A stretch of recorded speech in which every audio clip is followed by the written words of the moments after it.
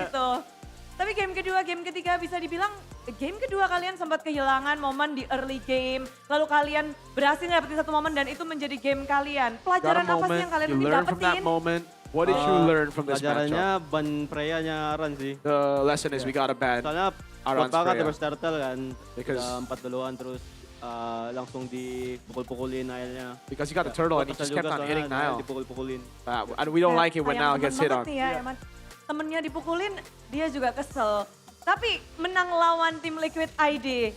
Does it mean something for you, Eman? Gak ada sih, biasa aja. No, nothing. Kenapa biasa aja? Karena It's normal. masih panjang perjalanan atau kenapa? Is it normal because there's still, I mean, it's still a long, long season up ahead? Mungkin mindset gue tuh kayak It's just a mindset kita harus that I have. kalahin semua tim. I don't really care about, winning against just Ya, one itulah. team. We have to beat every team, Iya, not just one. karena perjalanan That's sebenarnya my mentality. leg 1 juga belum berakhir, masih ada tim-tim yang belum Leg 1 dilawan. isn't over yet. You still have to Besok, go up Bigatron masih akan against bermain. RQ tomorrow. Dan lawan dari tim Bigatron akan ada tim RRQ. Di depan mata dari Bigatron, Moreno. You have RQ up ahead. Moreno, wow. Moreno's Suaranya excited. langsung lantang. Hari ini udah 2-1. Today is a Besok 2-1. Kita harus nungguin apa nih dari Bigatron? What are we gonna have to wait for Kemenangan tomorrow? lagi lah harusnya. Another win, Kemenangan Bude, lagi. Iya. Melawan tim RRQ. against RQ. Iya. Yep. Moreno ngeliat RRQ yang sekarang bagaimana sih? Moreno, what do you think about the RQ right now? Super. Super. And a wink. Iya. Moreno dulu juga pernah super loh. Iya, Bude. You were super Iya. one time Pernah, back pernah. then. Yes, Bude. I was Gimana a rasanya super. Dulu pernah jadi super pas saat super itu. How did it feel Beda being a lah super supernya. back then? I think it's a bit Nggak, different, when we were pesan-pesan super. aja ya? Wink, wink. Boleh. Dari Super Moreno ini From buat Super Moreno Ken, to Super Ken, Toy, Super Toy, Super Dan. and Super Dan. Kita lihat siapa yang paling super. We'll see who the real super is. Kata Luke itu, kata Luke ya. And ya. that's Dan what Luke kata said. Super, What? Luke super Moreno juga. Iya, benar, Bude. Because we were Super Luke, Super Moreno, the boys. Terakhir ketemu super sih, aku pulangin dia Bude. di Last playoff. time I went up Super-superan against a dia nih. super up, Iya lagi, Bude. I set the supers Ya, home. tapi sekarang berkawan. Referring to Besok akan season ketemu 15. lagi. Oh, season 12, season 12. Oh Semangatnya my bagaimana God, untuk Nile when he besok? was Geek Fam. Semangat banget lah ketemu tim favorit. What about tomorrow, Nile? Nile's like, yes, of course, I'm very Coba excited dong going up against my ajakin semua favorite Bigat team. Troopers untuk besok nonton semua super fans dan juga mungkin untuk siapa? Ya Now, buat message. kalian Kingdom dan Troopers, semoga For the besok Kingdom. datang karena Kingdom dan Troopers sahabatan. For Kingdoms tomorrow, Bersahabat. Koet datang juga good nggak? luck, Sudah have datang lagi fun, nggak Koet? because Koet Troopers pasti and datang. Kingdoms are friends. Besok ada Robi Pancoro. Koet's coming. Khusus buat lawan Ricky. Robbie Panchoro is coming. Oke. Just for that matchup. Besok sepertinya dari MPL Arena akan begitu ramai karena Bigatron hari ini It's mendapatkan gonna be a kemenangan. very Bagaimana big match esok? Tapi tomorrow. sekarang BTR gotta win here Bigat today. Troopers sambutlah kemenangan Bigat dari tim Troopers. Bigatron by Give it up Vitality. for BTR by Vitality.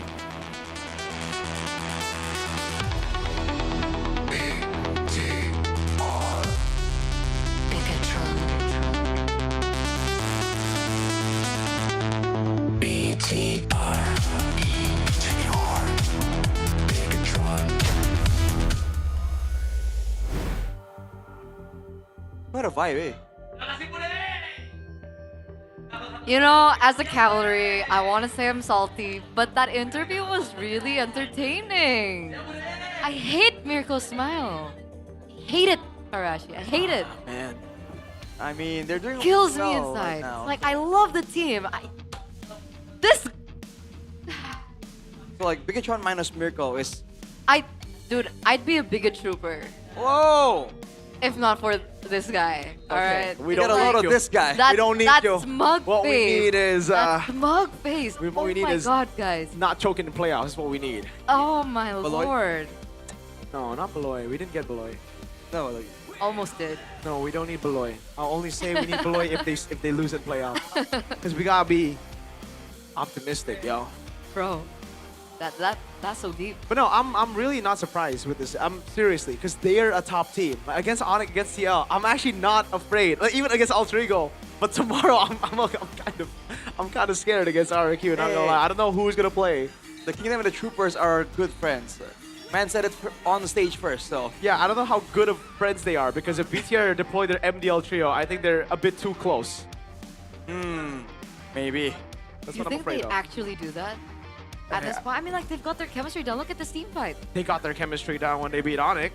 They were like, let's try some Lynch action here. So, you never know with BTR. Gotta keep it exciting, man. But they certainly kept the game exciting this match, though. Like, this was a great showing in and outside of the game. oh. Go ahead. But wait, wait a minute. Oh, he was in the room. I thought he didn't come. But Let's crown our player of the match, ladies and gentlemen, presented to you by the official gaming phone Infinix GT50 Pro. And it goes to Moreno. Yeah. The maestro, man. I wouldn't trade him for anyone. No one. No one. No one. I mean, that was so good. It was a bit of a rough early game. The fanny pressure was definitely still there, but it started here with this miss on the penalty zone, and then afterwards they were kind of committing to a fight. Yeah. And somehow it's like this one though. Oh man, I think that was a spin doing thin things, you know. It wasn't a bad like misplay. He was just trying It to. was horrible, dude. Why would you go on Shogun? You wouldn't be able to kill him anyways. Kind of pressure, I guess. I think if Finn wasn't making the play, it wouldn't be as devastating, but knowing it's Finn, he really should have been a bit more careful. And afterwards in these fights, I guess they just got out damaged. The same problem that Bigatron had in game number 1. The fact that all their damage is on one person. Which is showing again here from the gold lane, right? Oh man. We've seen it like 6 times so far, like keep getting shown it. Ritual this time wants to kind of be the carry, do the damage. But when there's this much pressure coming in from the side of Bigatron, I feel like it's just difficult. He really isn't out damaging everyone else. This one, man. Oh man. They got the Lord and this pickoff, dude. Yeah, like that's why I was like, double kill, you know? all the value. Oh, so good. PTR. Yeah. We should like go pro or something. At this point, like Kevin just, you know, sacrificed himself. Perhaps thought that maybe he could buy enough time for Kyo to clear the lane, but it was too much. It was too much. But they are streak breakers, and there is a team on a streak right now, and they're gonna face that team tomorrow. See, so I don't know. Unless the streak breaks today. Oh, right. I don't Because think they're that's gonna playing happen, next. though. I mean, I'm rooting for RQ, but I don't think that's gonna happen. We'll see. We'll see. Evos are looking clean. All right. Oh. On this topic, though, the carry so far in this game, all 3 games, we didn't really see the carry do well at all, right? With this kind of dive and teamfight meta, does the carry just not really have a good spot? Because honestly, the Moskov and the Claw just seems to have so much more impact, so many more ways to contribute. Whereas with the carry, on one hand, it's like you're stuck doing one thing, but you're also making it easy for your opponents to predict what you're gonna do, right? They just know if they get a Yeeve, they know how to punish you, they know how to capitalize on you trying to move forward. I think so. That's why I don't really like the carry. Yeah. And Unless it's the unfortunately, only option. this was like Kyo's power pick. Yeah, but I think BTR did a good job in taking the Moskov as well, because that's another power pick of kills that could really turn the tides of a game. Definitely good, very impressive. But if you look at the numbers here again, did less damage than God of Kacha, man. Like it's rough, especially against a team like this. The carry was picked last pick, right? Yep. Against a team with a Kalea and a Kadira. I feel like it's just too presumptuous to think you're gonna be able to do all that. But there's just no other pick. That's why the banning phase was really good. Wow. Like, The Harrod was banned, the Cloud was banned, Red 3 Moskov. yeah, that's true. Let's say the carry was banned. What will be the next, the least worst thing available? If the carry was banned? You go With the Harith and fighter. Yeah, like in this game, let's say the carry just wasn't available. What would you have gone for? I would have got a fighter Mr. gold. Golding. I would have got CC. Yeah, that was available. All right. I would have gone CC. Interesting options here. Yeah. All right. Well, Unfortunate for TLID. to be fair, it's a back and forth though, right? It ended up being dominant towards the end, all 3 games, but you gotta admit, in the beginning, it was looking kind of close, you know? All the way to the mid game for 3 games, it was close until it wasn't. Until a wipeout happened, and then like, it's over. Okay, Look, I'll take it. credit to TLID. Thank you. I'll take it. I'll take it. Credit to TLID. Credit. Yeah. But we also want to give over credit to one play. Oh, one play. No, not Infinix anymore. We're doing one play. One play. One play. What is one play? I'm actually not sure, actually. What is one play? No, I heard it's an exclusive gateway to collect World Championship Pro Player cards. Do you know what it is? Oh. You know what it is? Totem. Sonic time. Oh. No. What? What? It's no, that's not how it works. Sorry. Well, we're bringing you closer to the global champions. Think authentic signatures and jersey relics that every collector dreams of. So it's not just cards. It's all, you know, Everything. all these collectibles. Oh. I mean, It seems like. collecting that is cool, especially if I want to add to my collection already. That includes Grand Finals, Super Marco Warren Finals MVP, M5 winning jersey, and a Grand Finals MVP Warren jersey of Kelra in M6 as well. So I would love to get a Pretty Kelra and neat. Marco card. That's pretty neat. I didn't. Who won I didn't actually get anyone from M7's. Because imagine like putting it up, Ooh. like displaying it, and then you Yeah. have the card with Exactly. it. That's exactly. cool. Exactly. That's What's crazy That's is pretty it's cool. harder to get the card than the jersey, which usually I think is the opposite. The match-worn really? jersey is usually more difficult. oh. Interesting. But speaking of more difficult, and maybe what the opposite of difficult is, which is easy. Damn, I love my segues today. Damn. Damn, it's pretty The good. opposite of difficult. It's so Is the segue good in the right room now. What's not difficult and what is easy is to check out Acecraft because it's actually pretty fun. I played it on LaFell's phone, I think back at M7. Oh, that was when he had the new, never been seen before Infinix. Yeah, exactly. So you guys can check it out. There's Tips. stuff that you can do. I don't know how to explain the game. It's just, it's Full like, deflection, you know, random skills. it reminds me of like this old game, like before you were It is. born. Before right? I was born. Yeah. Wow. No, I have to admit, I don't last think year. like it was really it was a long time ago. Like a 2D platformer. Yeah, where like you like shoot stuff, like shoot Were bullets. there video games in the Stone Ages? But ladies and gentlemen, don't go anywhere because after this we have the classic derby and you guys don't want to miss it. So it's me, Eterna, Mirko, and Arashi. We'll see you after this break. After the break.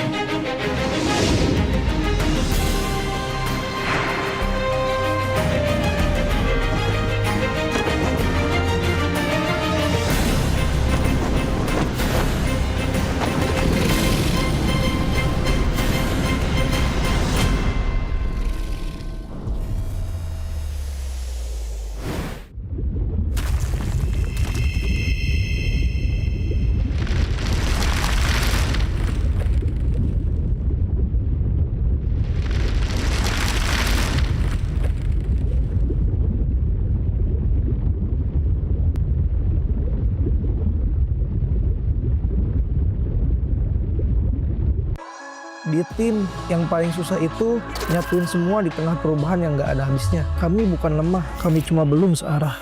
Menang atau kalah itu biasa, tapi ingat satu hal, kita itu keluarga. Waktunya konsisten saling percaya. Sejak kapan Navari jadi CEO? Hah? Lalu dia Ming. Mending lihat ini. Yang ini murahnya beneran. Bantu kita naik level barengan.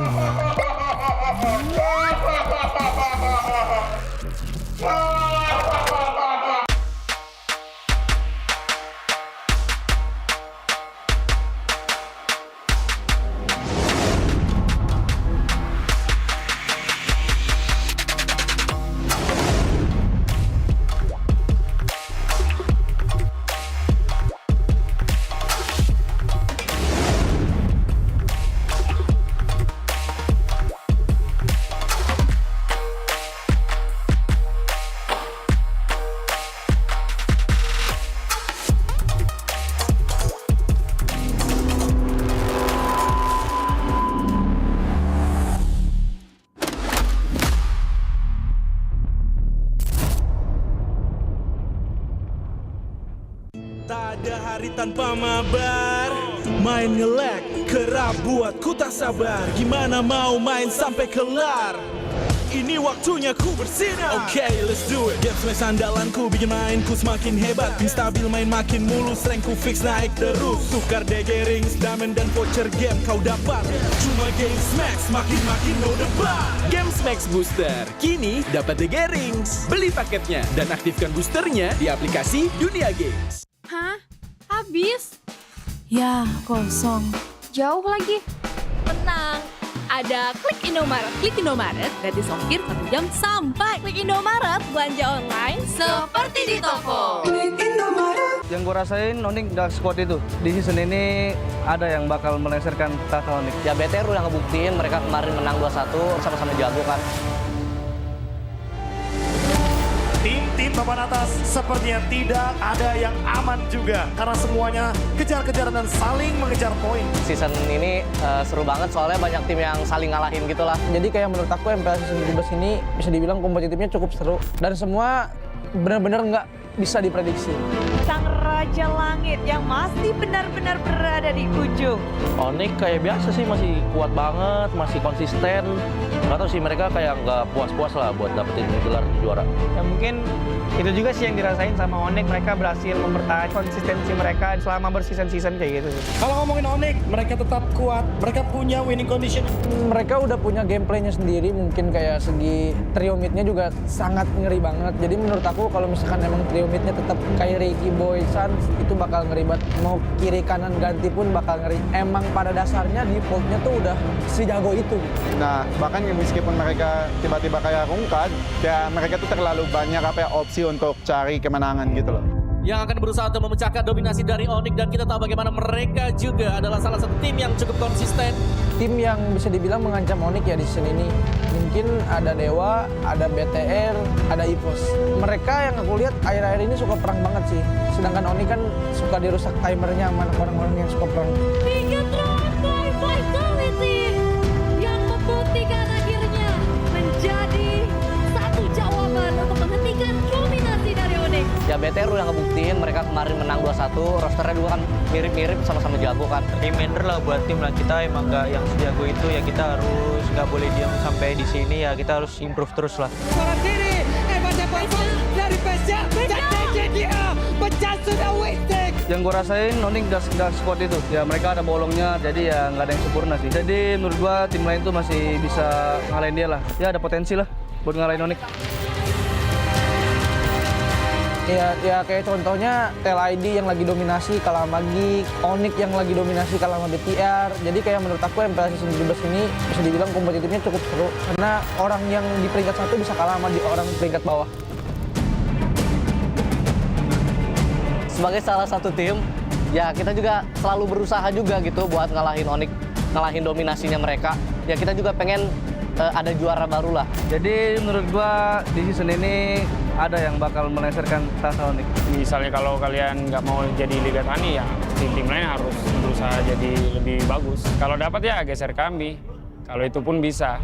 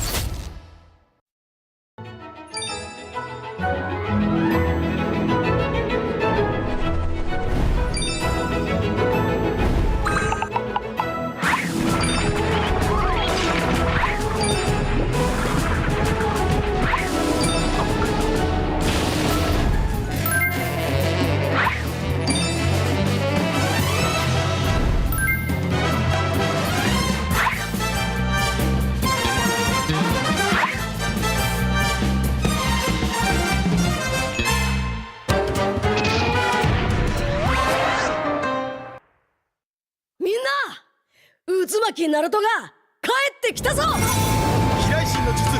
俺ってば父ちゃんを越す火影になる。愚かな子供騙しか。行くぜ。これが俺たちの力だってばよ。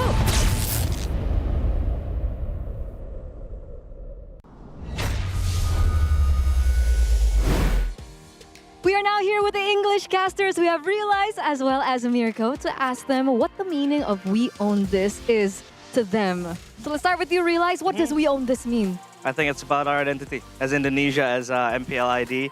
The way we have our own playstyles. It's pacey, it's aggressive. It is sometimes brutal and brawly, but that is what is able to make us get the wins and what distinguishes us from other regions. Nice answer. Nice answer. What about you, Mirko? What does We Own This mean? If you take the three words and you separate it, we own this. It's just us owning this. Mirko, not literal definitive meaning. Like what does it mean like philosophically to you? I mean, we've been hearing this over and over past how many seasons? The real answer is we just own this. We own this. It's that simple. Separate the three words and make a meaning. So, Eterna. Seriously? That's your answer? Yep. All right. All right. Should we ask her? No. What about you? What do you think about We Own This? What's your philosophical I'm answer? the reporter. Why are you asking me? You got to report on We Own This now. Yeah. We Own This for me is, what does it mean?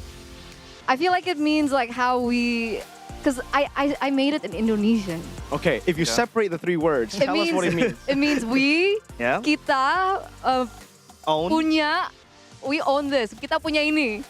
And what is this? It means, no, but on a serious note, guys, for me, We Own This is, it's something quite personal because it's been around with us for a very long time, Yeah. season after season. I know it doesn't mean that we've been able to get the trophies, but every time we get up on the desk or whatever Yeah. we are doing on the day when we're working, We Own This is us trying to do the very best that we can because at the end of the day, this is also for us. Very philosophical. If you separate the three words. All right. Anyway, but there you have it. We own this from our English casters, and we'll see you guys soon. Good luck. We own this. We own this. Separate the three words. You own this. We own this. We don't.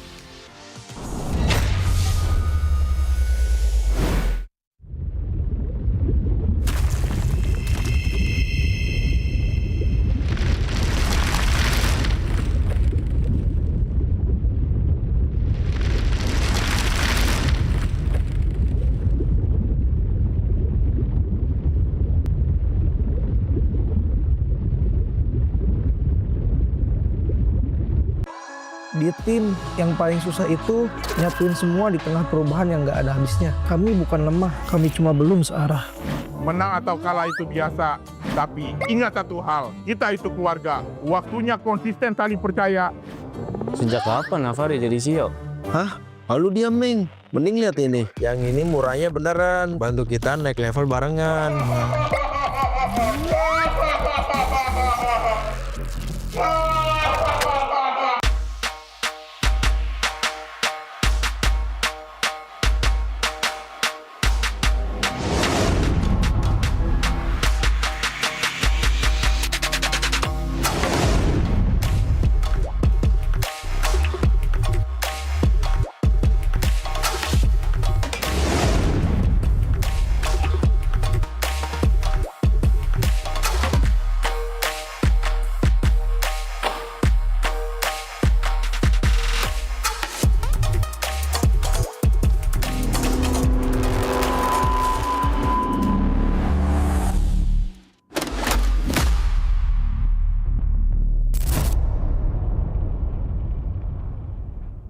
Tak ada hari tanpa mabar. Main nge-lag, kerap buat ku tak sabar. Gimana mau main sampai kelar? Ini waktunya ku bersinar. Okay, let's do it. Game smash andalanku bikin mainku semakin hebat. Pin stabil main makin mulus, rank ku fix naik terus. Tukar DG rings, diamond dan voucher game kau dapat. Cuma Game Smash makin no debat. Game Max Booster kini dapat DG Rings. Beli paketnya dan aktifkan boosternya di aplikasi Dunia Games. Hah? Habis? Ya, kosong. Jauh lagi. Tenang, ada Klik Indomaret. Klik Indomaret, gratis ongkir 1 jam sampai. Klik Indomaret, belanja online seperti di toko. Yang gue rasain Onyx Dark Squad itu di season ini ada yang bakal melengsarkan tahta Onyx. Ya BTR udah ngebuktiin mereka kemarin menang 2-1 sama-sama jago kan. Tim-tim papan atas sepertinya tidak ada yang aman juga. Karena semuanya kejar-kejaran dan saling mengejar poin. Season ini seru banget soalnya banyak tim yang saling ngalahin gitu lah. Jadi kayak menurut aku MPL season 17 ini bisa dibilang kompetitifnya cukup seru. Dan semua benar-benar nggak bisa diprediksi. Sang Raja Langit yang masih benar-benar berada di ujung. Onyx kayak biasa sih masih kuat banget, masih konsisten. Nggak tahu sih mereka kayak nggak puas-puas lah buat dapetin gelar juara. Ya mungkin itu juga sih yang dirasain sama Onyx, mereka berhasil mempertahankan konsistensi mereka selama berseason-season kayak gitu. Kalau ngomongin Onyx, mereka tetap kuat, mereka punya winning condition. Mereka udah punya gameplaynya sendiri, mungkin kayak segi trio midnya juga sangat ngeri banget. Jadi menurut aku kalau misalkan emang trio midnya tetap kayak Ricky Boy Suns itu bakal ngeri banget. Mau kiri kanan ganti pun bakal ngeri. Emang pada dasarnya defaultnya tuh udah sejago itu. Nah, bahkan meskipun mereka tiba-tiba kayak rungkat, ya mereka tuh terlalu banyak opsi untuk cari kemenangan gitu loh. Yang akan berusaha untuk memecahkan dominasi dari Onyx, dan kita tahu bagaimana mereka juga adalah salah satu tim yang cukup konsisten. Tim yang bisa dibilang mengancam Onyx ya di season ini. Mungkin ada Dewa, ada BTR, ada EVOS. Mereka yang aku lihat akhir-akhir ini suka perang banget sih. Sedangkan Onyx kan suka dirusak timernya sama orang-orang yang suka perang. Bigatron by Vitality yang membuktikan akhirnya menjadi satu jawaban untuk menghentikan dominasi dari Onyx. Ya BTR udah ngebuktiin mereka kemarin menang 2-1, rosternya juga kan mirip-mirip sama-sama jago kan. Reminder lah buat tim lah, kita emang nggak yang sejago itu ya, kita harus nggak boleh diam sampai di sini ya, kita harus improve terus lah. Seorang diri, dari Pesya, dia pecah sudah wasted. Yang gue rasain Onyx Dark Squad itu, ya mereka ada bolongnya, jadi ya nggak ada yang sempurna sih. Jadi menurut gue tim lain tuh masih bisa ngalahin dia lah, ya ada potensi lah buat ngalahin Onyx. Ya kayak contohnya TLID yang lagi dominasi kalah sama Geek, Onyx yang lagi dominasi kalah sama BTR. Jadi kayak menurut aku MPL season 17 ini bisa dibilang kompetitifnya cukup seru karena orang yang di peringkat 1 bisa kalah sama orang peringkat bawah. Sebagai salah satu tim, ya kita juga selalu berusaha juga gitu buat ngalahin Onyx, ngalahin dominasinya mereka. Ya kita juga pengen ada juara baru lah. Jadi menurut gua di season ini ada yang bakal melengsarkan tahta Onyx. Misalnya kalau kalian nggak mau jadi Liga Tani ya tim-tim lain harus berusaha jadi lebih bagus. Kalau dapat ya geser kami. Kalau itu pun bisa.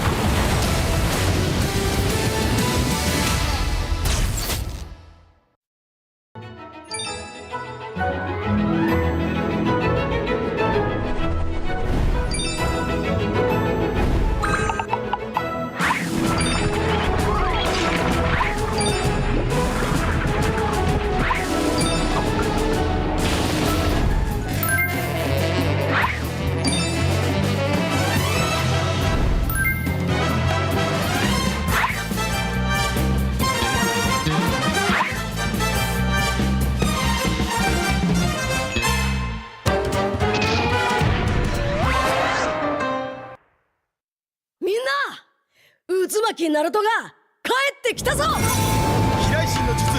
俺ってば父ちゃんを越す火影になる。愚かな子供騙しか。ふっ行くぜ。これが俺たちの力だってばよ。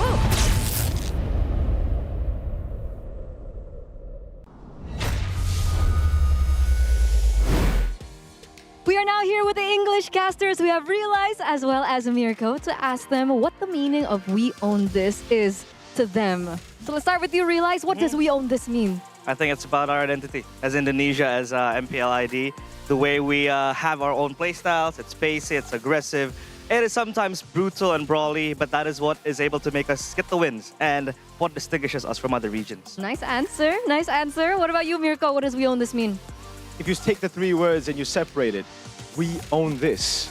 It's just us owning this. Mirko, not literal definitive meaning. Like what does it mean like philosophically to you? I mean, we've been hearing this over and over past how many seasons? The real answer is we just own this. We own this. It's that simple. Separate the three words and make a meaning. So, Eterna. Seriously? That's your answer? Yep. All right. All right. Should we ask her? No. What about you? What do you think about we own this? What's your philosophical I'm answer? the reporter. Why are you asking me? You got to report on we own this now. Yeah. We Own This for me is, what does it mean?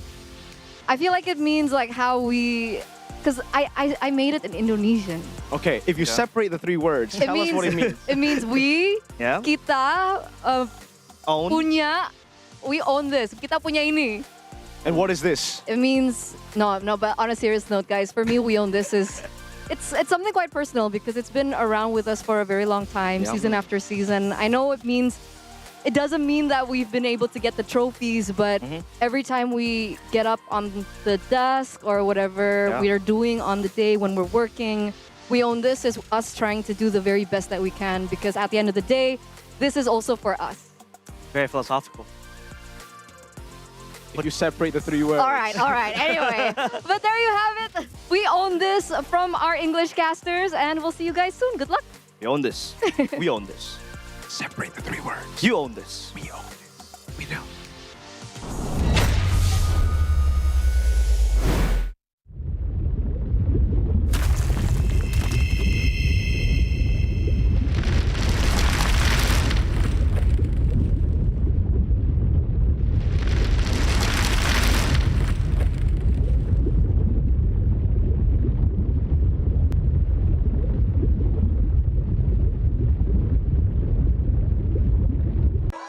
Di tim yang paling susah itu nyatu.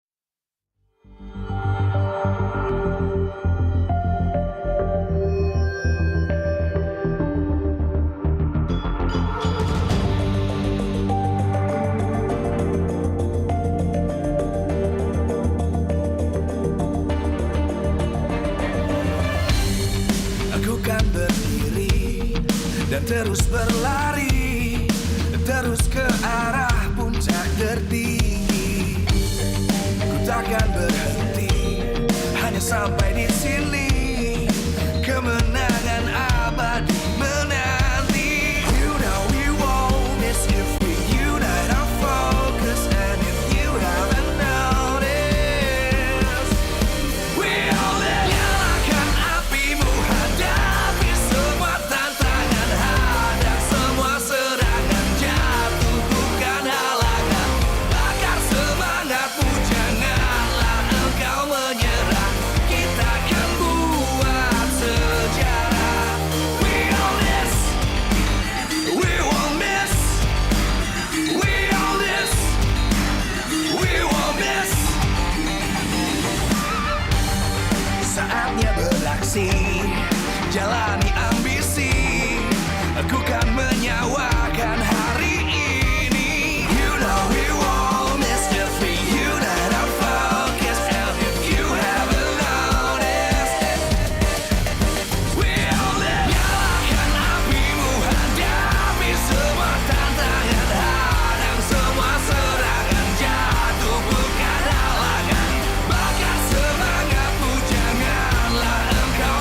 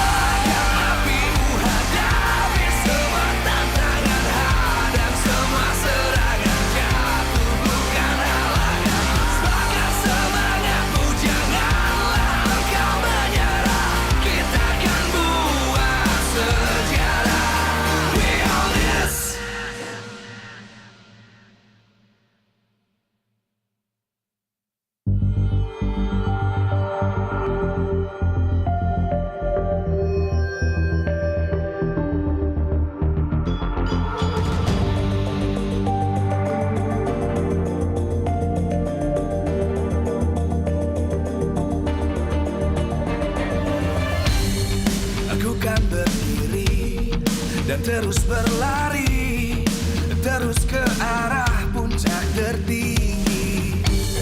Ku takkan berhenti, hanya sampai di sini. Kemenangan abadi menanti. You know we won't miss if we unite our focus. And if you haven't noticed, we all nyalakan apimu, hadapi semua tantangan, hadang semua serangan, jatuh bukan halangan. Bakar semangatmu, janganlah engkau menyerah. Kita akan buat sejarah. We all this, we won't miss. We all this, we won't miss. Saatnya beraksi, jalani ambisi. Aku kan menyawakan hari ini. You know we won't miss if we unite our focus. And if you haven't noticed, we all live. Nyalakan apimu, hadapi semua tantangan, hadang semua serangan, jatuh bukan halangan. Bakar semangatmu, janganlah engkau menyerah. Kita akan buat sejarah. We all this, we won't miss. We all this, we won't miss. We all this.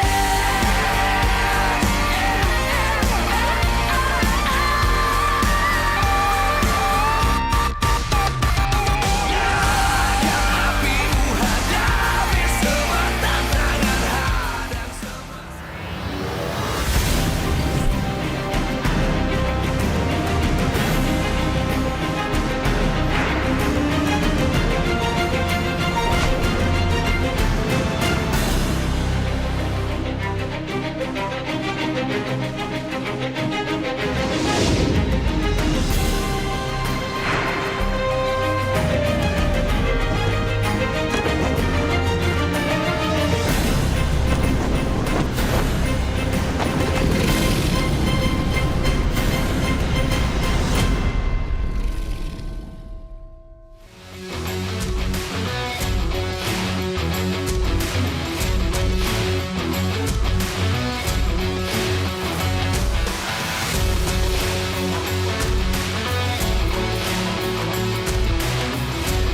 Live from MPL Arena, Jakarta, MPL Indonesia Season 17 is powered by Moontalk.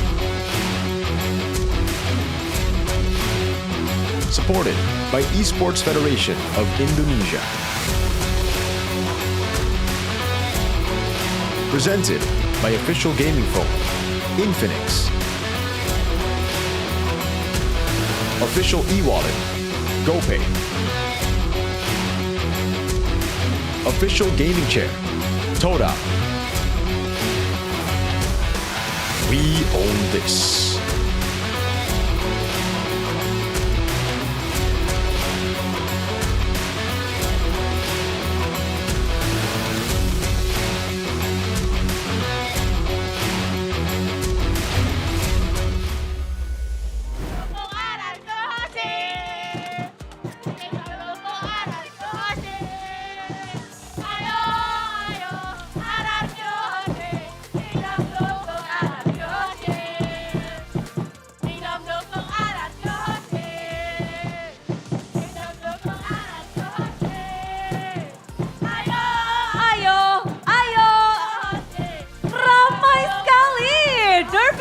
ke-38 akan kita saksikan sesaat lagi di mana tim RRQ Hoshi akan melawan tim EVOS. Dan kondisi sementara memang agak sedikit berbeda daripada musim-musim lalu nih. Kita langsung aja, penasaran banget, rame banget, ribut banget, ramai kacau. Gimana nih, ini dari mana, ini Kingdom dari mana? Kita dari Jabodetabek. Jabodetabek, nggak salah cara kan? Enggak dong. Ada kok Budi. Bener? Benar. Ini settingannya gimana ya, dress code hari ini? Ibu-ibu komplek. Ibu-ibu komplek. Oke, kayaknya kemarin-kemarin Kingdom itu hadir pakai baju dokter, nurse, banyak sekali gitu ya bau suntikan-suntikan. Berbeda-beda terus tiap minggu, tapi minggu ini paling menggebrak kayaknya. Apa? Apa maksudnya ini dengan ibu-ibu komplek hadir ke sini? Jadi kan minggu-minggu lalu kita pakai dokter ya Bude. Ternyata suntikannya nggak mempan. Kayaknya udah waktunya ibu-ibu turun gunung gitu loh. Untuk dukung RRQ Hoshi. Bener sih, tahta teratas sih ya. Bener, oke ibu-ibu komplek udah hadir di sini rame-rame nih, udah pada absen juga nih.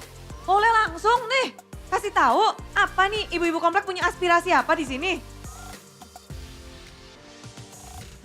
Ya intinya RRQ Hoshi, ini ibu-ibu komplek udah turun gunung jadi tolong ya main yang benar atau enggak kita sabut hanger nih. Oh emang ya serem ya bener. Ini ketua ibu kompleknya siapa namanya nih? Kita semua sama sih Bude. Iya, Oke. kita serikat.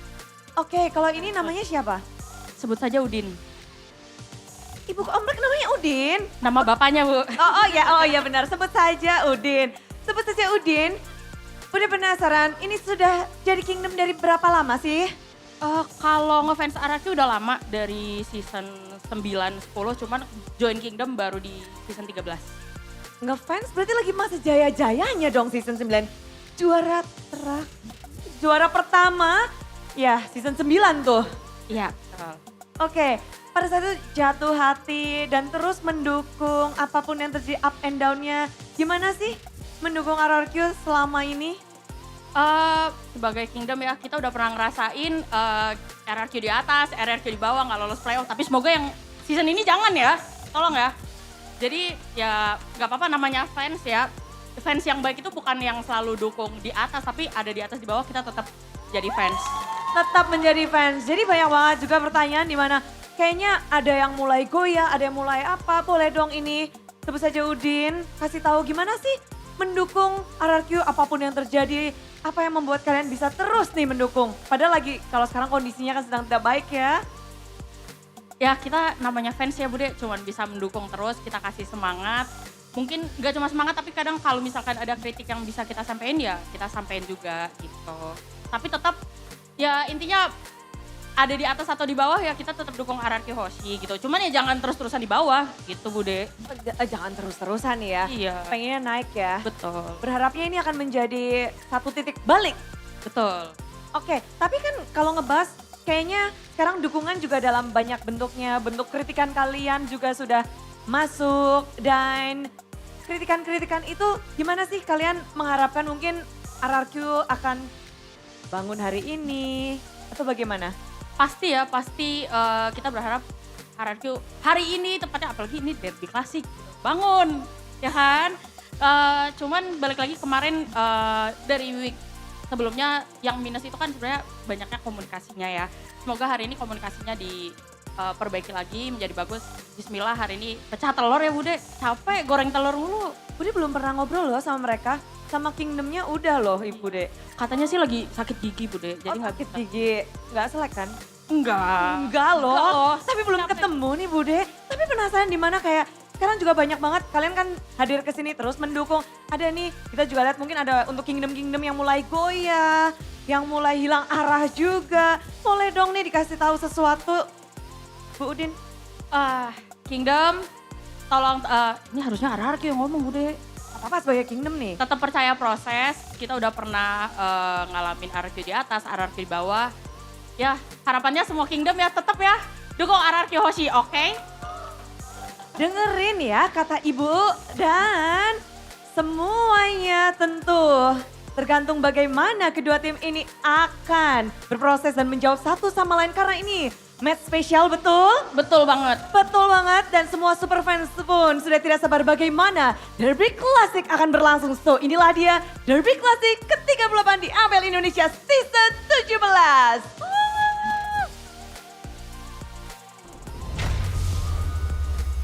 Mungkin mereka masih ada struggle sendiri lah ya, apalagi masalah comms mungkin banyak player baru di situ mungkin mereka masih berproses lah. Ya tetap semangat aja sih buat mereka, pasti ya ada jalannya lah. Kayak kemarin kan, season kemarin dia nggak lolos playoff ya. Terus dia masih merasa banyak hal yang belum dia bisa dapetin. Kayak di in-game-nya, out-game mungkin ada beberapa hal yang masih harus diperbaiki lagi.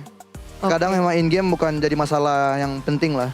Out-game dulu gitu. Mungkin ada beberapa hal yang belum di-fix. Jadi ya masih ke bawah sampai season sekarang. Jadi hitungannya belum move on lah.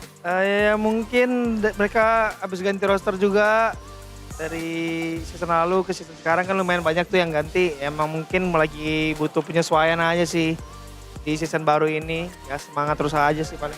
Sebenarnya ada game yang kayak hampir menang, kayak udah bisa menang nih sebenarnya. Tapi kayak mungkin di mid-to-late-nya entah kenapa kayak mungkin ada miskom kalau dilihat dari fight-nya kan. Ya mungkin kita nggak tahu, maksudnya aku nggak tahu problemnya apa, cuman ya aku harap bisa cepat selesai aja lah. Soalnya kan aku juga pernah kan 2 season juga nggak lolos, jadi kayak yang penting jangan ada trust issue aja sih satu sama lainnya. Jadi kayak harus saling percaya tetap. Cepat support dan doa aja terus mereka masih bisa bangkit. Karena minggu juga masih panjang, jadinya ya support aja terus.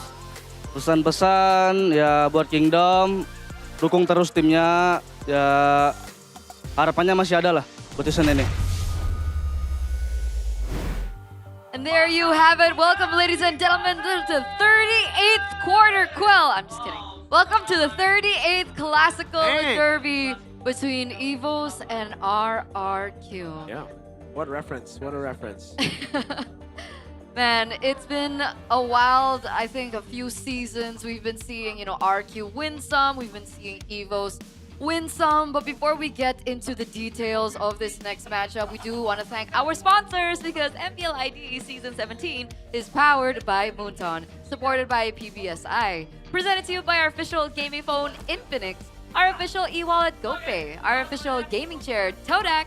We also have our partner in esports, Garnier, Bayou, Dunia Games, GamesMax, OnePlay, and of course, thank you so much to all our suppliers, IndieHome, Indomart, Yummy Choice, as well as Aqua. Yep.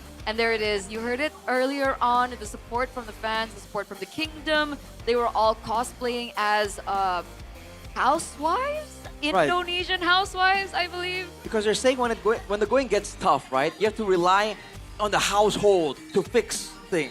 Yeah. That's the justification for this theme of theirs. Like the stereotype is like housewives are very impactful, aggressive, I would say.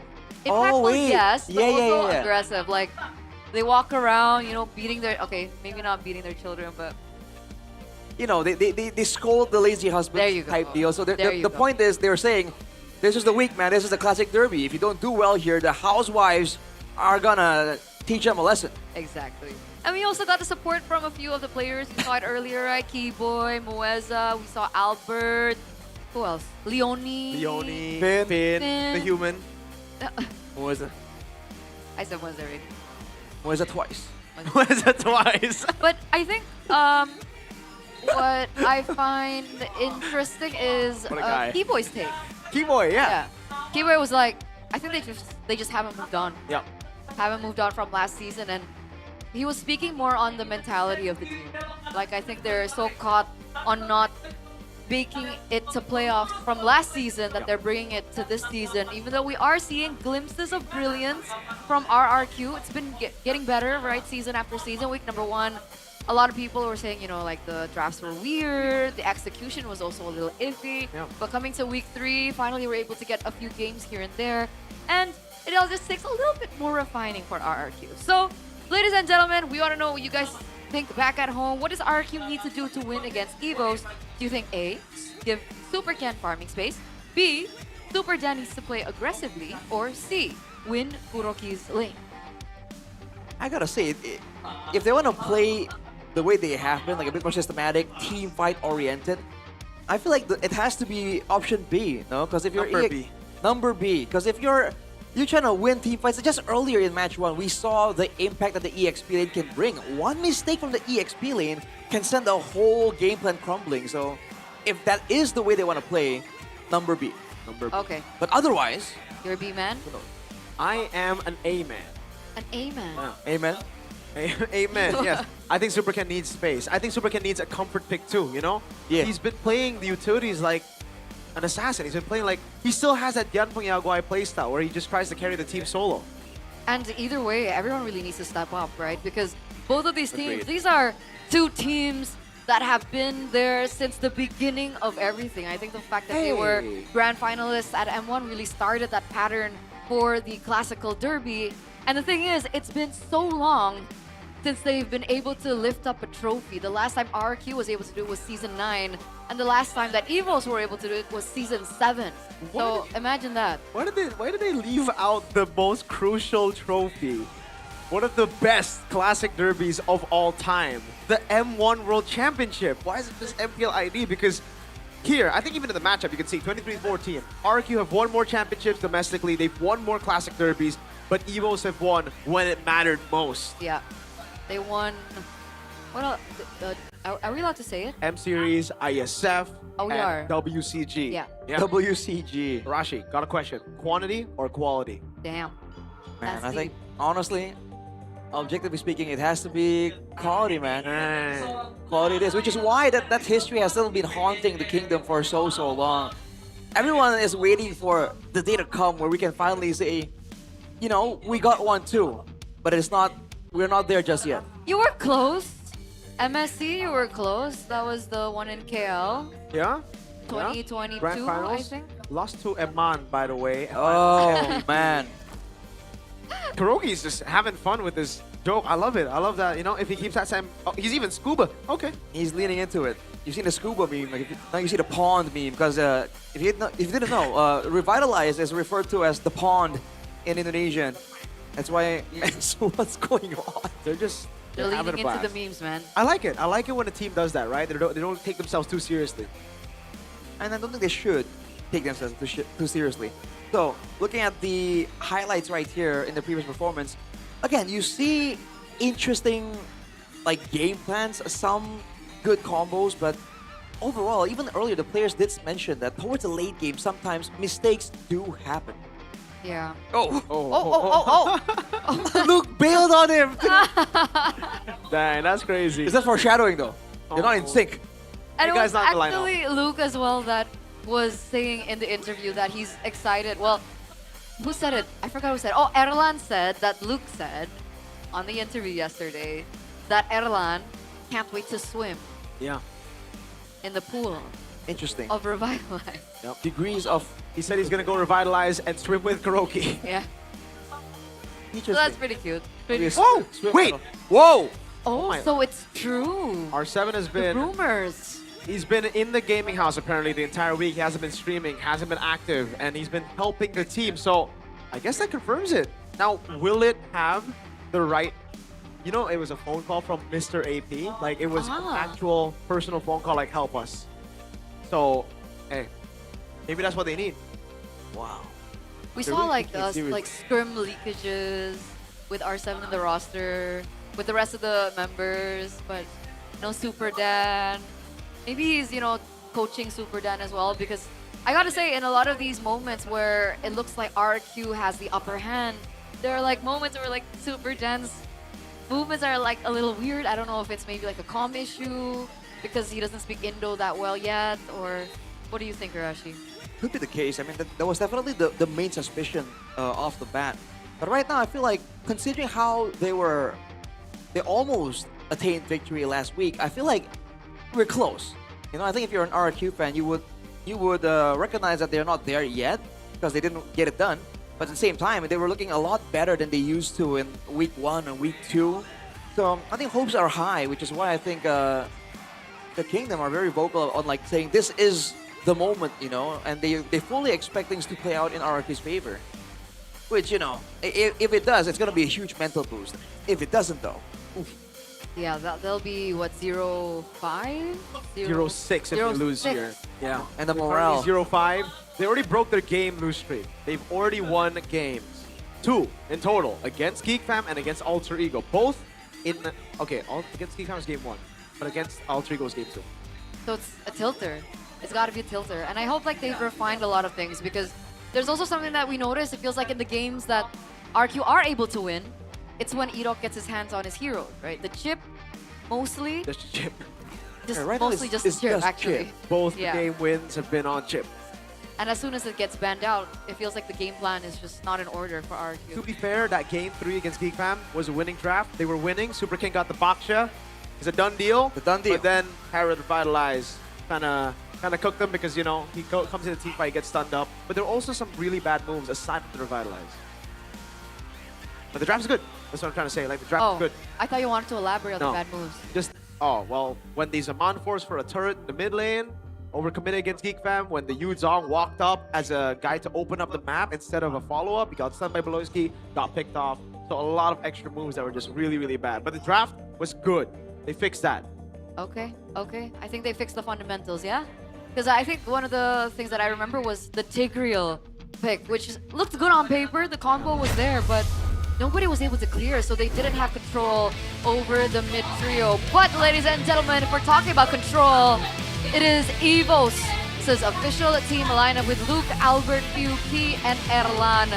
Currently on a 2-time win streak. Let's see if they're going to be able to win the 38th Classical Derby. The White Tigers, sharp, relentless, and hungry. They smell blood in the fields. This isn't just another match.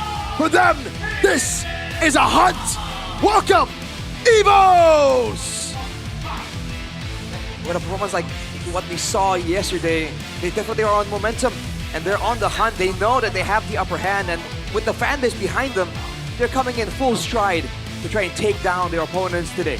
Absolutely. Looking for their third match win here, ladies and gentlemen, in week number 4. But on the other side, it is RRQ. And looks like for their official team lineup, we have Super Dan, Super Ken, Yaheskel, Idok, as well as Kuroki. Once again, with this main 5, will this be the answer that they've been looking for? They are the king of kings. The crown is not given, it is earned. The kingdom never sleeps.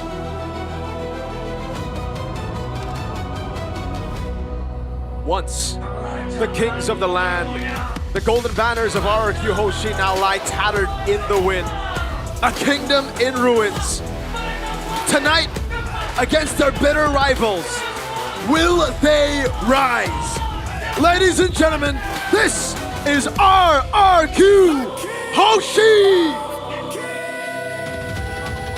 A battle for survival, with everything hinging on the line. Momentum, morale, the hopes of the kingdom. They're up against overwhelming odds. They are definitely the underdogs. But this is their moment if they want to get it done. A moment to turn everything around, ladies and gentlemen. There was a point where RRQ were down in the ground. But this season, in Season 17, this is a season that has been the worst for RRQ. So much pressure on the shoulders of Keskute, as well as Coach Pao. And it goes back to the drafts. It all starts in the drafts. And that's a scary part, because when I was speaking to Vin yesterday after their match win, it seems like they've got everything together. They have the fundamentals together. They don't overthink when it comes down to the drafts. A lot of people found it really hard to figure out Dewa in the drafts. One choice, one case in point was Alter Ego, but Coach Vin was able to figure it out. Has RRQ Hoshi adapted so much that they can win out in the drafts? On the bright side, they haven't been seen at their full potential, so technically there is an information advantage for RRQ. And again, if they want to get it done right here, right now, in one of the most important matches of the season, they're gonna need everything. But look at this. What does RRQ need to do to win against EVOs? It's number C. Yeah, it looks like everyone thinks that they need to win Kuroki's lane. Kuroki has been rising, man. Like, his stocks have been rising. A lot of fans have now put their hope on Kuroki, similarly to how they put their hope in Season 12 on Skylar. Remember that Irad, Brusco era? Remember when they had to just play for Skylar? It was called Skylar Esports as well. Even when he got sick, Pape was like, oh, please, you gotta play still. We need you. Feels like a similar story. Just a little bit, man. Same guy in the gold lane. Same amazing plays, to be fair. Despite the team doing bad, there are still some moments here from everyone on RRQ. It just seems like all they have to do is get the right combination, the right composition, the right balance of outplays, of risk-taking to win it out. And I think Kuroki's got it, right? He's shown a lot of, bravery, courageousness in his movements in the lane, even outside of the lane during team fights. Again, like I mentioned earlier on, it just needs refining. And speaking of Kuroki, one of the other players that have really shown was Super Ken, right? After week number 3, we're looking at the First Blood rankings. And I think you mentioned something in the back rooms, right? Yeah. You were like, Super Ken again? Yeah, Super Ken has always had this. Like, for the most of the seasons he's been part of MPLID, he's always been a top guy when it comes to First Blood. And again, on the Gushin, he was able to get First Blood. It wasn't the best pick against that composition until ID, but that's how aggressive he is. That's how good he is at looking for those early kills. And that's how I've noticed a certain pattern when players or teams go up against RRQ. We usually see the Baxia and the Guinevere band out. Those are two heroes that Ken definitely understands how to use really, really well. If he can really find, again, a good balance between the killer instinct and the aggression. Because he has the aggression, he has the mechanics.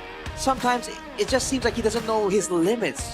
With time, that really should improve, but time is something that they have very little of right now. So I feel like the coaching staff as well needs to get involved here and kind of push them in the right direction. On the other hand here, teamfight participation rankings. Yeah, number 1 is Luke, 66.27%. In yesterday's match, we saw Erlan as one of the highlights, but another person to absolutely highlight was also Luke, especially when he gets his power heroes. When he's on, you know, the Mashas, the Arlets, especially this season.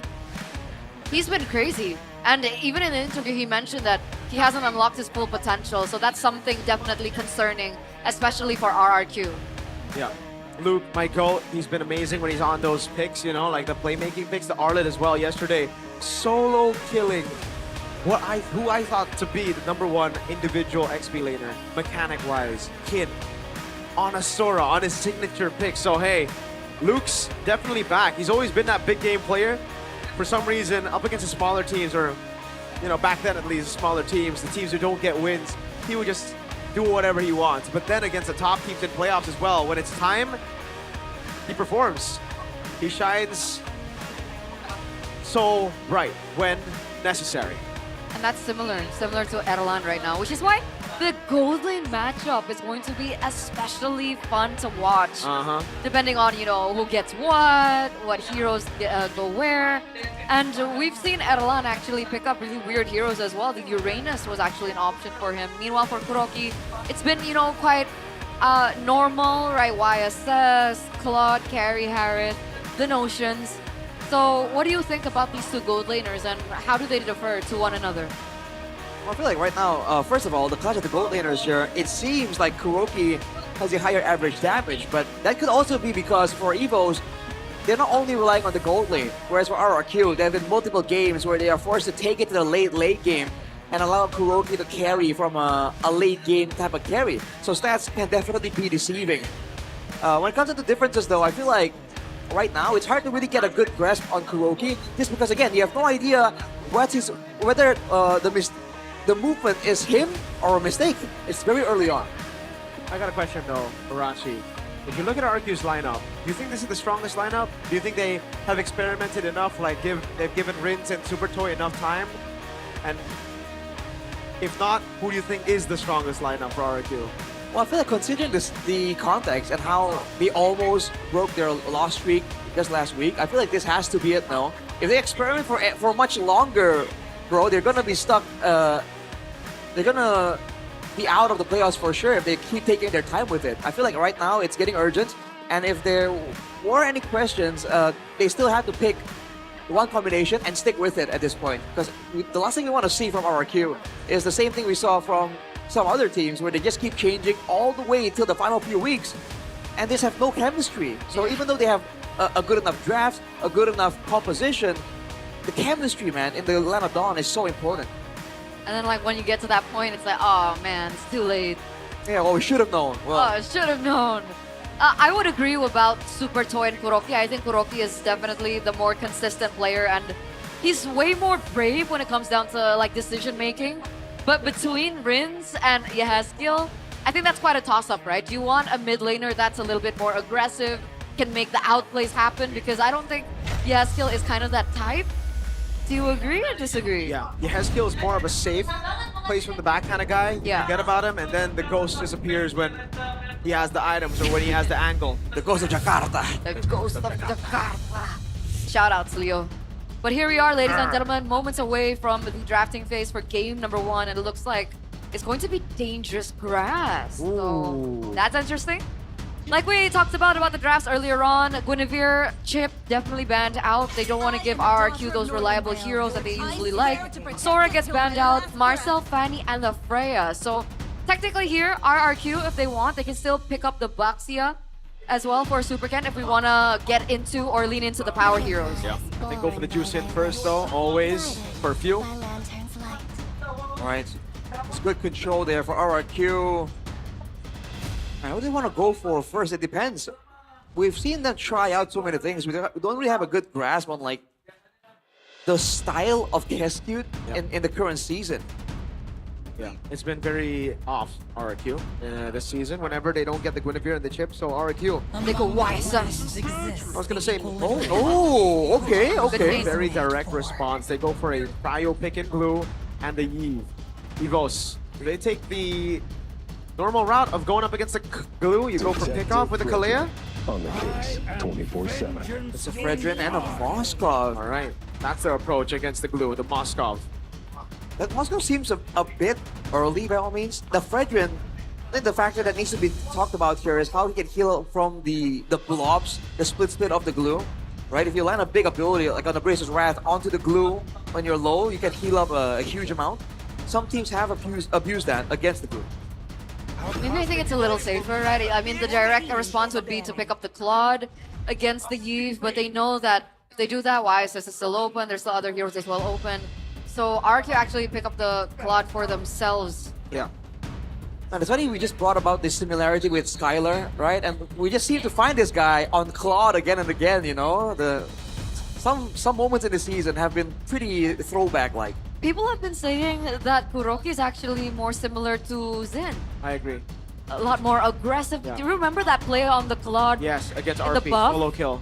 Solo kill That RP. was crazy. Flickered in as well, yeah. I agree Very with brave. that. I think he's calculated, yeah, for sure, but he's got that killer instinct, man, and as a rookie, making plays like that, this guy's really good. I think he's got a ton of potential. Arla gets banned out though, they gotta respect that from Luke. The combo with the Fred hit and the juice in, something we've seen just yesterday against Kin and Newa. Really good read by RRQ. Evo's gonna start nailing down on the junglers though. I think the Leomord's gonna go. I think the Baksha might go as well if they're really just trying to put Super Ken. Oh, but then, will Super Ken just go Lancelot if that happens? Because then I'd like it. Like Super Ken's been playing a lot of the utility picks like he's been playing Lancelot. So might as well, right? I think it's too greedy though. They have a Heated Claude. I mean, that's the advantage of the white herohood that Super Ken has. And by all means, those all can work out. And technically right now, they can play moving forward, moving backwards as well. They're not really locked into a particular composition. Whereas for Evos, I have to say, it seems a bit more forward heavy, especially with the Fredrin, right? Because cutting back on the Fredrin is never fun, man. Harley gets banned instead. Yeah. So Leomord and the Baxia are still open. What would you rather face, Baksha or Leomord? I think with this comp, I'd rather face a Leomord, no? Because the Leomord, you can just kite back. They have ways to prolong the fight. The Baksha, on the other hand, the healing will be cut down by the Fred of the Fred and the Juicin. My tail's been itching for a There real he is. fight. That's the Kalea ban. Expected it to be picked up in the first phase by Evos. They might have to just go Khalid in the mid lane again, just like yesterday. Yeah. They play for mid prio, go for a roam advantage. I mean, right now with the dangerous grass, there's so many gag opportunities available for Evos if they want to play that trapping style. But if they want to do so, I feel like they need some more threat because a Fredrin and a Tushin and a Moskov, whoever face checks will likely have a chance to retaliate somehow. It's not like a burst, one-shot type of situation. Not just yet, no. We're looking at the last ban here. Predicting the Baxia. What has he picked up so far? With a Yo. So they're not going to go for more magic damage. It's just going to be the juice in. All right. Huh. A lot of options. Leomord, Baksha. there's no real reason to go for an assassin right now for RRQ, no? Because they can just use the glue as the backline threat instead, right? They might as well make more space for Yeheskiel and Supercan. Oh, Yuzong. Yeah. Really good pick, I think. This is a very like neutral objective type of draft though. That's why. Neomord, Baksha, both fits. It really looks like that's what they're building towards. Evos, they're gonna have to take team fights. I think right now, I'm leaning towards RRQ in the draft. I like the draft from RRQ. So if EVOS want to double down on the team fights, they need to look for something a little bit more AoE. They gotta go for Phobius, I think. Just lean into the Turtle One, but then they need... What else? Roam. Khalid! They need to try to match this early game. Yeah. Basically, they have to draw it out and get more crowd control, more AoE, or more sustain. Something to really get them like a wall in the early game. Or Alice. Oh. If it's a glue, it's a great option as there well. When I give the word. Alice Khalid. Yeah, good picks. Wow, okay. So, I take the Baksha. But does this mean that EVOS don't contest the Turtle One? Oh, they do. They do. That's what they want. EVOS. They want to contest. They want to go ban for ban right now. RRQ are building towards neutral objectives. EVOS say, let's go. Okay. Exciting. Final thoughts, Arash? I feel like both teams are gonna like duke it out in the neutral objectives, but when it comes to clear speed, we saw how important clear speed is. I feel like EVOS has a bit of an edge here just because of the Khalid. Considering dangerous grass as well, there's also a lot of places where the Khalid can move around the map, roam around the map, try to pressure as well, but Bucks is a really good choice, right? Not as easy to pressure. We'll see exactly how this pans out. Ladies and gentlemen, once again, the 38 Classic Derby, even the lineup rating is very 50-50. So let's see which way this first game will sway. Will RRQ be able to take the first game, or can the White Tigers find their momentum? Let's head over to the Land of Dawn. The Kingdom in Ruins still, to this day, winless. EVOS, though, with a win over Dewa yesterday, top 3. If they want to stay there, they got to win here. They got to cement themselves at top 3. Both teams fighting for something, fighting for consistency, fighting for a fixed place in the standings. We'll see how this goes, man. In the mid lane already, the early game aggression coming through. Patrick trying to match it, but might take a bit longer than that. This is what we were expecting, right? That aggression in the mid lane. You can already see the rotations coming through. As we also take a look at the emblems, does anything stand out? Well, Master Assassin for both gold laners and pull users together for both mid laners. So they're really doubling down on this idea that the mid lane is a bit more of a utility pick. Although again, Yeheskiel has more to say on that later on. Absolutely. More range, more poke as well. We saw an earlier build with the Enchanted Talisman. I'm not sure which way he's going to actually itemize, but right now it looks like he's not having the greatest of times. Yeah, he has the flicker. A flicker burned early. Good aggression from RRQ. Even in the gold lane, it seems like Hiroki's got a handle on things. It's a slow build-up, man, but again, both teams need their ultimates, want their ultimates, and both teams are gonna duke it out at the neutral objective. So this is quite literally the calm before the storm. Talent prediction though by GoPay. It looks like what? 2, 3, 4. Wow. 4v2. Yeah. Wait a minute. You and Arashi. I have a feeling, you know, they fixed a lot of things last week. It just comes down to execution. I trust in R7. I think he brought good, at least. Oh, wait. They're gonna go Super Dan. Oh, he's cooked. He's ganked all the way. Oh, he gets away, but he gets pulled back by few. First blood to EVOS. So we're talking about the first neutral objective of the game, how they're going to go ban for ban. EVOS make their first move by eliminating that EXP lane. Yeah. And now they have more control over this objective. Uh-oh, Enoch going in all the way. That's going to be out with the red team win, obviously. And RRQ, they took a 4v3. Supercan's going to be pulled back. Oh, the SOD doesn't land. Supercan pops a regen. Luke tries to chase him in the back line. Goes in all the way, but he actually might have made a mistake. Luke's going to be the trade now. Yeheskiel. No, it's Dan who gets the kill. Damn. Very aggressive by Luke. He thought he could get the kill over Supercan, but still a little bit too tanky. Supercan gets out. EVOS get the neutral objective, but they trade Luke for it. Man, what an interesting turn of events right there. Both teams... I mean, EVOS got the first move by getting the pick off before, right before the turtle, so great timing on that. Afterwards, though, certainly was a bit overzealous to try and pick off a Baksha of all things, right? Very tanky in the early game. What do they want to do now, though? Because they're already on the back foot. Ini still have time, yeah? They're still waiting on, you know, the power spike from Kuroki, waiting for that crazy play that he might be able to do, but right now he's got very low. Should still be okay. But I feel like the EXP lane is very interesting. In this Yuzong and Alice trade, who wins that matchup? Oh, I feel like generally the Yuzong is considered to be superior, but oh, Few! Oh, really good Crimson Beacon, but I think he's caught here. Radiant Sandstorm coming down, but Few still mounted on. Edok takes him out. The glue maneuvers on the top side though, yeah? Exactly. Elan very low. Yeah, he's getting cut out. They're giving the gold over to Kuroki and RRQ. Look like their former selves. Very good start. It's a very good start. They gave away the first blood, so Super Ken won't add another one to his name, but they're actually increasing the gold advantage ever so slightly. And again, this Khalid Tushin mid lane that in theory should be very, very dominant. RRQ are doing a good job managing it. I feel like after level 4, things get a little bit more tricky, right? The real world manipulation comes to play. So when it comes down to like the neutral objectives, RRQ have a lot more answers now compared to earlier on. You can already see Key posturing up, opening up vision, looking to find something here maybe, give information over, but Albert's still at the purple buff. Oh, wait. People don't seem to be in a position to contest at all. They let it go. They can't contest. Not with the Yuzong there. Regent would just get petrified, Furious dove on, so they instead just wait. Very safe, even though we thought there was going to be a duking out in the neutral objectives. Evo's realized the danger of Super Dan. Isn't behind at all, right? 1-1, so still pretty even. Definitely needs to be respected, even though on a fighter, less so, it's still a big problem. A lot of these players are actually on high cortisol, checking out their BBM. Man, Super Ken needs to chill a little. I guess he's feeling the heat, feeling the pressure here in the first game of the series. Things have quieted it down a little bit. He looks for an opening onto Kuroki, but unfortunately unable to find it. There's some follow-up here. Do they want to go for the trade, or are they just pushing for the turret? Man.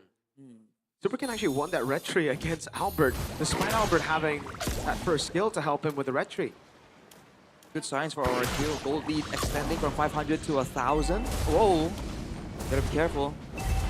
Man, I think both teams actually want to go and move around, but I think Key in particular is getting blocked off just because Super Ken is also rotating equally as fast. So the Khalid really isn't as slippery as he would want it to be. 1.3k. Yeah, it's not good. I feel like Evos don't really have a winning lane at this point, right?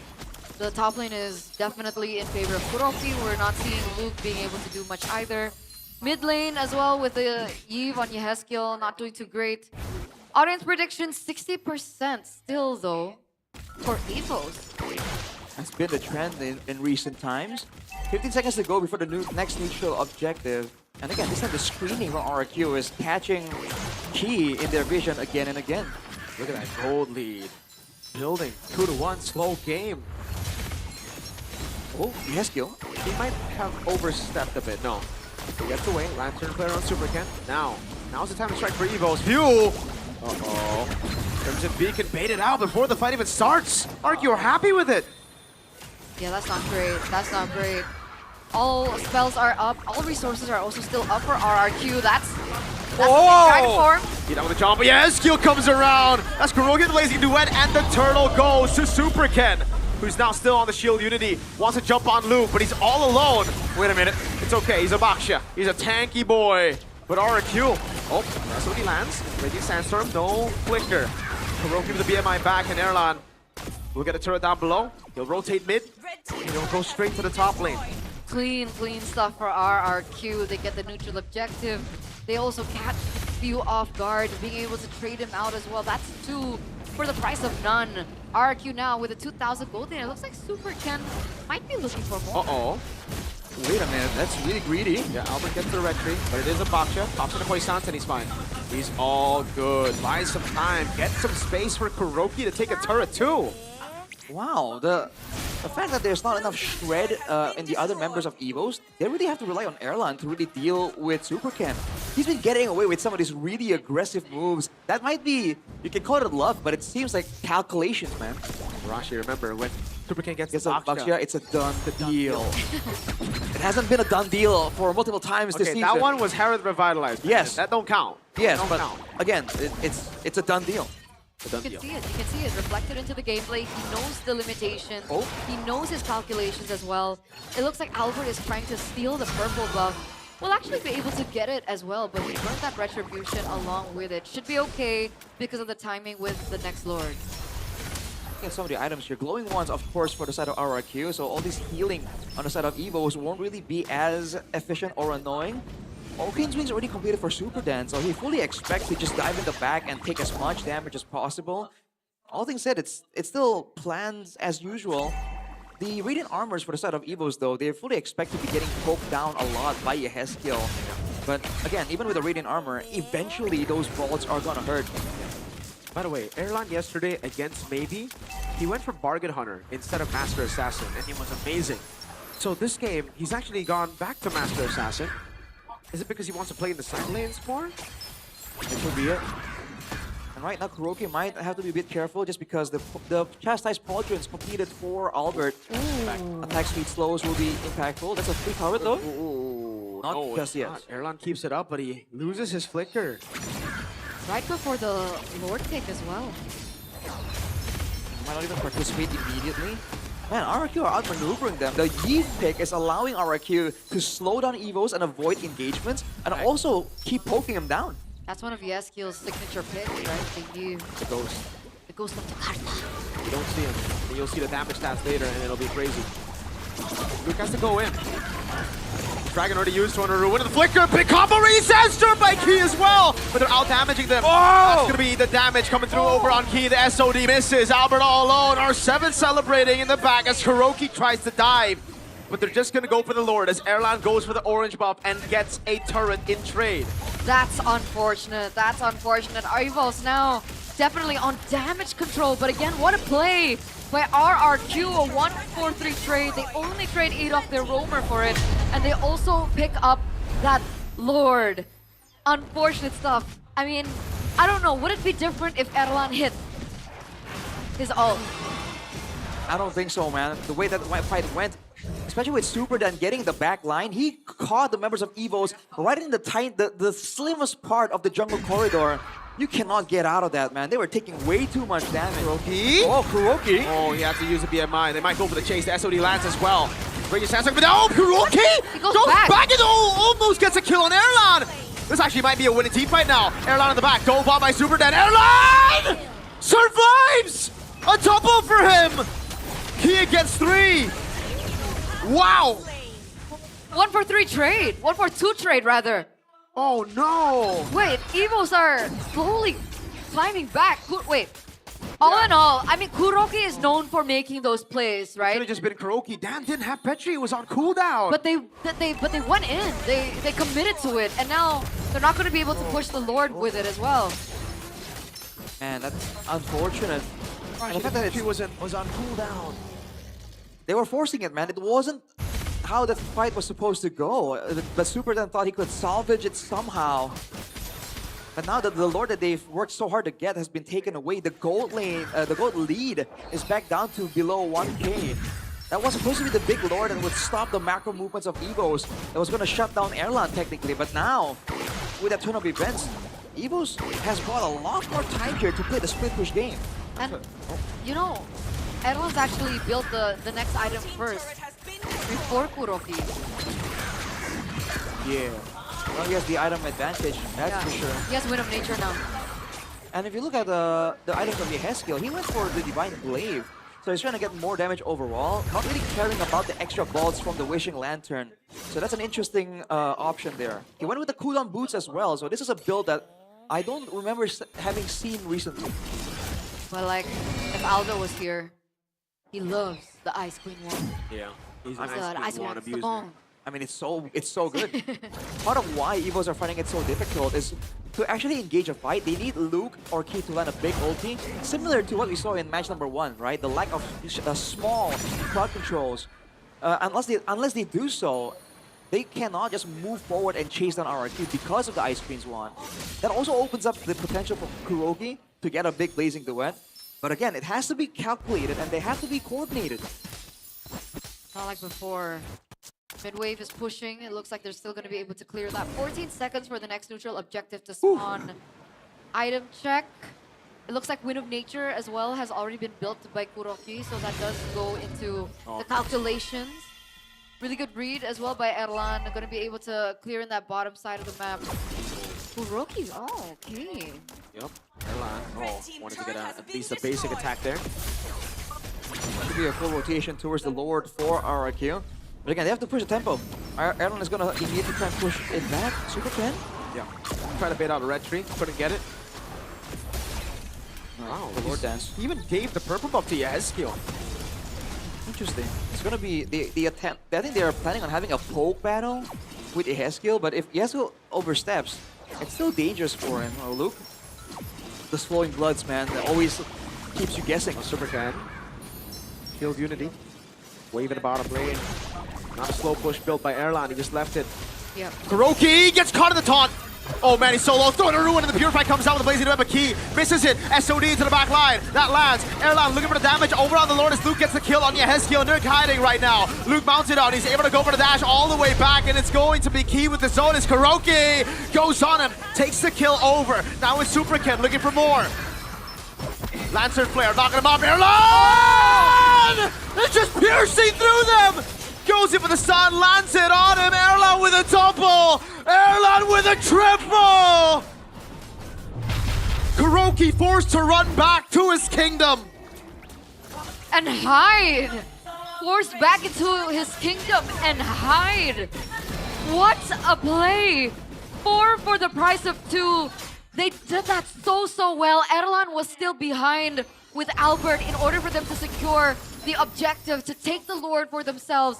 And the rest of the members, they bought enough time for Erlan to come back into the team fight, deal out the damage, and render everyone else from RRQ useless. Remember, it was RRQ holding this game. Definitely a turn around right now for Evos, and they got the base turret on the far side too. Everything going so well for them. The fact that Kuroki got caught there, forced to use the Blazing Duet onto 2 members, that severely lowered their fighting potential. Absolutely. I mean, again, he's known to make the risky plays, but he's gonna make sure that he knows the timing on when to do so, man. That was not ideal, to say the least, for RRQ. Was that like panic? Did he panic? Like, oh, crap, I got taunted. Time to Blazing Duet. I think he Blazing Duet to get that extra healing exactly, as for well. survivability, right? It did keep him alive a bit longer, but as a result, you know, Erlan had no danger whatsoever. He's just going in untargeted. And that's the beauty of the Moskov versus the Claude, right? You're not reliant on your ultimate, but wait a second, that's a mount. Gets pulled back. But look at Luke. Albert caught in the edge of the RWM. He's still able to survive. Key now on the back line. Jumps in, able to find the stun. Erlan still away. And now Super Dan jumping off. Luke still able to survive. The SOD lands in the back line. No way. Erlan. Are you going to take that? Oh, he's just going to go on 10. He makes RRQ think with the SOD, and then he just chops the dragon down.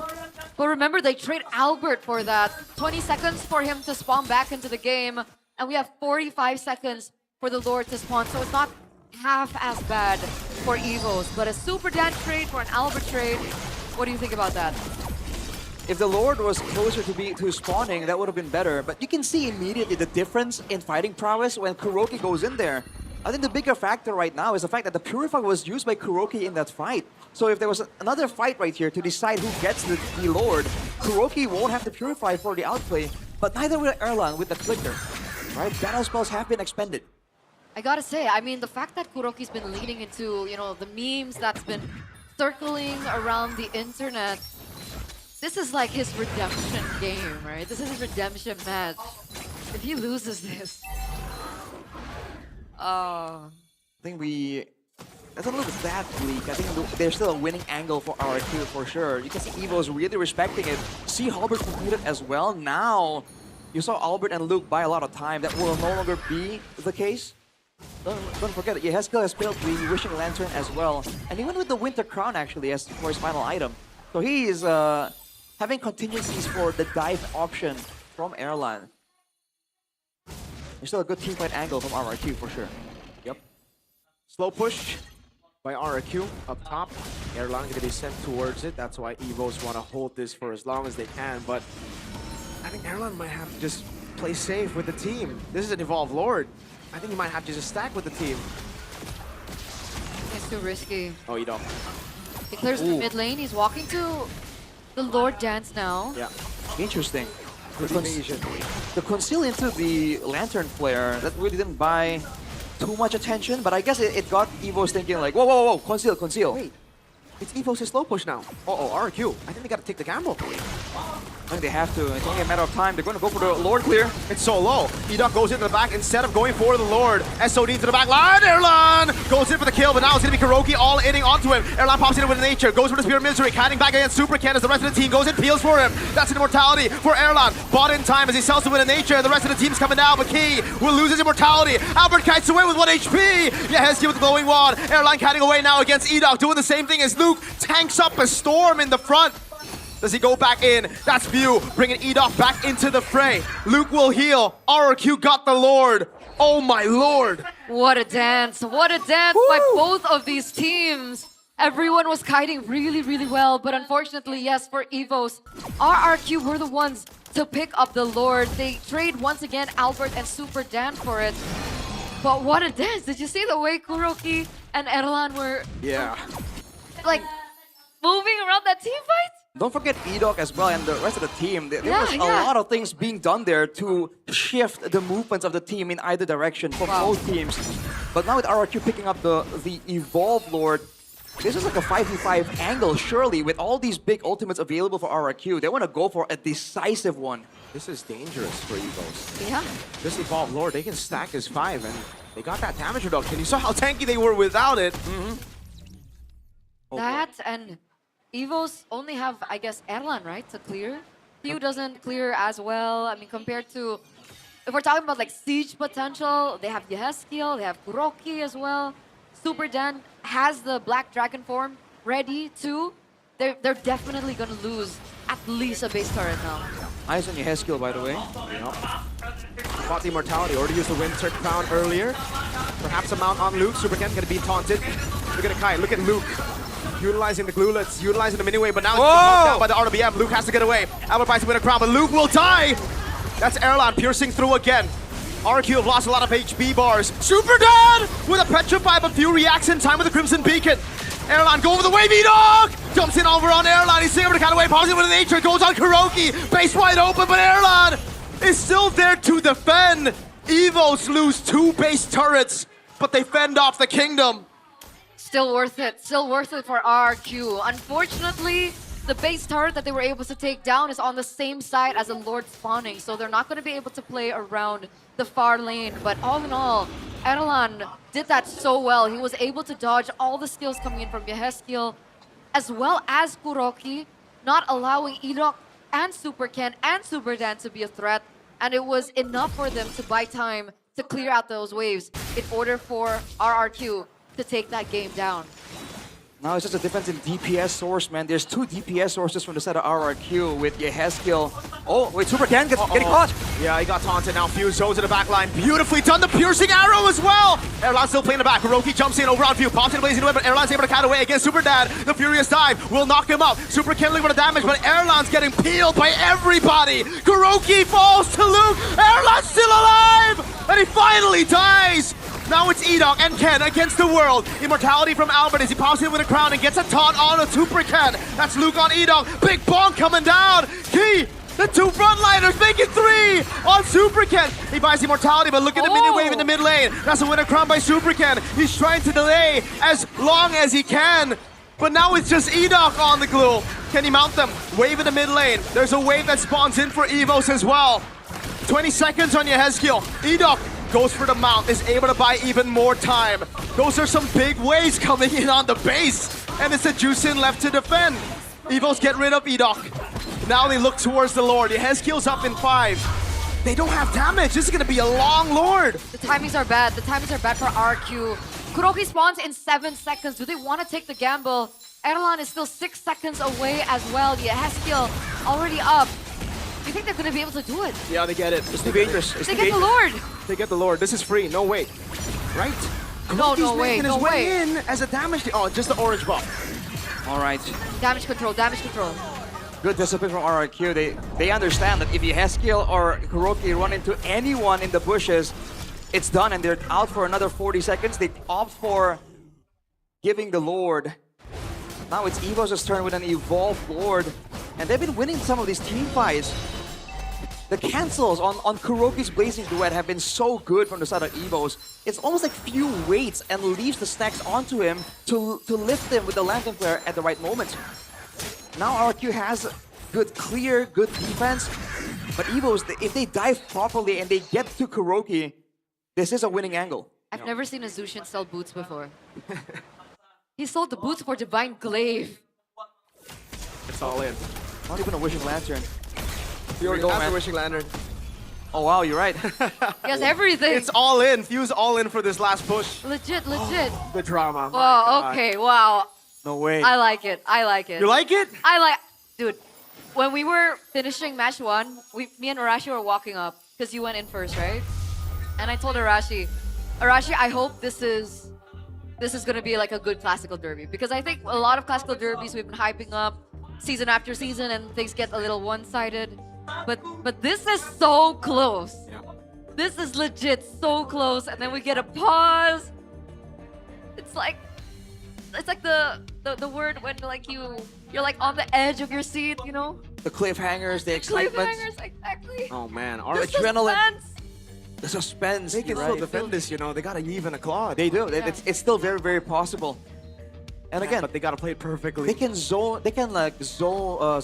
They can like keep Erlan away from the fight using the Yu Zong as well. So they have options. They have cards to play in this base defense.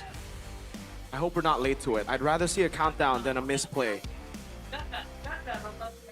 I'd rather see a countdown. You know the 3, 2, 1 countdown? Just let us see it. Yeah. I don't care. I don't want to miss anything. Because if we miss just a bit, we don't know what resources get used up. We don't know if it's on cooldown.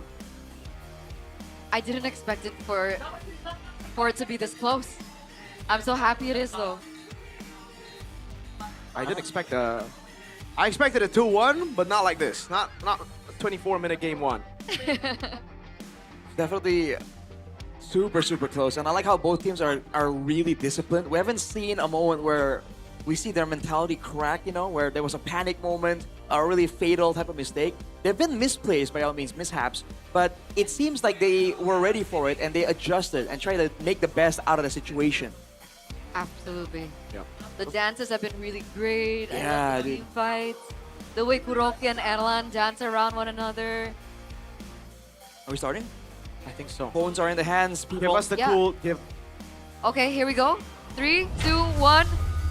Here's the countdown. Don't miss anything. Okay. Okay. Lord up top. Black Dragon form used. They want to go in on Yehaskiel. He pops into RBM, but they're all in. Oh! Spew! Who picks up the kill? Kuroki gets bursted out. Super down with a massive petrify, but there's just not enough damage to follow it through. Erlan's there, free hitting. Only gets hit by the turret. He buys the Rose Gold and the Immortality. It's GG for game 1. Luke with the winner crown inside of the base. He loses life there, at least the Immortality. Erlan, Evos, they get game 1. Game number 1 goes to the hands of the White Tigers after such an intense game. Wow. Straight after the pause. Really good opening as well by Evos earlier on to instantly take down Kuroki. Without Kuroki, without Yehaskiel, it's impossible for them to clear. And so, unfortunately, for RRQ, they'll have to try again for game number 2. What a clean way to end it as well. They identify the factors that might extend the game even longer. They jump on Yehaskiel, they save spells and deleted Kuroki as he goes in right there. And there was something RRQ could do. They needed their backline. Despite that game plan that was executed so well, getting all the neutral objectives. Like some of the players mentioned, in the late game, you see cracks in the strategy. And Evos completely take advantage of it. Again, we saw improvements for RRQ, but Evos were just so clutch. Oh man. 24 minutes against Evos. Well, to be fair, Evos are the best team in the world at game 1. That a thing? That's true. I mean, they broke that. They broke that like 2 matches ago. Yeah. Their first one against Navi and then Dewa. They always win game. Wow. Nah, that was good. That was, I like that. That was interesting. Very dramatic, especially with a pause and then, ooh. Feels like watching a movie. I like it. Not so much for you. It's okay, you have game 2.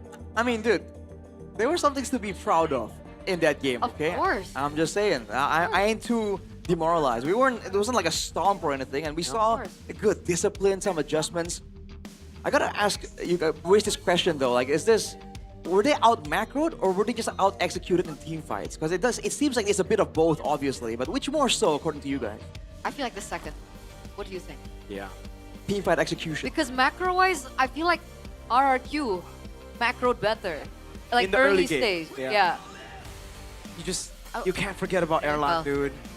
That's the thing, right? The Forgotten Tiger. The Forgotten That's Tiger. why it's called the Forgotten Tiger, not just because Evo's literally forgot for 3 seasons that they had this guy in the roster. By the way, is it 3 seasons? You know how funny it is that Evos didn't play this guy for 3 seasons? Just want to put that out there. Anyways, also, you don't forget about him in game. When you do, he farms up, he waits for the moment, he gets the items, and then he carries. Oh boy. Crucial moment though. This was when Superkin got taunted, yeah? Yeah. It started off with Super Ken trying to escape, but then he collided with someone when he was gonna hop over the wall. And that just puts him in range for Few to lift him up, and everything cascaded from there. What happened here? How did... Kuroki got popped. Oh. But there's just not enough damage because he Blazing Duet, but there's a Lord, Evolve Lord. Everybody was right there. And they... Oh, the boy. The Forgotten Tiger, ladies and gentlemen!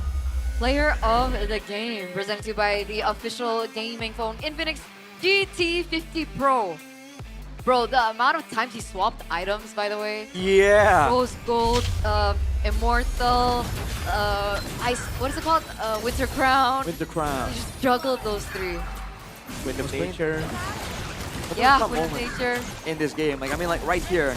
This was like the beginning, right? We saw some moves kind of like this, where it's been calculated all the way from the beginning for RRQ, and then now it seems kind of like improv, right? This Blazing Duet, it wasn't planned, it's improv. It's all improvised because something happened, and when that happens, it seems like, I don't know if it's experience, I don't know if it's just like, you know, skill gap, but Evos have the better improvisation when things don't go their way. For RRQ, if they have the straightforward execution, like here in this fight, by the way, nothing out of the ordinary happens. Even the jump from Erlang to the backline was predicted by Yeheskiel. He had the Winter Crown. That's why they're able to actually play it out, go for a fight. But even if they were quote-unquote outplayed in some moments, Evos were still able to keep the fight even, trade 1-for-1. And right here, they're able to clear the waves, barely so.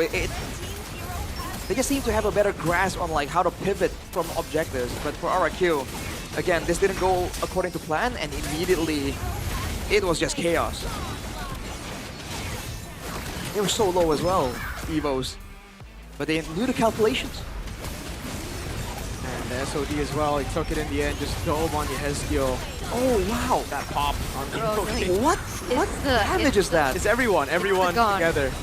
They were buried together, Arashi. Maybe he shouldn't have jumped in the middle of the whole team like that. Like, you know, have an angle in the back maybe? Yeah, but he was also trying to hold the Lord from crashing into the base, so it's like... Maybe it's the Lord as well, yeah. Anyways, they should have held the Lord into like the mid lane. They should have brought the Lord into mid instead of... But that's before, right? After that, you can only just improv. Yeah, not so good at improv, RRQ. 24 minutes though, that was an intense one. That was. Damn. Wait, 24, okay, no. We haven't broken the longest game. Longest game is still BTR versus Navi, 24 minutes and 39 seconds. Yeah. Almost beat it. Oh, kind of close. Almost beat it. Of course, BTR #1. Long game. Alright, relax, buddy, relax. Long games, because they're chokers. Oh boy. Again though, that's what I was trying to highlight in these team fights, right? Like, you have like a core like Claude who's very reliant on his ultimate, and you're comparing it to a Moskov that's just like very DPS, right? He's just very basic attack heavy. So it feels like a little unfair when it comes down to the team fights. as a whole. Don't forget the range gap, the fact that Moskov can hit multiple people at the same Yeah, time. that's true. You know, we say Claude has more AoE, but technically, right? Technically, only during the ultimate. Without the ultimate, Erlan will be out damaging him by quite a bit. In fact, I'm really curious to see the damage numbers because there's members on the side of RRQ like Super Dan, and Edok, where they're not really damage dealers, but they're dual purpose. Let's see the damage. 130,000 versus 158,000. Yeah. Man. Kuroke did a lot of damage. I think RRQ did a really good job. It's just, again, for RRQ, they needed to be a little bit more ahead. They needed to be at least, I think, 2 to 3K more ahead than they were in the early game. And I think it's mainly because of that Turtle 1. Did they not have a 2,000 gold lead? They did, but they needed 2 to 3K more. Oh, so like 5,000 at minimum. At that point. Because at 3K, the Kuroki moment happened in the bot lane, if I'm not mistaken. Exactly that, but also before that, right? The first turtle, that's where it all started. That should have been RRQ's to take. Yeah. Look at their composition. This is a composition built for that first turtle. Evos, they outplayed them through mid-prio, ganked Super Dan. Super Dan needs to be more aware of that, man. Right. He can't be ganked like that. Yuzong. Everybody will try to gank the Yuzong in the early game before Turtle 1 because that's literally the only way for you to get Turtle 1 over a Yuzong. Once the Yuzong pops the dragon, it's almost impossible for a Fredrin to walk up to go Turtle. You get Petrified, you get Furious Dive, there's a glue, just back-to-back CC. Yeah. I gotta give shout out to a few as well though. We did immediately spot out, the Divine Glaive, he was all in, and he was the second highest damage on the team, I believe, so again, it's a Tushin, people usually say it's a utility hero, but this guy was doing damage. Why it's always first pick, baby. I love you, Jusin. Tushin supremacy. So bored of playing Jushin, man. Get used to it. Yeah. If you want to win, get used to it. Best pick in the game. No, not the best pick in the game. But like bottom rank, you can still win with Zetian. Yeah, bottom rank you can win with Hanabi. Bottom rank you can win with Layla. Okay, yeah, that's true. When I get forced into the Golden, I play Hanabi. It's like man. It's so gross. Like late game Hanabi is like gross. I never trust anyone who thinks Hanabi is good, because like, dang. Hey, solo early bottom tier rank, it's Enak, man. It's good. Yeah, maybe. It's Enak. Sure. I mean, it's certainly simple. And you don't have to think too much. Exactly. That's what I love it's about it. certainly simple. You just keep pressing the attack button and Basic attack. you're doing value damage. This is Hanabi gameplay. Top tier Hanabi gameplay right here. Yeah. I mean, you gotta press your skill if you get like taunted or something, and then you can do it one-handed, dude. Like legit.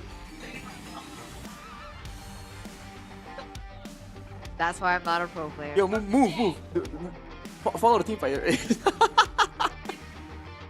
Prime Hanabi gameplay. I wonder what's going on behind us. I have no idea. Is it like a watch party? It is a watch party. It's an Evo's watch party. Yeah. Whoa! Who's that, Arashi? Is that Sway Low? It is Sway Low. Are you serious? Yeah, it's Sway Low. Look, that's Sway Low, right? I think it is. It's Sway Low, Oh yeah, bro. yeah. Sorry, I'm not wearing glasses. Maybe you could watch the Indonesian broadcast on. Yeah. Okay, so yes, we got confirmation. It is a Evo's watch party because we got to hear from the Kingdom earlier on. So now they're getting to hear what is happening with the Evo's fans, which is pretty fun too. Yeah, I mean it's a great moment for them, man. It was a hard-earned victory in Game 1. I'm It's a lot trying to to be give proud of, myself man. more ad revenue. Are you watching yourself again? Ad revenue, bro. Chat, is that okay? He's ad maxing. This Like, is not is my that- account, so machine someone's. Oh, maybe you can do too. Is that not like a little narcissistic? No. Yeah, one more phone, Mirko. One more phone. Give me all the Infinix phones, man. I love Infinix. We're phone farming. He's using 3 Infinix phones to watch himself. They don't know that. I'm play-by-playing what's going on right now. They don't know that. Oh, this YouTube is not logged in. I want to take a picture, but I can't. As proof. And I'll just put it here so you don't have proof. That's wild. Leave no evidence behind. Who's gonna know? They'll never know. I guess they won't know. But there were so many things to highlight, honestly, in that previous game. And we were talking about Thew earlier on with his quirky, I would say quirky itemization on the Jushin. Quirky. But what did you think about Yehezkiel's performance? I think it was good for the most part. He was staying out of trouble. He popped the real world manipulation at the right times as well. Well, unfortunately, the moments where he just got popped, there wasn't much he could have done. Anyways, you know, he just went for the YOLO play at that point. But he was solid. I think honestly, Few probably had his own share of trouble trying to deal with Yehezkiel in the early to mid game, right? Because the matchup favors the Eve a bit more, because you can just leave out your Void Crystals. You have the movement speed boost, so you can kite back away from the Lantern Flare. I play both heroes consistently, so I have this. I got the matchup down. I know them feels. Yeah. I know them feels. Mirko pointed out that they have what? The exact same hero? Yeah. Wow. And mid lane so cooked right now.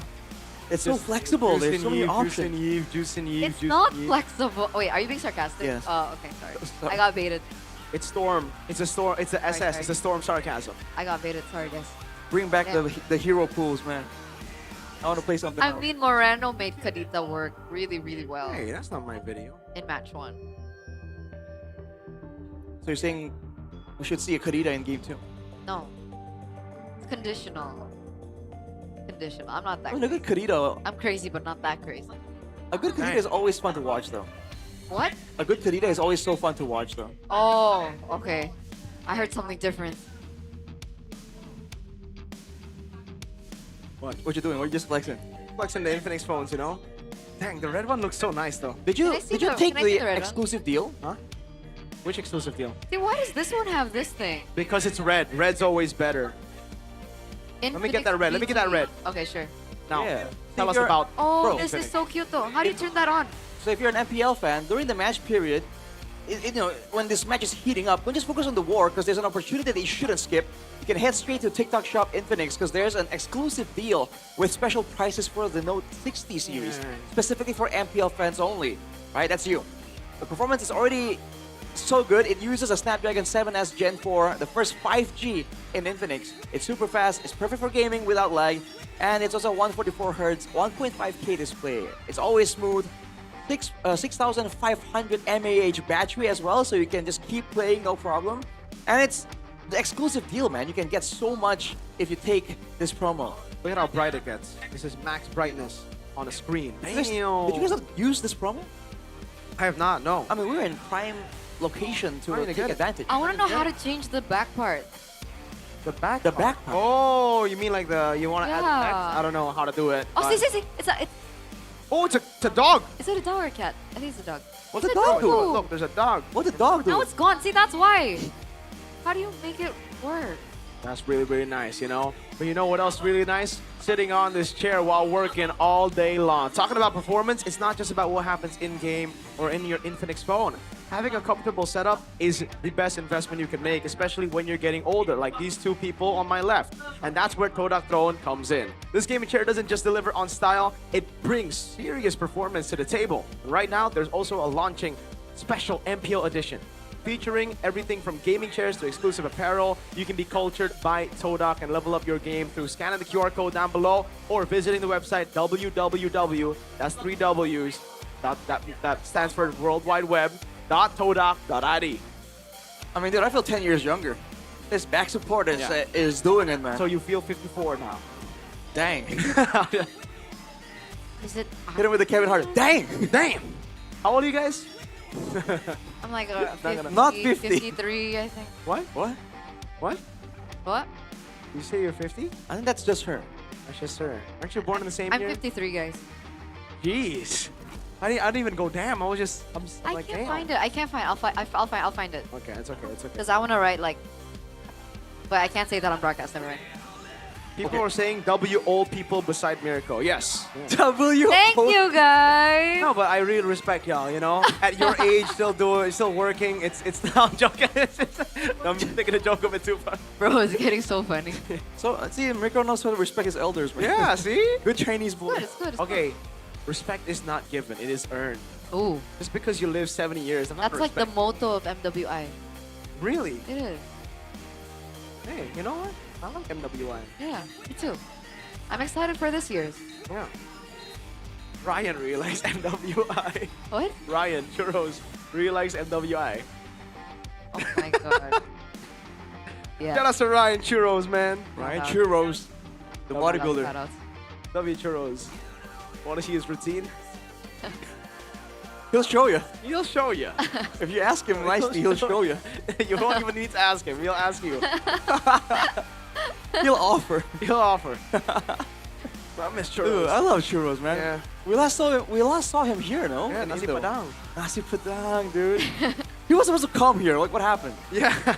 He's busy, man. He's a With busy Moman? man. With Moman? No, he was supposed to actually like start living here for a bit. Oh, right. Is that private info?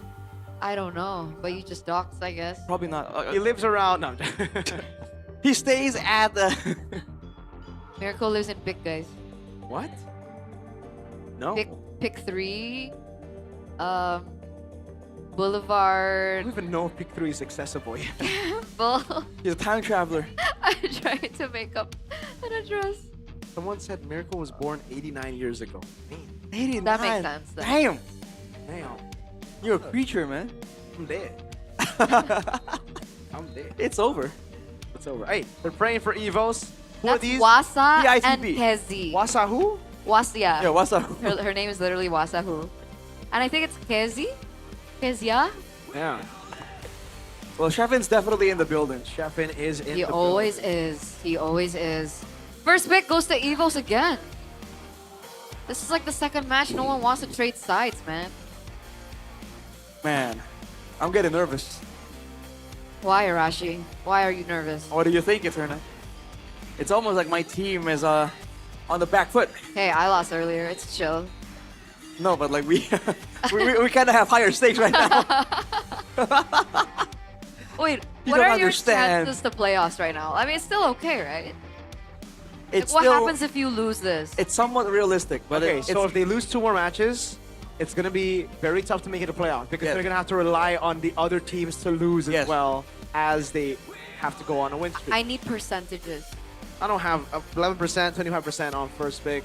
That's the percentages I have. I do not have the real percentages on playoffs yet. Okay. all right. So the point is, it's gonna get very hard for RRQ. Yeah. Yes. All right. Dangerous grass again? Wow, back to back. Back to back. Back to back dangerous grab. wow. Oh, and a instant juice in. Hey. That's we're fast. Our team's gonna run it back. That's fast. That's fast. I have a feeling they might run it back. Do you really feel like it's all about? Oh, we had the right draft. We just had poor execution. Zetian coming in here for RRQ. Okay. Huh. I Okay. really don't think the Yi was a problem. But the Zetian, in theory, will give them more damage if that is what they thought the problem was. It'll give you more, what's it called? Clear? Guaranteed CC. Yeah. But the thing is, there's no reason for Evos to go with the same draft anyhow. Right. And they can wombo combo, right? They can go for Arlet early if they want, or what else? Swordsman. On the case, 24/7. Still the same drafts though from Evos. Fredrian Moscow. If it ain't broke, don't fix it. Yep. And it seems like RRQ are only fixing the necessary changes. But I feel like a part of the reason why they were able to win so much like early game was because of the Eve. Why change it to Zetian? Like Zetian's so much more vulnerable as well to target.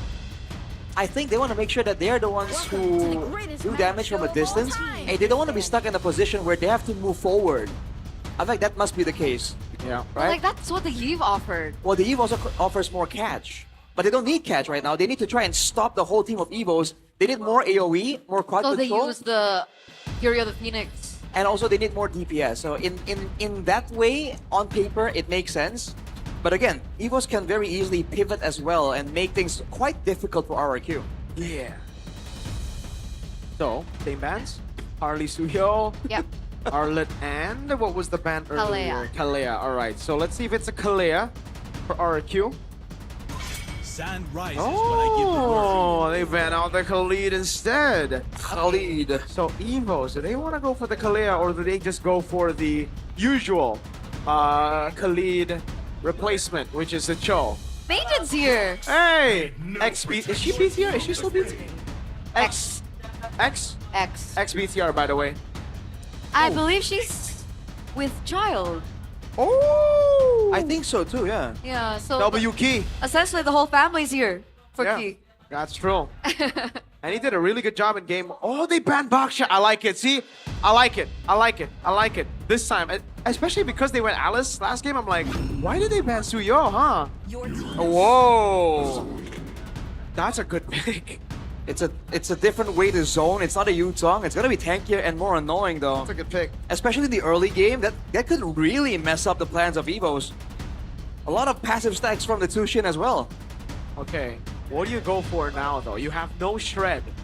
The Kalea is not an option. That's why they picked the Uranus now. Really good. Do they go Cho? I don't even think I like Cho. I think they gotta go like Gata or Hylos. I think Hylos makes some sense. Or Garage.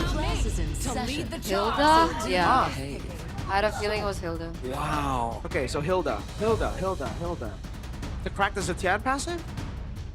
They're just trying to be annoying? Move fast. Right? Everyone from the side of Evos are very mobile here. I don't know. I was like simply thinking like dangerous grass. And then it can be more annoying, it can be more invasive. That's but true for the Hilda, yeah. it maybe is also a way to like signal Super Ken to pick heroes that are less vulnerable, especially in the early game. He's gotta go Leo more, no? Like there's nothing else. Lancelot. He goes not bad. YSS. Uranus jungle. Oh, okay. Okay. Wow. Wait, yeah, okay.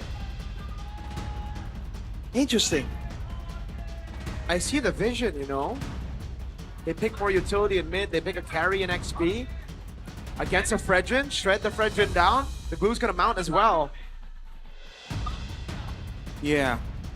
I see it. They take away the mid prio from Evos, from the Khalid. Oh, this is good. I'm only concerned about the lack of crowd control for RRQ, but again, if they plan on sitting on the neutral objective and forcing Evos to come to them, this looks solid. Yeah. I mean, technically they have the Fear of the Phoenix, right? Yeah. Yeah. It's still a gamble though. Still, I mean, Ura jungle. That part I don't like. I like the CC, but the Uranus jungle. Either or, it's match point. Boys and girls, ladies and gentlemen, here it is. Possibly the final game, ladies and gentlemen, in the Classic Derby between Evos and RRQ.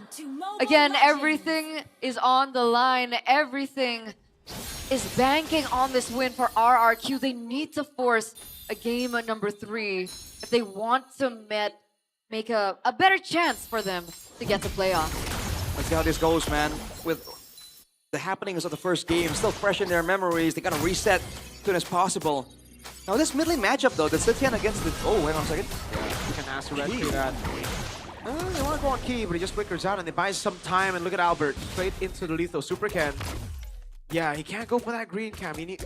Oh no, it's even worse. It's a green steal. cam. Yeah, this... Oh, does he get it? Nope, not yet. Oh. Okay, never mind. Wait, so who got the green cap? Nothing, No one. Ken there you go. Ken got it. Lethal take for Alter. Whoa. Alright. So again, the matchup is a bit weird between the Zetian and the Sushin. As long as like you can, if the Sushin can make sure that the Zetian is pushed up, there's a lot of bully potential there, but otherwise not so much. Yeah. I feel like Zetian kind of wins. Yes, it wins. But I do agree that it depends on the roamer as well. And like, depends on the wave. If you can set up the wave for success, Yeah. then maybe. Oh, bang, oh, bang. Not quite. Oh. Emblems by you. Anything? Whoa, Bargain Hunter. Bargain Hunter for few. Yeah, this guy does not think that there's going to be any danger coming his way. Also, Right. it's a different emblem choice from the first game, right? I believe so. Right. Hiroki's doing that. Recall BMI back, just get a bit of HP. First neutral objective. Exactly. And this time, they're not going to be able to take down the XP lane. So, already good start for RQ. Looks like they're going to focus on the clear first. Actually, Super Dan rotates straight. Yep. If he gets the curtain call on both these tanky boys, he does it. Good isolation by Luke. It's only gonna be Luke and look at the damage from Key. Yeah. Here the Phoenix coming down, but the Throne of Ruin comes around. Oh, Super Ken! What? Wins out the retry against Albert Fredrin? Yeah, skill with first blood. Oh my lord, that's impressive. That is not something that you see every day, right? Evos played that really well. As soon as the Fury of the Phoenix hit, everyone bounced out. We saw that even Few utilized his ultimate as well to get out. And Uranus and Fredrin, neutral objective take. Well, in theory, it should be the Fredrin, but yeah, there's some bursts from the skills of the Uranus. It's just not that much to speak of. So very impressive retry from Super Ken. It might be timed with the burst coming from his skill as well, by all means. But for now, their game plan is working as intended. And despite Hilda doing as much damage as she can in the early game, trying to be as harassful as possible into the enemy jungle, we're not really seeing it pay as much dividend. Maybe because of the pairing against the glue, yeah? Might be the case. Look at Irok, so annoying. Yep. That's the glue right there. The sticks on you. Oh, good take by Groki. Alright, so Albert has been focusing more on trying to go for some sneaky steals in on the jungle of Super Ken, actually. He's only been able to get very small amounts. Now the wave is actually frozen a little bit. Yeah. Pushing for RQ now though, so he's gonna be forced to clear and recall. Wait, I think he's there. Yeah, get a bit of poke. That's a blast as well. Oh, he still has the BMI though. Alright. It's just a waiting game, man. With the clear cryo from RQ, that pressure from the mid lane is bleeding over into the jungle, into the side lanes as well. It's definitely not a comfortable time for Evos, but they've shown that they have that discipline. They can wait it out. Yeah, throw him back. Throw that Uranus back, Pio. Yeah, throw her back. Yeah. I'm not going to be able to do anything about it though at this point. No damage just yet. I don't think Few has even the glowing wand. Yeah, Skill actually gets the glowing wand first, and another full control on neutral objective, I believe, for RQ. I don't think Eagle should contest. This should still be an Albert win for the Turtle. Total Ruin coming down, Albert. Oh, even a flicker. You're the Phoenix as well. Albert. Oh! 2 times! Super Ken on the retry!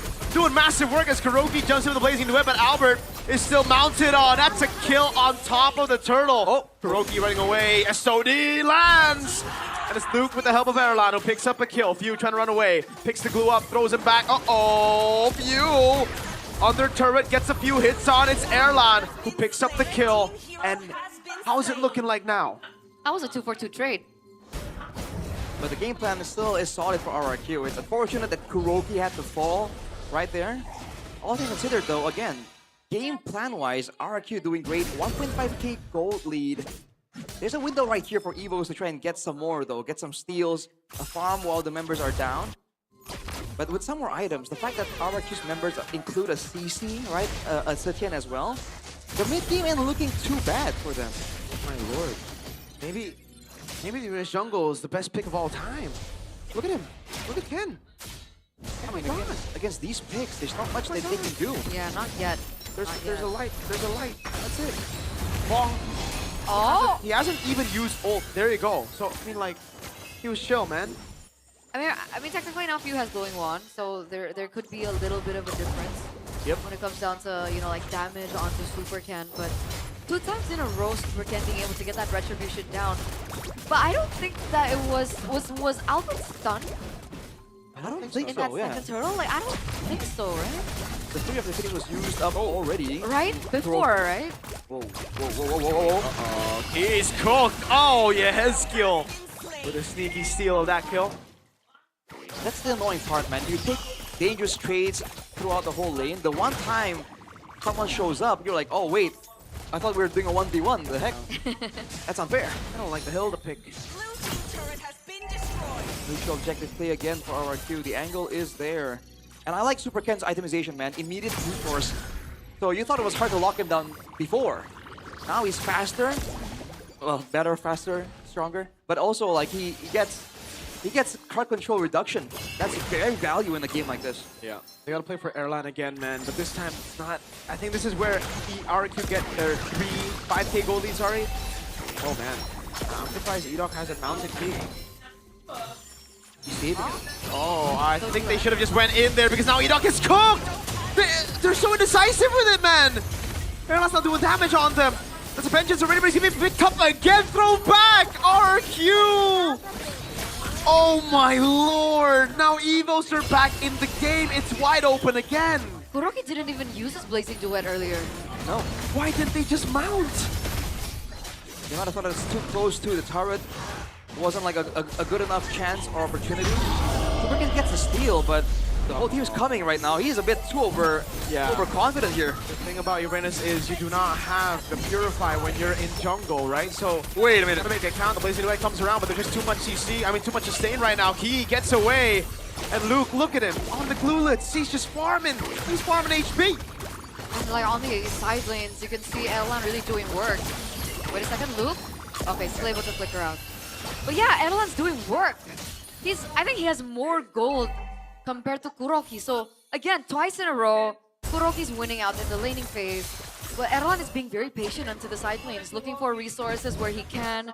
And he gets way more value compared to Kuroki. But speaking of value, this is some value. This is a value match for Mas Ade, man. For sure. It's brass, brass, brass. For every streamer out there, this is the watch. This is the match you want to watch. Mr. Setnya went at it. Ex-Evos, by the way. Yes. M1. M1. He has a heart rate monitor as well, by the way. This guy is innovating. Oh, he's chill. What is that? What is that right there? Oh. Dang. What? Wasn't expecting that. But all right. Yep. Back into the game. Kuroki gets a trade down bot and being able to get that turret on the outer side, which is a good trade, I believe. RQ still holding on to a little bit of that gold lead, but again, very 50-50 now. We did say the issue was it did not secure a wide enough gold difference in the first game. And now, a bit of a similar thing has happened. Damn. And it's the same style right now. It's just like waiting, unless Luke wants to make something happen.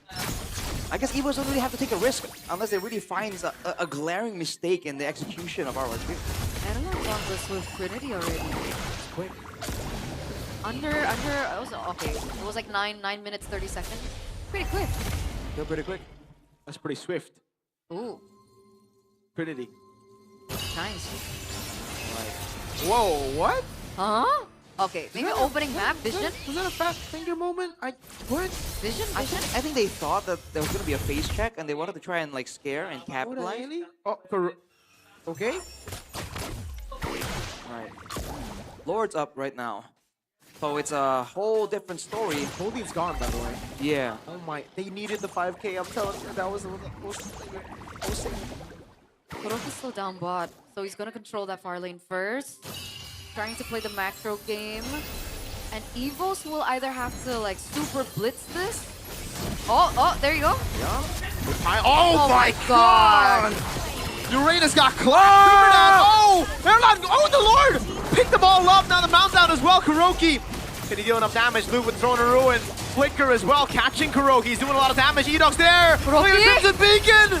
Kuroki with the defensive Blazing Duet. The Fury of the Phoenix catches them, but there's not enough damage. Oh no, yes, skill! Oh yes, skill! Oh. Killing spree! The Ghost of Jakarta strikes again! Yeah, overzealousness coming in from Evos. It was initially a 3-4-1 trade in favor of Evos, and now they've been able to trade back. He got popped by Super Dan. Very early as well, by the way. It's like a mini Freya, Vengeance jumping at you, doing damage.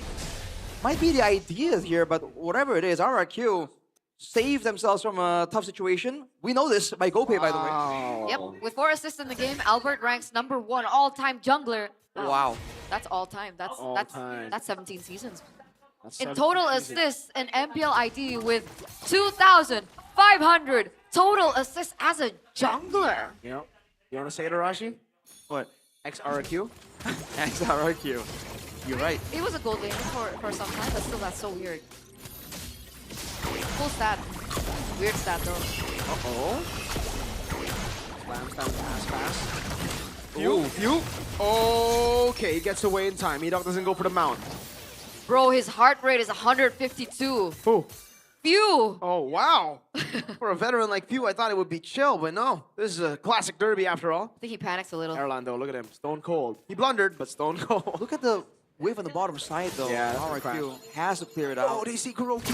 He shows. Okay. Can they shred, though? Erlan is not in position. Yeah, Erlan's so far away. Oh, Malefic gun. Massive power spike right there. Yep. Massive indeed. Albert's behind a little, yeah? Level 13, Super Ken 14. Erlan will have a little bit more range to work with, but again, they're gonna have to send Kuroki back into the bottom lane. He shows up, but Evos aren't moving. They're not doing anything. All right. Kuroki's back in the Lord fight. Yeah, and slow push. Okay. Uh-oh. Few picks 2 up. Do they go for the all-in? That's the question. Key in the back line. Jumping onto Kuroki, doing so much damage. Then he flickers out. Kuroki's out of the fight. Retri. This time it's a win by Albert. Now big bunk. Oh, canceled out as he dies, but Erlan will free hit this time around.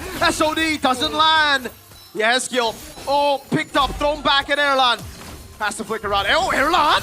Whoa, he dives it all the way! Oh! Erlan! Oh my goodness! Again and again and again! From yesterday's match to today's match, that is not a move that everyone would take. And he took it. And it looks like they're going for the mid turret. Oh my lord. A cannon minion in mid, only E-Dot left to defend. Okay, Super Ken's back up as well. They won't go for the end, but my lord. Oh, the Lord spawns. I mean, he spawned a while ago, but they got the base to it. I haven't moved on from that play. Throwing a ruin, Luke. Logging out 2. Few comes down, Few the Phoenix as well, but Erlan's in the back line. He lands the SOD. Oh, Luke picks up a kill. Erlan going through them. Winter nature as well. Kuroki needs to respect it. Erlan on the base. No way. Erlan going crazy as Few No gets way. the Mega. And now it's a kill again. Super Ken falls. Erlan and the boys. Oh my goodness, was that impressive. Evo's with a clean sweep. R7 is lost for words. Kescue is lost for words. They have no idea what's wrong with the team. And Vin tells them to shut up. Let them celebrate. Let them rejoice. Let the Evos fans take this win as the classical derby always gives us moments that are just so amazing. Erlan, what a game. Holy. This is so unfortunate for RRQ. This means officially, ladies and gentlemen, this is the 6th game loss for RRQ in Season 17. Tough time to be a kingdom, man, but you can't be mad at that performance. Evos were not given an easy win, but they took it. What an insane outplay. That was crazy. And oh. Bro, Erlan! I can't believe this man was sitting in the bench to rot for 3 seasons. What's his moniker again? The Forgotten Tiger. The Forgotten Tiger. And forgotten he was. Oh boy. Even in this game, it was relatively forgotten. People were like, okay, he's doing this thing again. Then he pulled up. Oh my lord. I'm still so shocked, dude. I thought it would have been like a 2-1. RQ seemed like they refined things. They brought in R7. They brought in everything. They threw everything that they could at the White Tigers, but it just seems like the White Tigers were the better team today. And with that, let's talk to them. Let's talk to Evos. Evos mendapatkan poin begitu bersih untuk Derby Classic ke-38. Evos won the 38th ini membuat Classical bagaimana Derby. rivalitas ini terus berdinamika dan kali ini 2-0 terlihat begitu mulus untuk Evos. It's a smooth Erlan. 2-0 this time, Erlan. Alhamdulillah aja. Alhamdulillah Thank aja, God. tapi dengan Moskovmu yang kamu gunakan hari ini, 2 game dilepas oleh RRQ. Use Moskov. Gimana Erlan? Moskov twice. Ya gak gimana-gimana sih Bude, kan aku dikenal dengan Moskov gila. Heeh. Jadi ya wajar lah kalau Moskovnya dilepas. Oh, it's fine. Like I'm known to be the crazy Gila apa Moskov, kamu the ngelawan insane Ararkyu? Moskov Segila apa in a bad Moskov way. So Erlan of tadi? course they would let it open against me. Nggak dewasa sekarang aku. Oke. Nah, I'm more mature Erlan, now. kamu udah mulai ngabsen nih ya. Akhirnya udah muncul juga hari ini absen selanjutnya. Kamu ngedapetin 2-0, apa rasanya langsung ngedapetin 2-0? How does it feel to get a 2-0? Seneng banget sih jujur. I'm Soalnya kan very akhirnya happy, kita sapu honestly. bersih 1 week ya. Heeh. Jadi ya You can get a full clean sweep for a whole week. Kan kemarin juga bilang nungguin Kuroki. Oh ya? You mentioned that you were waiting for Iya, Kuroki. terus gimana akhirnya ketemu? And I was like, oh really? Ketemu. Ya udah. Well, Ya yeah, udah. I met him Gimana and sih battle-nya? Apalagi it is what it kalau is. game kedua memang menjadi game kalian begitu cepat. Tapi game pertama, Game back two and was forth terjadi. Tadi sempat smooth and gak fast, tidak but di game user number kalau one, kalian bisa not so kehilangan much. game 1. How was that like? Jujur Bude. Serius? Game 1 itu kalian tenang aja? Iya tenang aja. We were chill. Game number one, Dari we also mana kalian felt bisa very mendapatkan calm ketenangan about itu? it. Soalnya kan emang RRQ early-nya kuat. Early-nya Because kuat. RQ is very strong early. Lalu? Ya udah. Ya, And that's it. ya udah. Oke, tapi but View, this is your first Derby Classic. Facing RRQ in MPL ID, how does it feels like? Yeah, same like yesterday. Biasa aja. Biasa aja. Cool banget ya View. Oke. Tapi kali ini dengan 2-0 yang kita tahu first game is hard. What do you think about the first game? Kayaknya the first game kita ada banyak salah. The early game. Oh jadi malah dari... So we play slowly to and wait Erlan item. Oke, jadi nunggu Erlan aja, itemnya jadi, baru fight. So, no worries at all? Yeah, no worries. We have King Erlan Moskov. Kalau kata Vio ada Moskovnya King Erlan. Oke. But really, first game, you really confident. The second game is really clean for Evos. Do you change something? I think just the same. We just wait Erlan power spike lagi. Pokoknya hari ini kuncinya tuh Erlan berarti. So today is Erlan. Yeah, today is all Erlan. Erlan. Hah? Kenapa Erlan? Goreng mulu aku. Oh enggak dong. Tapi Moskovmu keren gak sih Erlan? Oke lah. You think your Moscow's Oke cool? lah. But how do Erlan you is like, see yeah, it's all right. Moskov? I think forget Moskov next week, Churban.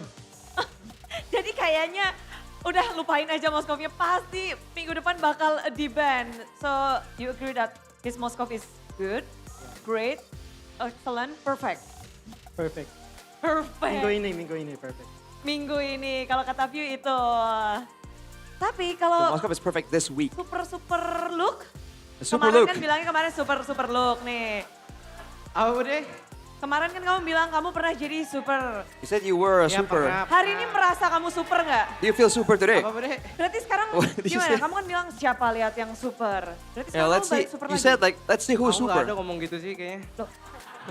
Saying, I didn't say that. Nggak ada. Gak ada. It's a kingdom. Kan kamu pernah Guys, jadi super kingdom. juga. Dan pada akhirnya sekarang Relax. melawan juga. Normal aja lah, jangan super Bude. Ya, The biasa super aja. way is normal. Oke, tapi permainan hari ini It is what it is. untuk look sendiri kayaknya nggak biasa. It's not a normal performance today, Luke. Matchnya tadi 2 game seru lah. That was a fun 2 games. Kali ini seru. Derby Classic. This classic derby was actually very bagaimana? fun. Kita tahu sendiri perkembangan dari RRQ juga. Look rasakan nggak sih? The development of RRQ, do you feel it, Luke? Apa tadi? Perkembangan dari RRQ Oh, karena kerasa, banyak yang kerasa bilang. banget Bude. Oh, I really Ya, feel it. Early game-nya kuat banget kan. They're very good in the early Tapi game. kita bisa atasin lah di mid But sama we're late. able to Di mid match it. sama late. Ya mungkin harus in the mid dibenahin lane. lagi buat RRQ. And maybe that's where they have to kind Apa of tuh? adjust a bit more. Apanya? Kira-kira apa yang kamu rasakan kayaknya nih RQ bisa improve untuk What do you next feel game? like RRQ can Sih improve gini, on? Bertanya Luke, Bude tanya. Oh iya Bude. Mungkin pas di mid game sama late game-nya aja sih. In the mid buat to late game. Perang Lord, objektif gitu. Lord and objective Karena fights. early-nya kalian merasakan juga Iya. kewalahan. Ya. Is it because you guys felt the pressure in the kuat. early game? It's like, Early-nya yes. kuat. Jadi kalian merasakan kekuatan dari early game, tapi pada akhirnya kalian bisa menanggulanginya. Dan 2-0 hari ini juga mungkin Hengki.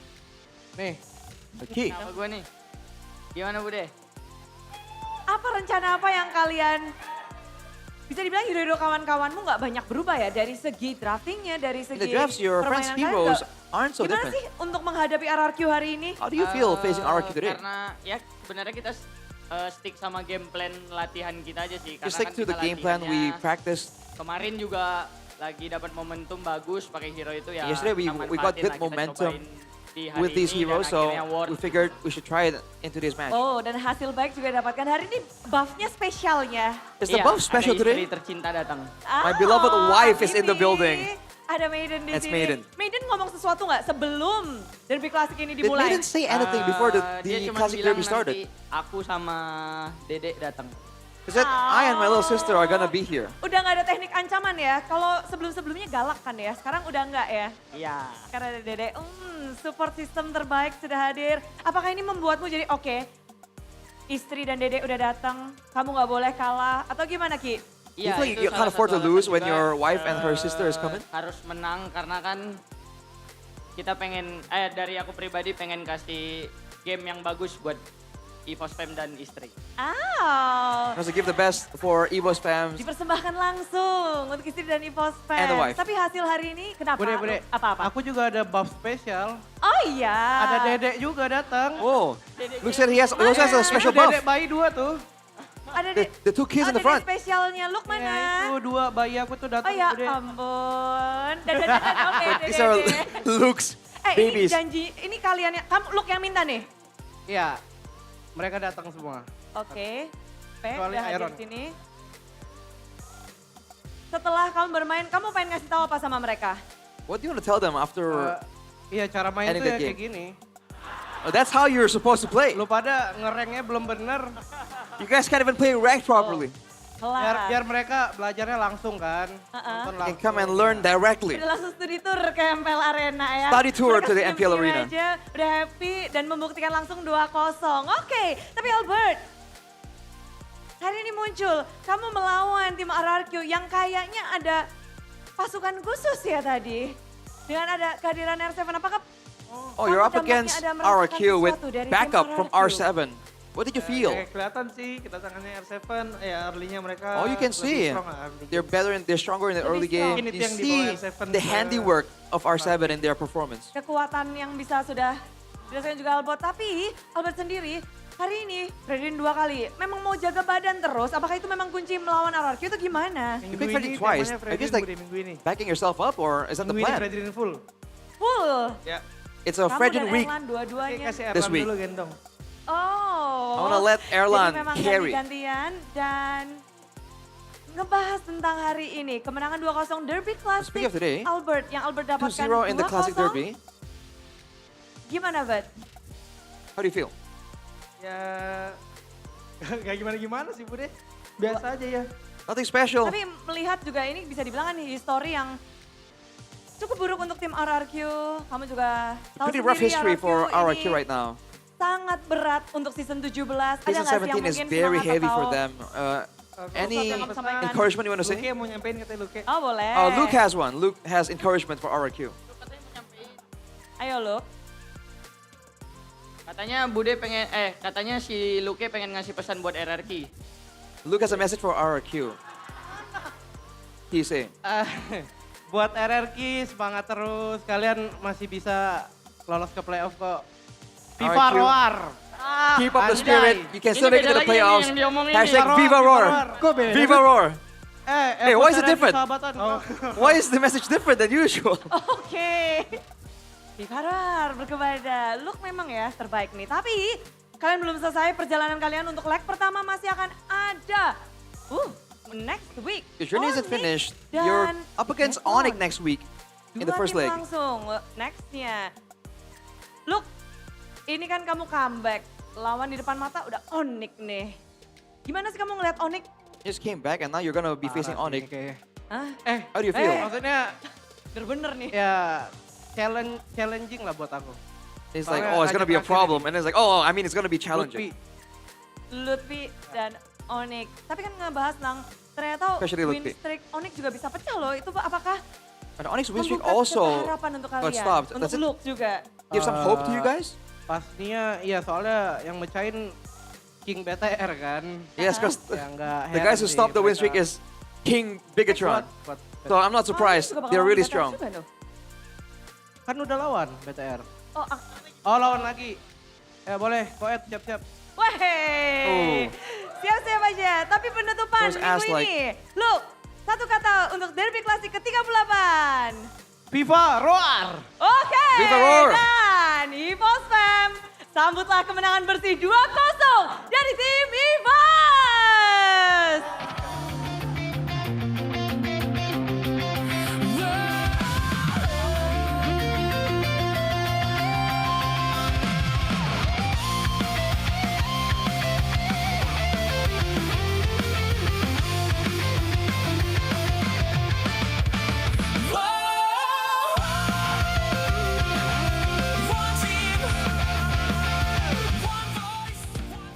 Ulala, terlihat bagaimana setiap playernya mereka bersemangat untuk setiap matchnya dan rupanya di sini EVOS Prime mereka berpesta tapi Kingdom kita juga melihat perkembangan yang begitu pesat dari tim RRQ dan kalian juga nih bisa happy bareng para super fans karena saat lagi akan ada GoPay hadiah GG. Gimana caranya? Inilah dia. Dan kalau mau dapetin GoPay Coins, kalian tinggal download aja. Tapi Bude yakin kalian udah punya. Langsung buka aja. Dan ketika kalian udah buka kamera, arahkan kamera kalian ke layar. Setelah itu, nanti akan ada QR Code yang muncul di layar putih. Setelah kalian scan, kalian tinggal klik buka hadiah. Setelah buka hadiah, otomatis saldo GoPay akan masuk ke akun kalian. So gampang banget kan? Gampang, jadi arahkan. Semuanya sudah siap? Arahkan kamera kalian dan inilah dia QR untuk GoPay hadiah GG. Gercep sekali nih. Congratulations Kingdom, lalu EVOS Fam dan juga semua super fans yang hadir. Itulah dia keseruan untuk match yang kedua rupanya. 2-0 ditutup oleh EVOS. Game pertama terlihat begitu alot namun game kedua begitu cepat didapatkan oleh EVOS. Apa yang terjadi dan bagaimana ini bisa ditaklukkan EVOS? Langsung saja kita tanyakan kepada para caster. Monggo.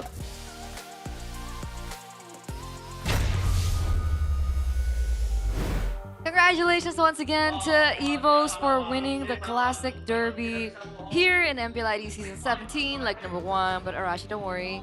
We still have leg number 2. And... Luke himself said it. Wait. Give up the spirit, you can still make it to playoffs. Yeah, wait. Viva Roar. Sorry. Because Are you doing stats? according to history, out of the 38 times that EVOS and RRQ have met, EVOS have only won 14 times. Now 15. Now 15 compared to RRQ who's won 23. So you still feel good, right? Stats. Small victories. Small victories. Small victories. You gotta celebrate the little things. But I think it's a really good point that they made earlier about RRQ being really strong in the early game, but when it comes down to mid-game to late-game decision-making, things can be better. Yeah. Can be better, yeah. What do they do now though? Right, RQ? Do they just switch up the lineup completely? Because if this roster keeps on playing and they're already 0-6, how long are they gonna trust the process on this one? And is there even a process? I don't know. Because this mistake, I feel, was like just so weird. You gotta go in, man. You're just like letting the stacks go away, and then Evo's like, oh, okay, let's go.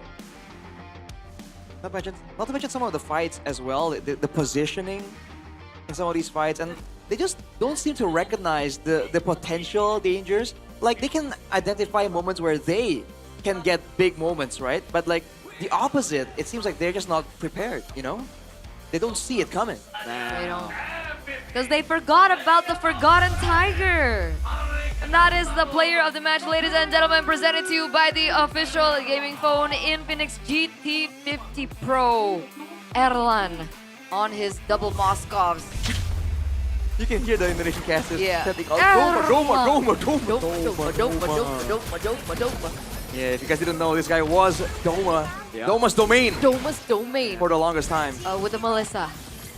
But this is the highlights of the player of the match, presented by the official gaming phone Infinix GT50 Pro. Where you can see that the early game, as mentioned by Luke and the rest of EVOs, were tough. There were moments there where even Evos had to play it super safe, but the moment they found a chance, right?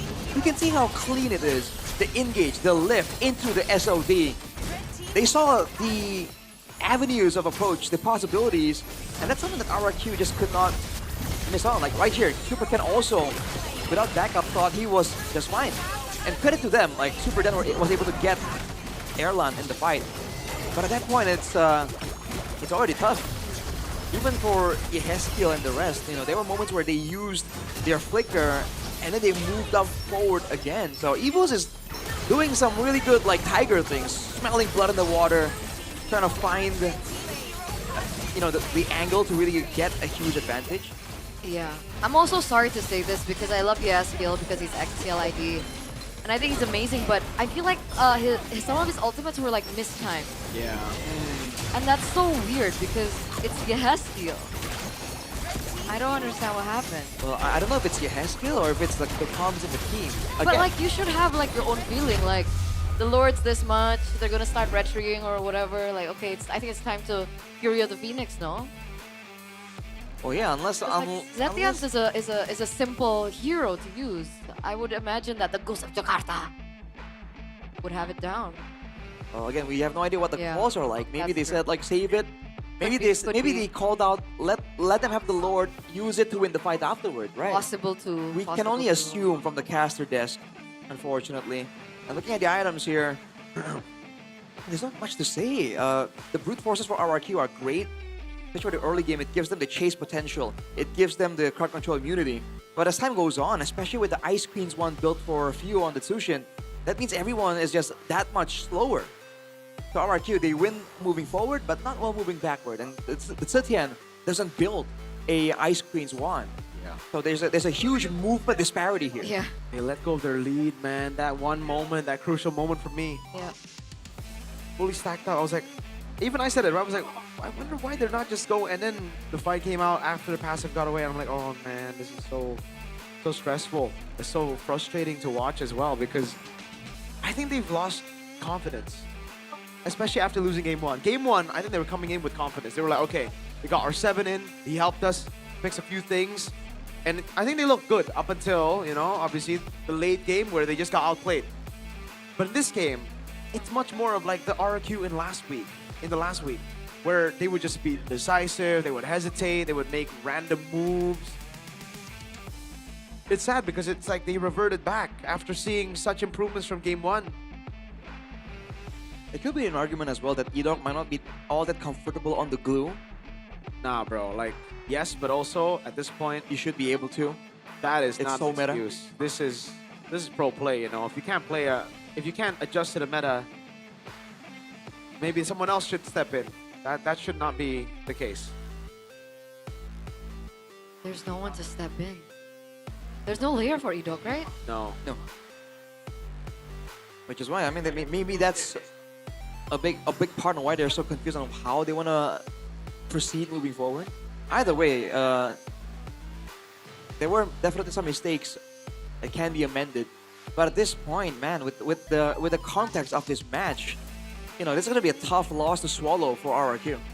Oh, for sure, because it's up against their bitter rivals, the team that... And they almost got it done, you know, like... I don't think they almost got Game one, yes. Yeah. Because there might be that feeling of like, you know, if game one went well, we would have had the momentum and won game two type of feeling. All the what ifs, you know, I think that could be very harmful, like for a longer period of time. Because that sits in.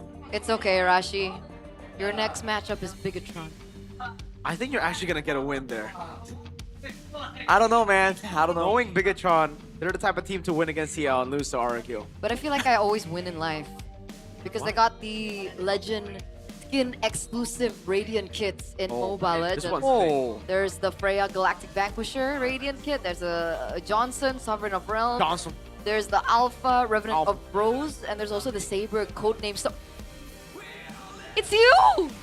What? Storm! Storm! Saber, codename Storm! Codename Storm! All this time you're Saber? I can't believe you guys took a moment to say that. Oh my lord, you're right. Storm! Codename Arashi! Arashi, you have to play Saber now. Ironically, the only skin I have from the selection is the Revenant of Roses. Aw. I thought you were gonna say Codename Storm. No. That's I'm sad. Same. But not because I just don't like the other heroes. You don't like Freya? No. You don't like Johnson? No. You only like Masha, certain skin. You Just liked my Shiranui skin. Nobara. Oh yeah. The One. 1-1. 1-1's always good. And the new hero, Hirara. Oh yeah, that one too. That too. Hirara, man. What do you like, Arashi? I want a good Eve skin for once, please. That hero, we don't have a lot of good skins for Eve. No. That's true. But what we do have is a official MPL Talk podcast. So for those of you guys who are wondering what to do during the weekdays when MPL is not available, you guys can actually check out MPL Talk Indonesia because they recap what happened every week. Wow. And it usually comes out on Tuesday or Monday. Wow. Wait, they Monday or recorded? Tuesday. Wow. That's Very so quick. quick. Very Right quick. after- Very wow, quick. Wow. You have Prof KB from the future. What do you call him? The future? KB the future. You have Nafari, Yep. who's wrong at everything. No, he's not wrong at everything. What? He's just, it's always his fault. It's always his fault. He's a visionary, guys. He's guilty. Just like Age. They're both scapegoats. That's why they get along so well. Oh, that's why. That makes sense. How about the I heard this thing going on with MCGG. Yeah. You play MCGG, Ake Rashi? plays MCGG. I play KB occasionally. plays MCGG. KB is a savant. An MCGG savant. MCGG? Huh? MCGG. MCGG? MCGG? Is it French? Realize speaks French. MCGG? I speak French too. Bonjour. Je ne sais pas. Croissant. Je peux aller aux toilettes. What does that mean? I need to go to the toilet. Ah, well, I want to play MCGG. Okay. MCGG, because of course we've got top contenders from 8 divisions all claiming to fight for that #1 spot. So don't miss it. Don't miss it. Because the question is, will your fan favorite division take the crown? Oh, I don't know. Are we about to witness another dark horse upset like last time? Wait, what is this? Catch the semifinals on April 25th Oh. at 4 o'clock. Where eBay and the grand finals on April 26th at what's 17? 5. Where eBay. Tune in and find out. Is Where eBay GMT +7? Yes. Yeah, there you go. GMT +7. But it stands for West Jakarta time, I think. Yeah. Oh, West Indonesian time. West Indonesian. Waktu Indonesia Barat. Yeah. Yes. Oh yeah, that's a translation. What a hilly. Well, go I get need your brain What happened there? I come swear. to the MPL arena so you guys can remind what WIB or West Barat, English Indonesian translations to Eterna here in the venue, and also you can watch the stellar matches. For those of you who consider yourself super fans, you're not a super fan until you watch in the MPL arena here at the best venue on the planet, yo. Geek vs Navi, are you a Kingslayer man or are you a Naish man? Come over. Oh, what? A Naish, Navi Nation. Navi Nation. Naish man. A Naish man. Are you a Naish man? Come over and support Nadas Vincera, man. Or maybe you like storms. Maybe you like Arashi. Storm. Maybe you like Storm Stars. Or Arashi Hoshis. Storm Stars. Storm Star. Super easy. Don't forget to just buy the tickets. Head over to their official website, Yeah. id-mpl.com/ticket. Flash. All right. And the website's been really, really great because, you not only can just buy tickets, but there's also statistics. I think you can check it out during this break because we are going to get into one before we head into the final match of the day. So we'll see you right after. See ya.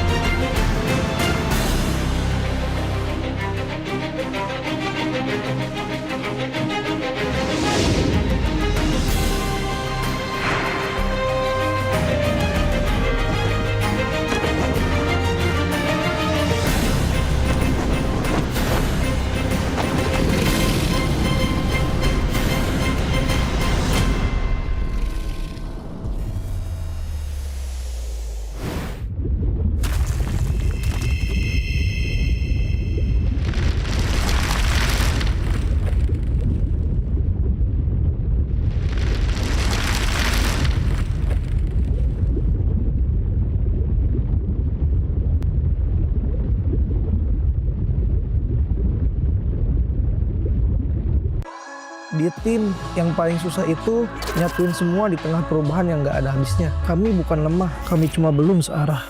Menang atau kalah itu biasa, tapi ingat satu hal, kita itu keluarga. Waktunya konsisten saling percaya. Sejak kapan Navari jadi CEO? Hah? Lalu dia Ming, mending lihat ini. Yang ini murahnya beneran, bantu kita naik level barengan.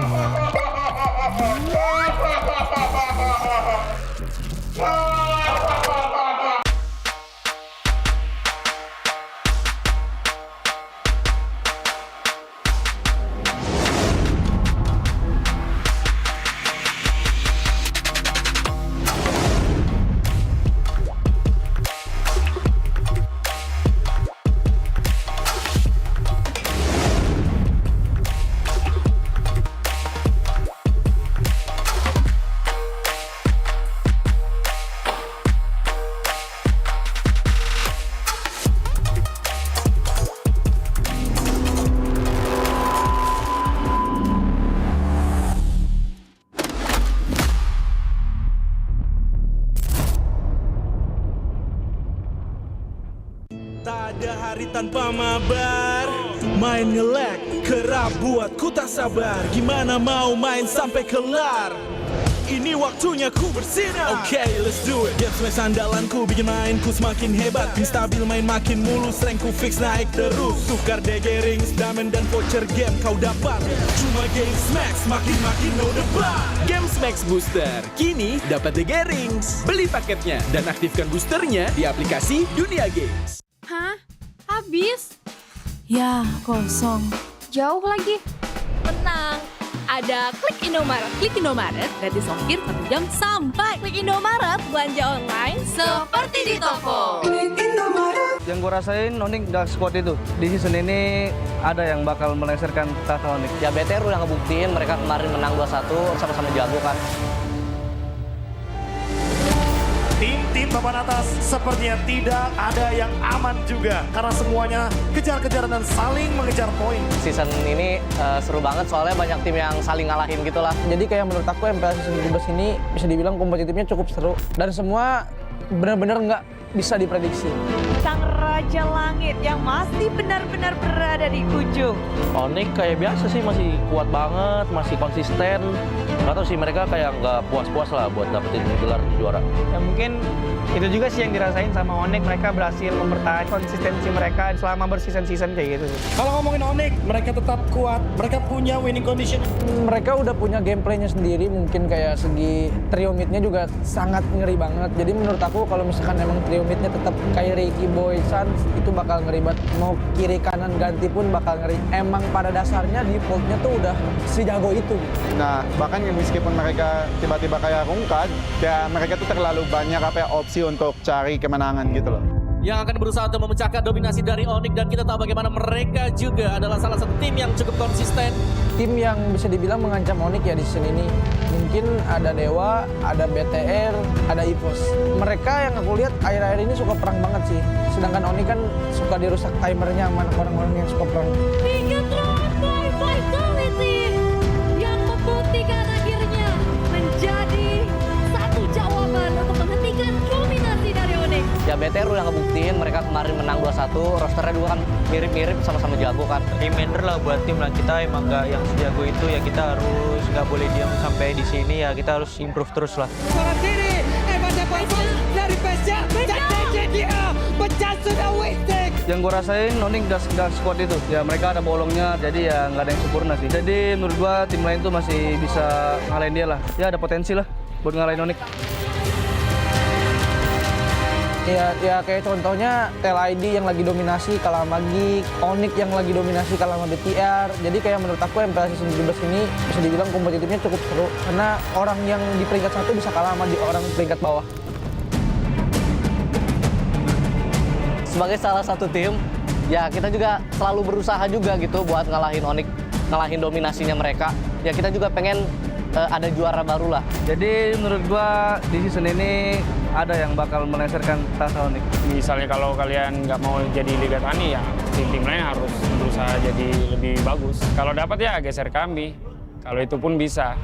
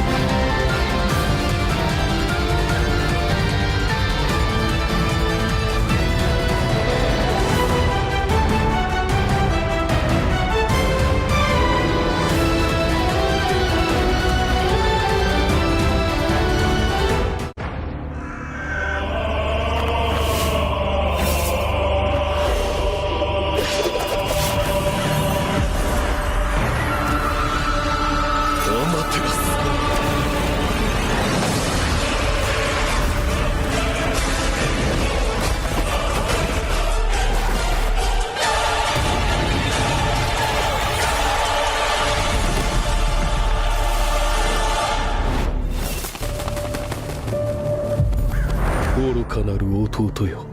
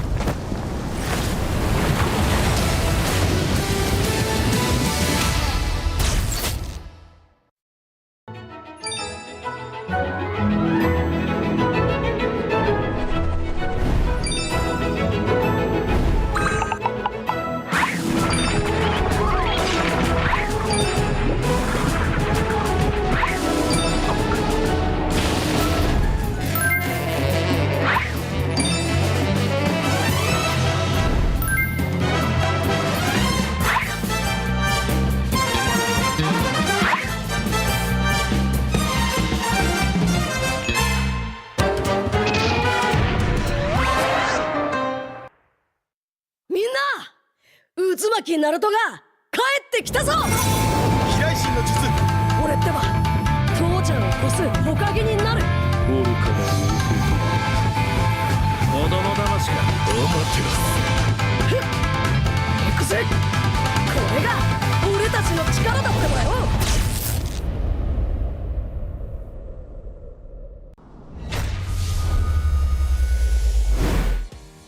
We are now here with the English casters. We have Realize as well as Mirko to ask them what the meaning of "We Own This" is to them. So let's start with you, Realize. What does "We Own This" mean? I think it's about our identity as Indonesia, as MPL ID. The way we have our own playstyles. It's pacey, it's aggressive. It is sometimes brutal and brawly, but that is what is able to make us get the wins and what distinguishes us from other regions. Nice answer. Nice answer. What about you, Mirko? What does "We Own This" mean? If you take the three words and you separate it, we own this. It's just us owning this. Mirko, not literal definitive meaning. Like what does it mean like philosophically to you? I mean, we've been hearing this over and over past how many seasons? The real answer is we just own this. We own this. It's that simple. Separate the three words and make a meaning. So, Eterna. Seriously? That's your answer? Yep. All right. All right. Should we ask her? No. What about you? What do you think about "We Own Yeah. This"? What's your philosophical I'm answer? the reporter. Why are you asking me? You got to report on "We Own This" now. Yeah. "We Own This" for me is what does it mean? I feel like it means like how we, because I made it in Indonesian. Okay, if you separate the three words, tell us what it means. It means we, Yeah. kita Own. punya, we own this. Kita punya ini. And what is this? It means no, but on a serious note, guys, for me, "We Own This" is it's something quite personal because it's been around with us for a very long time, Yeah. season after season. I know it doesn't mean that we've been able to get the trophies, but every time we get up on the desk or whatever Yeah. we are doing on the day when we're working, "We Own This" is us trying to do the very best that we can because at the end of the day, this is also for us. Very philosophical. If you separate the three words. All right. Anyway, but there you have it. We own this from our English casters, and we'll see you guys soon. Good luck. We own this.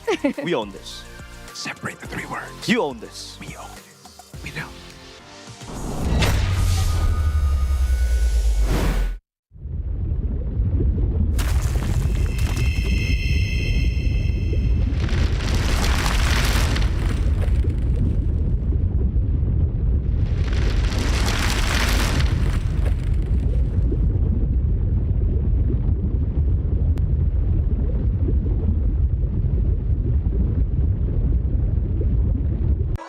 Di tim yang paling susah itu nyatuin semua di tengah perubahan yang nggak ada habisnya. Kami bukan lemah, kami cuma belum searah. Menang atau kalah itu biasa, tapi ingat satu hal, kita itu keluarga. Waktunya konsisten saling percaya. Sejak kapan Navari jadi CEO? Hah? Lalu dia Ming. Mending lihat ini. Yang ini murahnya beneran. Bantu kita naik level barengan.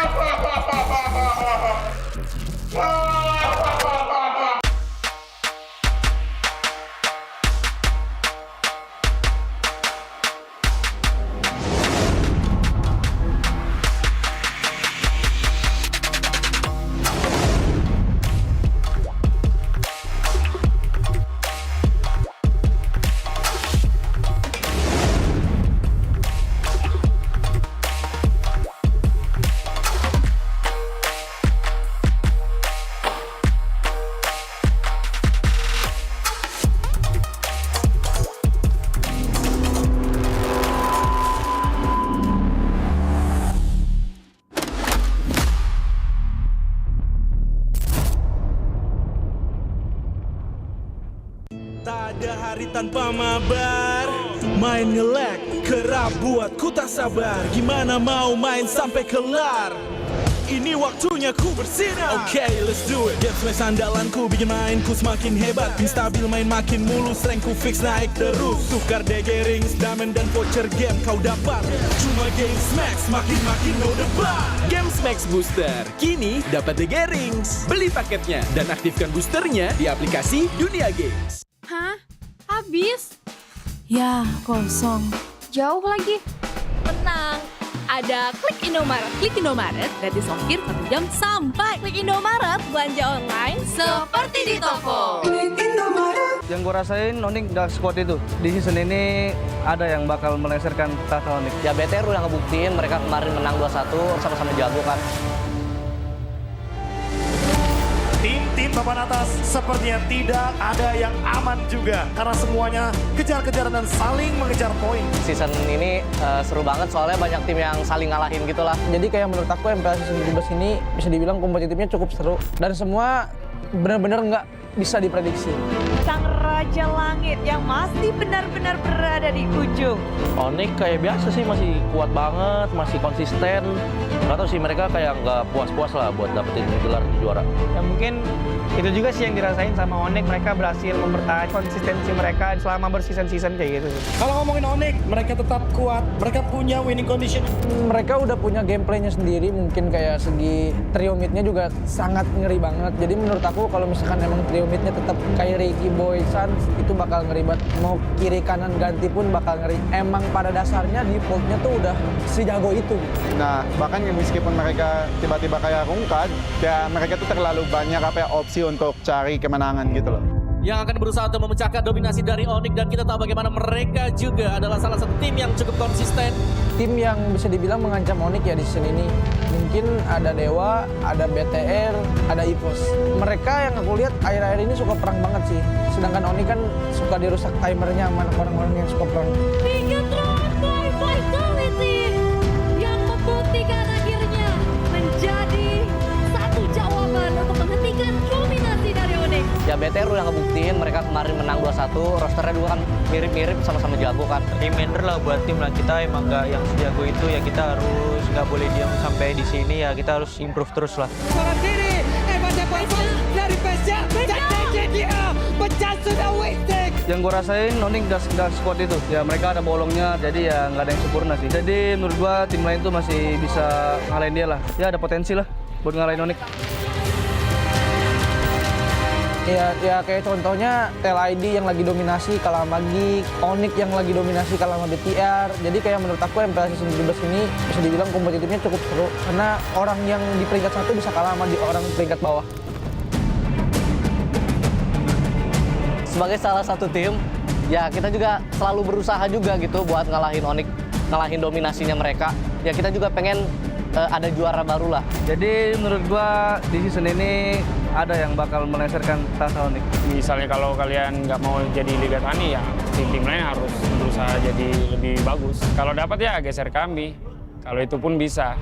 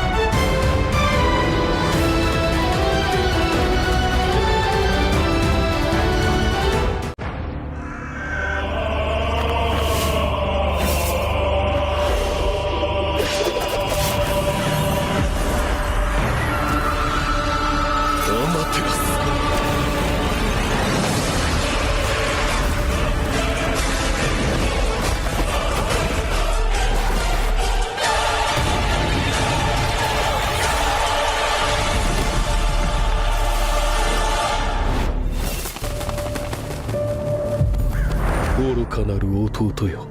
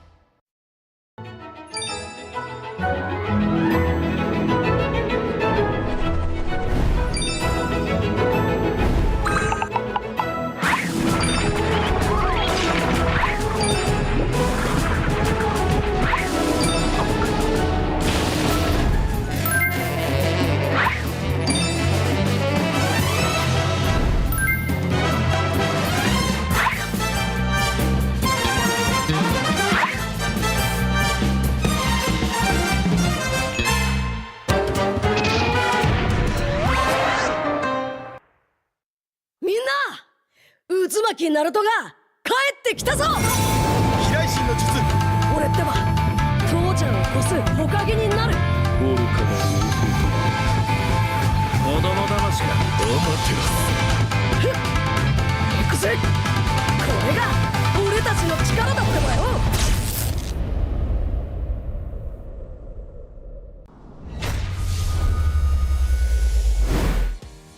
We are now here with the English casters. We have Realize as well as Mirko to ask them what the meaning of We Own This is to them. So let's start with you, Realize. What does We Own This mean? I think it's about our identity as Indonesia, as MPL ID.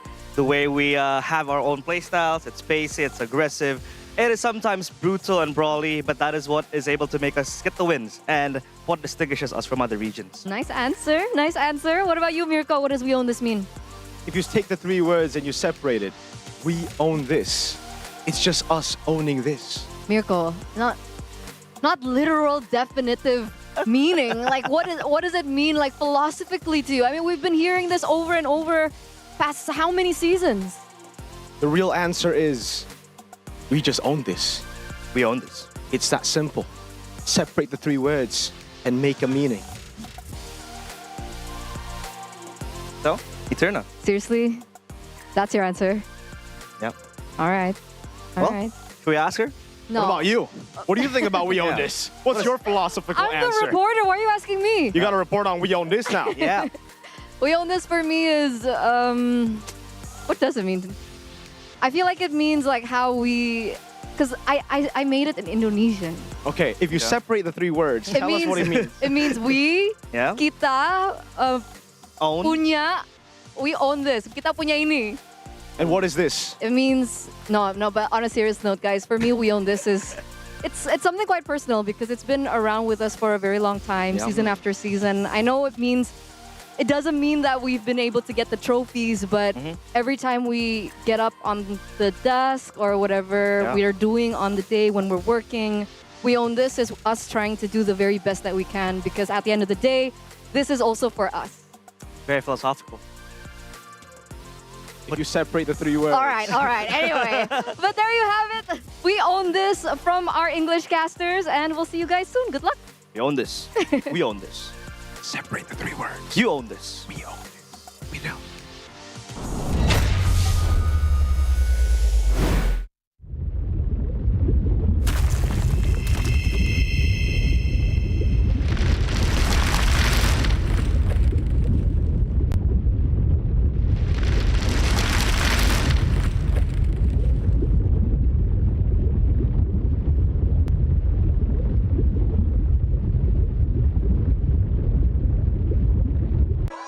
Di tim yang paling susah itu nyatuin semua di tengah perubahan yang nggak ada habisnya. Kami bukan lemah, kami cuma belum searah. Menang atau kalah itu biasa, tapi ingat satu hal, kita itu keluarga. Waktunya konsisten saling percaya. Sejak kapan Navari jadi CEO? Hah? Lalu dia Ming. Mending lihat ini. Yang ini murahnya beneran. Bantu kita naik level barengan.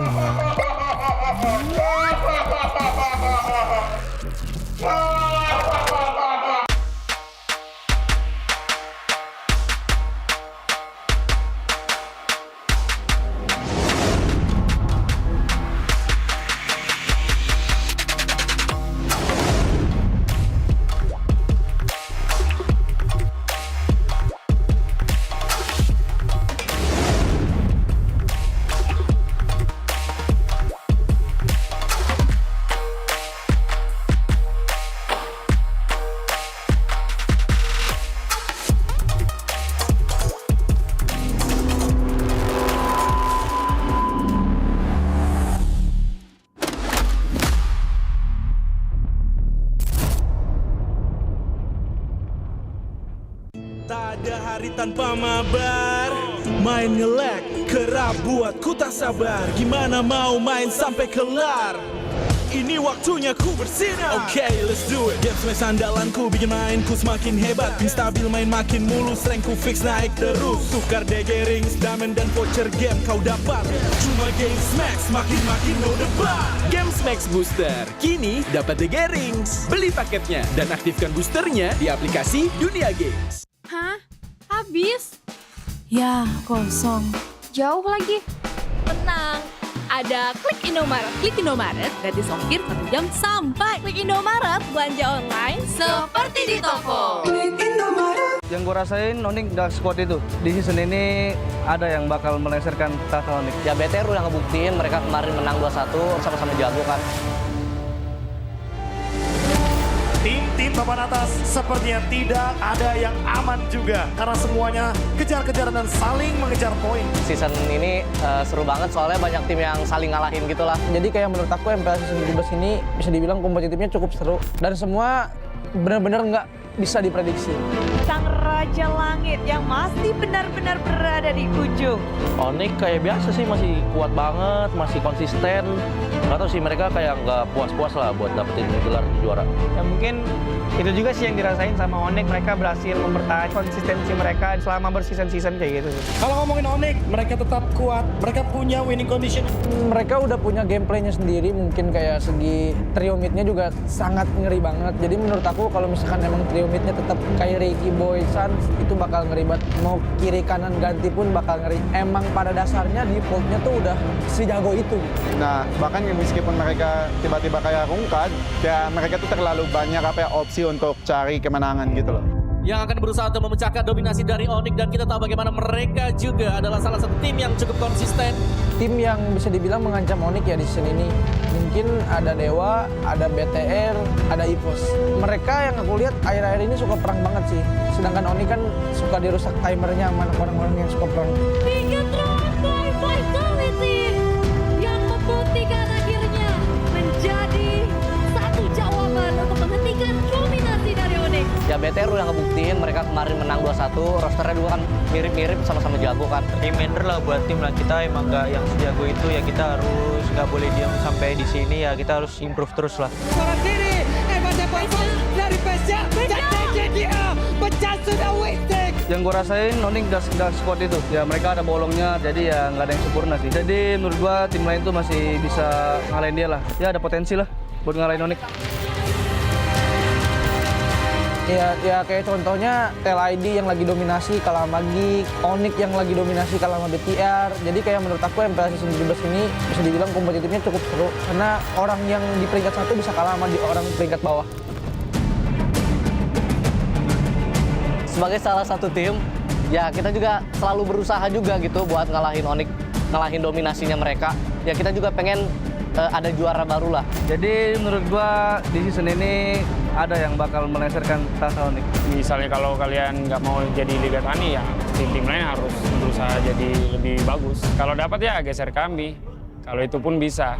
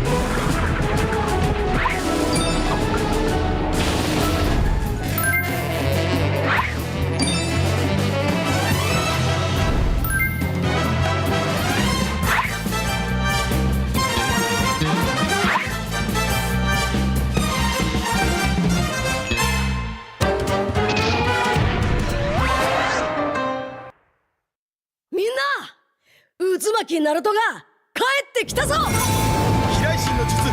俺ってば父ちゃんを越す火影になる。愚かな子供騙しか。行くぜ。これが俺たちの力だってばよ。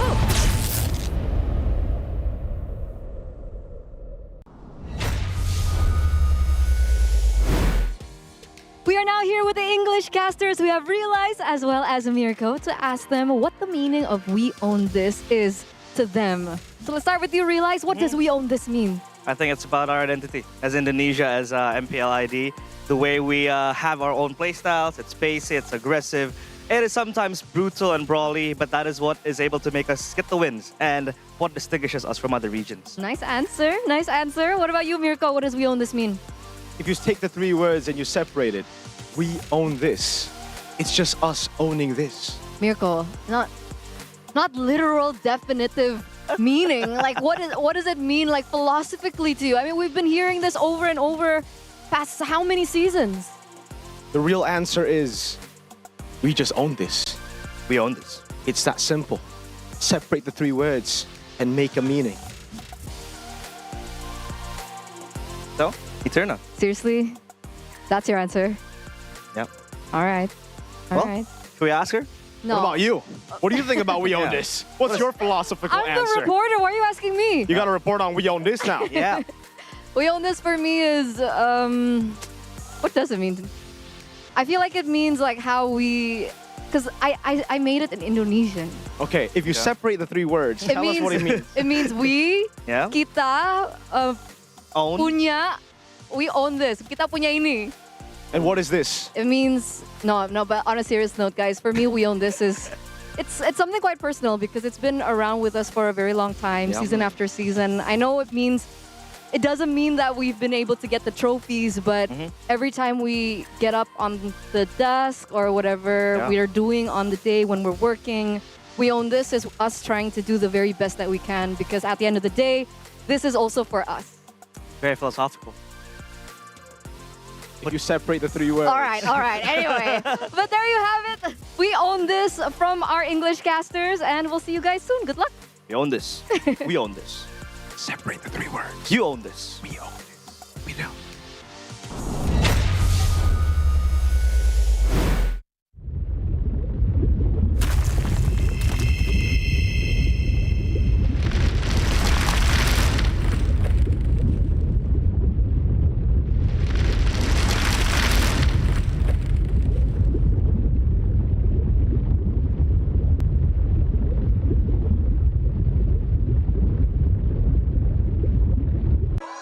Di tim yang paling susah itu nyatuin semua di tengah perubahan yang nggak ada habisnya. Kami bukan lemah, kami cuma belum searah.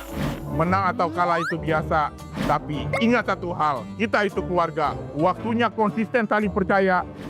Sejak kapan Navari jadi CEO? Hah? Lalu dia Ming. Mending lihat ini. Yang ini murahnya beneran. Bantu kita naik level barengan.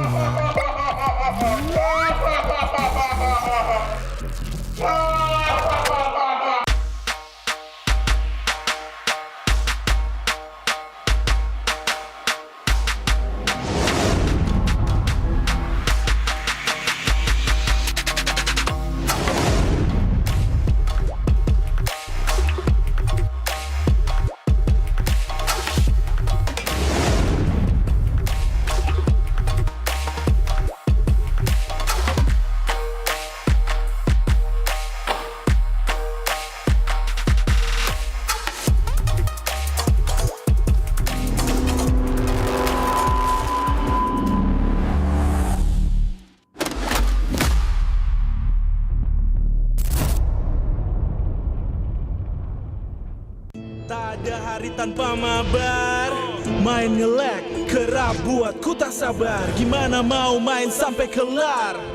Ini waktunya ku bersinar. Okay, let's do it. Game smash andalanku bikin mainku semakin hebat. Pin stabil main makin mulus, rankku fix naik terus. Tukar DG rings, diamond dan voucher game kau dapat.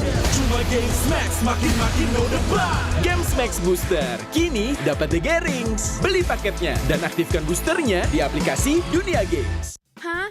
Habis? Ya, kosong. Jauh lagi. Tenang, ada Klik Indomaret. Klik Indomaret, gratis ongkir 1 jam sampai. Klik Indomaret, belanja online seperti di toko. Yang gue rasain Onyx Dark Squad itu di season ini ada yang bakal melengsarkan tahta Onyx. Ya BTR udah ngebuktiin mereka kemarin menang 2-1 sama-sama jago kan. Tim-tim papan atas sepertinya tidak ada yang aman juga karena semuanya kejar-kejaran dan saling mengejar poin. Season ini seru banget soalnya banyak tim yang saling ngalahin gitu lah. Jadi kayak menurut aku MPL season 17 ini bisa dibilang kompetitifnya cukup seru dan semua benar-benar nggak bisa diprediksi. Sang Raja Langit yang masih benar-benar berada di ujung. Onyx kayak biasa sih masih kuat banget, masih konsisten. Nggak tahu sih mereka kayak nggak puas-puas lah buat dapetin gelar juara. Ya mungkin itu juga sih yang dirasain sama Onyx, mereka berhasil mempertahankan konsistensi mereka selama berseason-season kayak gitu. Kalau ngomongin Onyx, mereka tetap kuat, mereka punya winning condition. Mereka udah punya gameplaynya sendiri, mungkin kayak segi trio midnya juga sangat ngeri banget. Jadi menurut aku kalau misalkan emang trio midnya tetap kayak Ricky Boy Suns itu bakal ngeri banget. Mau kiri kanan ganti pun bakal ngeri. Emang pada dasarnya defaultnya tuh udah sejago itu. Nah, bahkan meskipun mereka tiba-tiba kayak rungkat, ya mereka tuh terlalu banyak opsi untuk cari kemenangan gitu loh. Yang akan berusaha untuk memecahkan dominasi dari Onyx, dan kita tahu bagaimana mereka juga adalah salah satu tim yang cukup konsisten. Tim yang bisa dibilang mengancam Onyx ya di season ini. Mungkin ada Dewa, ada BTR, ada EVOS. Mereka yang aku lihat akhir-akhir ini suka perang banget sih. Sedangkan Onyx kan suka dirusak timernya sama orang-orang yang suka perang. Bigatron by Vitality yang membuktikan akhirnya menjadi satu jawaban untuk menghentikan dominasi dari Onyx. Ya BTR udah ngebuktiin mereka kemarin menang 2-1, rosternya dua kan mirip-mirip sama-sama jago kan. Reminder lah buat tim lah, kita emang nggak yang sejago itu ya, kita harus nggak boleh diam sampai di sini ya, kita harus improve terus lah. Seorang diri, dari Pesya, dia pecah sudah wasted. Yang gue rasain Onyx Dark Squad itu, ya mereka ada bolongnya, jadi ya nggak ada yang sempurna sih. Jadi menurut gua tim lain tuh masih bisa ngalahin dia lah. Ya ada potensi lah buat ngalahin Onyx. Ya kayak contohnya TLID yang lagi dominasi kalah sama Geek, Onyx yang lagi dominasi kalah sama BTR. Jadi kayak menurut aku MPL season 17 ini bisa dibilang kompetitifnya cukup seru karena orang yang di peringkat 1 bisa kalah sama orang peringkat bawah. Sebagai salah satu tim, ya kita juga selalu berusaha juga gitu buat ngalahin Onyx, ngalahin dominasinya mereka. Ya kita juga pengen ada juara baru lah. Jadi menurut gua di season ini ada yang bakal melengsarkan tahta Onyx. Misalnya kalau kalian nggak mau jadi Liga Tani ya tim-tim lain harus berusaha jadi lebih bagus. Kalau dapat ya geser kami. Kalau itu pun bisa.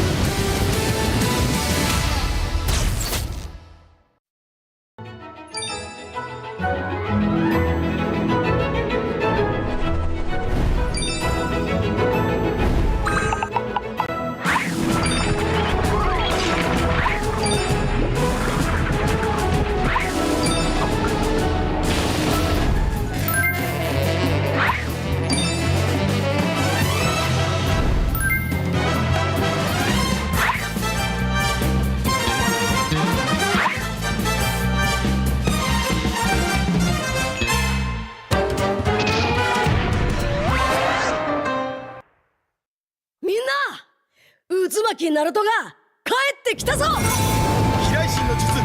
俺ってば父ちゃんを越す火影になる。愚かな子供騙しか。お待てろ。行くぜ。これが俺たちの力だってばよ。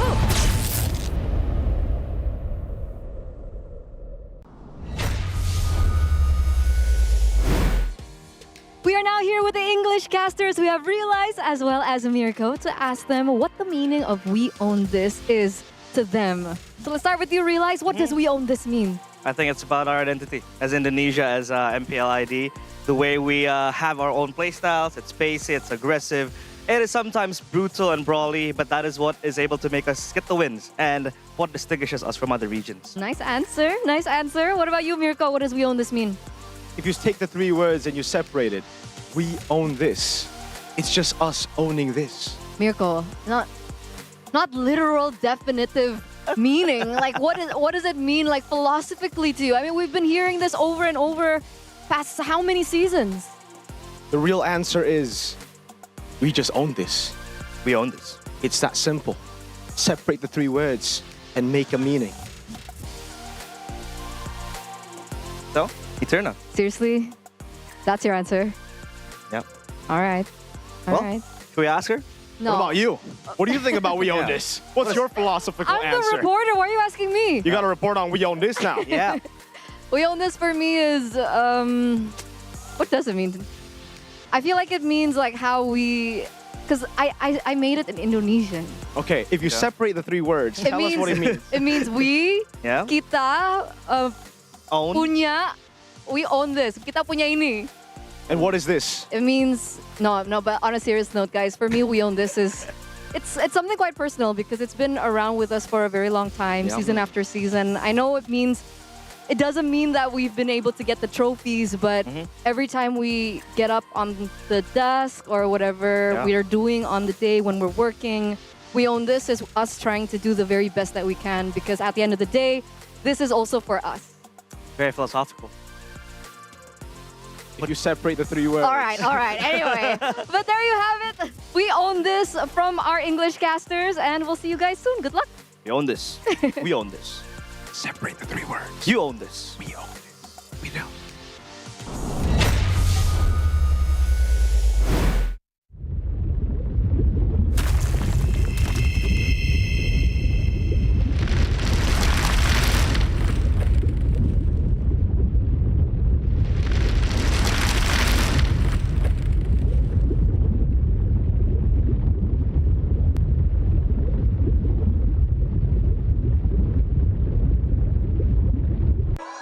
Di tim yang paling susah itu nyatuin semua di tengah perubahan yang nggak ada habisnya. Kami bukan lemah, kami cuma belum searah.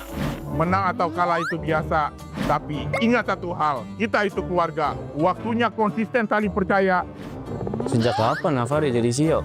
Hah? Lalu dia Ming. Mending lihat ini. Yang ini murahnya beneran. Bantu kita naik level barengan.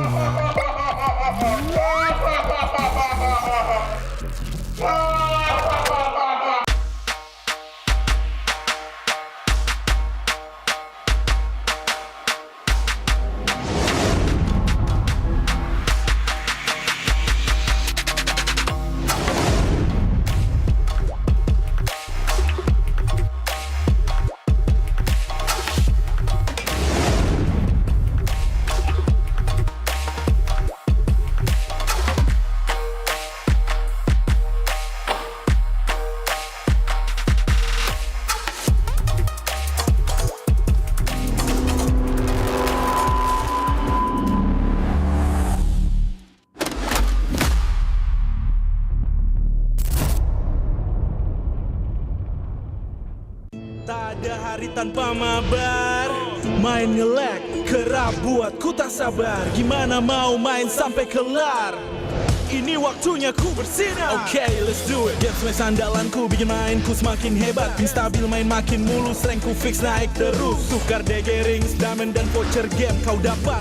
Cuma Game Smash makin no debat.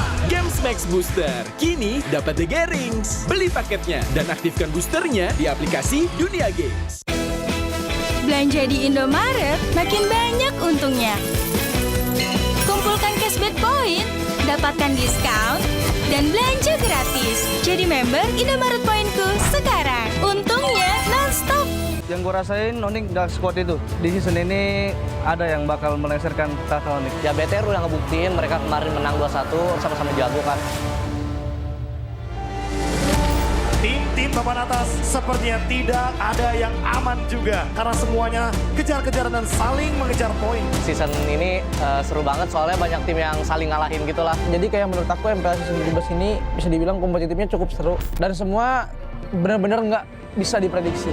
Sang Raja Langit yang masih benar-benar berada di ujung. Onyx kayak biasa sih masih kuat banget, masih konsisten. Nggak tahu sih mereka kayak nggak puas-puas lah buat dapetin gelar juara. Ya mungkin itu juga sih yang dirasain sama Onyx, mereka berhasil mempertahankan konsistensi mereka selama berseason-season kayak gitu sih. Kalau ngomongin Onyx, mereka tetap kuat, mereka punya winning condition. Mereka udah punya gameplaynya sendiri, mungkin kayak segi trio midnya juga sangat ngeri banget. Jadi menurut aku kalau misalkan emang trio midnya tetap kayak Ricky Boy Suns itu bakal ngeri banget. Mau kiri kanan ganti pun bakal ngeri. Emang pada dasarnya defaultnya tuh udah sejago itu. Nah, bahkan meskipun mereka tiba-tiba kayak rungkat, ya mereka tuh terlalu banyak opsi untuk cari kemenangan gitu loh. Yang akan berusaha untuk memecahkan dominasi dari Onyx, dan kita tahu bagaimana mereka juga adalah salah satu tim yang cukup konsisten. Tim yang bisa dibilang mengancam Onyx ya di season ini. Mungkin ada Dewa, ada BTR, ada EVOS. Mereka yang aku lihat akhir-akhir ini suka perang banget sih. Sedangkan Onyx kan suka dirusak timernya sama orang-orang yang suka perang. Vitality yang membuktikan akhirnya menjadi satu jawaban untuk menghentikan dominasi dari Onyx. Ya BTR udah ngebuktiin mereka kemarin menang 2-1, rosternya juga kan mirip-mirip sama-sama jago kan. Reminder lah buat tim lah, kita emang nggak yang sejago itu ya, kita harus nggak boleh diam sampai di sini ya, kita harus improve terus lah. Salah diri, dari Pesja, dia pecah sudah wasted. Yang gue rasain Onyx Dark Squad itu, ya mereka ada bolongnya, jadi ya nggak ada yang sempurna sih. Jadi menurut gue tim lain tuh masih bisa ngalahin dia lah. Ya ada potensi lah buat ngalahin Onyx. Ya kayak contohnya TLID yang lagi dominasi kalah sama Geek, Onyx yang lagi dominasi kalah sama BTR. Jadi kayak menurut aku MPL season 17 ini bisa dibilang kompetitifnya cukup seru karena orang yang di peringkat 1 bisa kalah sama orang peringkat bawah. Sebagai salah satu tim, ya kita juga selalu berusaha juga gitu buat ngalahin Onyx, ngalahin dominasinya mereka. Ya kita juga pengen ada juara baru lah. Jadi menurut gua di season ini ada yang bakal melengsarkan tahta Onyx. Misalnya kalau kalian nggak mau jadi Liga Tani ya tim-tim lain harus berusaha jadi lebih bagus. Kalau dapat ya geser kami. Kalau itu pun bisa.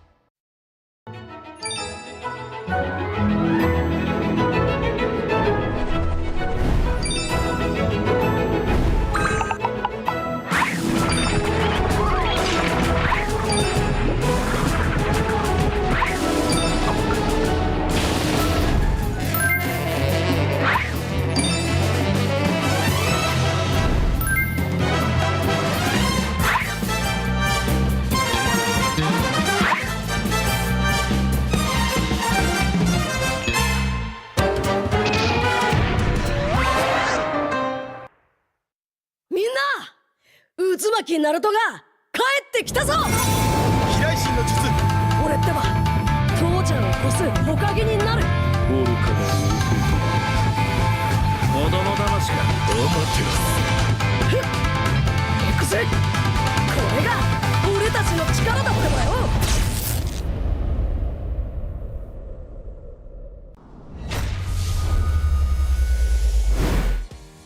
We are now here with the English casters. We have Realize as well as Mirko to ask them what the meaning of "We Own This" is to them. So let's start with you, Realize. What does "We Own This" mean? I think it's about our identity as Indonesia, as MPL ID. The way we have our own playstyles. It's pacey, it's aggressive. It is sometimes brutal and brawly, but that is what is able to make us get the wins and what distinguishes us from other regions. Nice answer. Nice answer. What about you, Mirko? What does "We Own This" mean? If you take the 3 words and you separate it, we own this.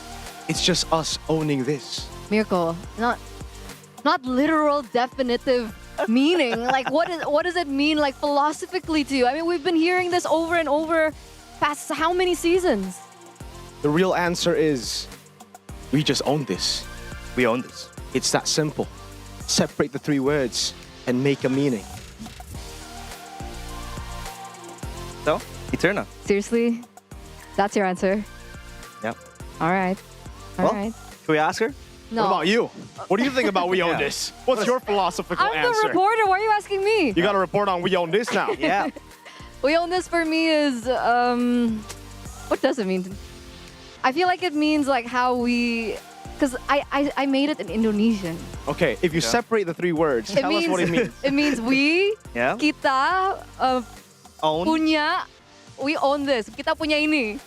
And what is this? It means no. But on a serious note, guys, for me, we own this is it's something quite personal because it's been around with us for a very long time, Yeah. season after season. I know it doesn't mean that we've been able to get the trophies, but every time we get up on the desk or whatever Yeah. we are doing on the day when we're working, we own this is us trying to do the very best that we can because at the end of the day, this is also for us. Very philosophical. If you separate the 3 words. All right. Anyway, but there you have it. We own this from our English casters, and we'll see you guys soon. Good luck. We own this. We own this. Separate the 3 words. You own this. We own this. We do.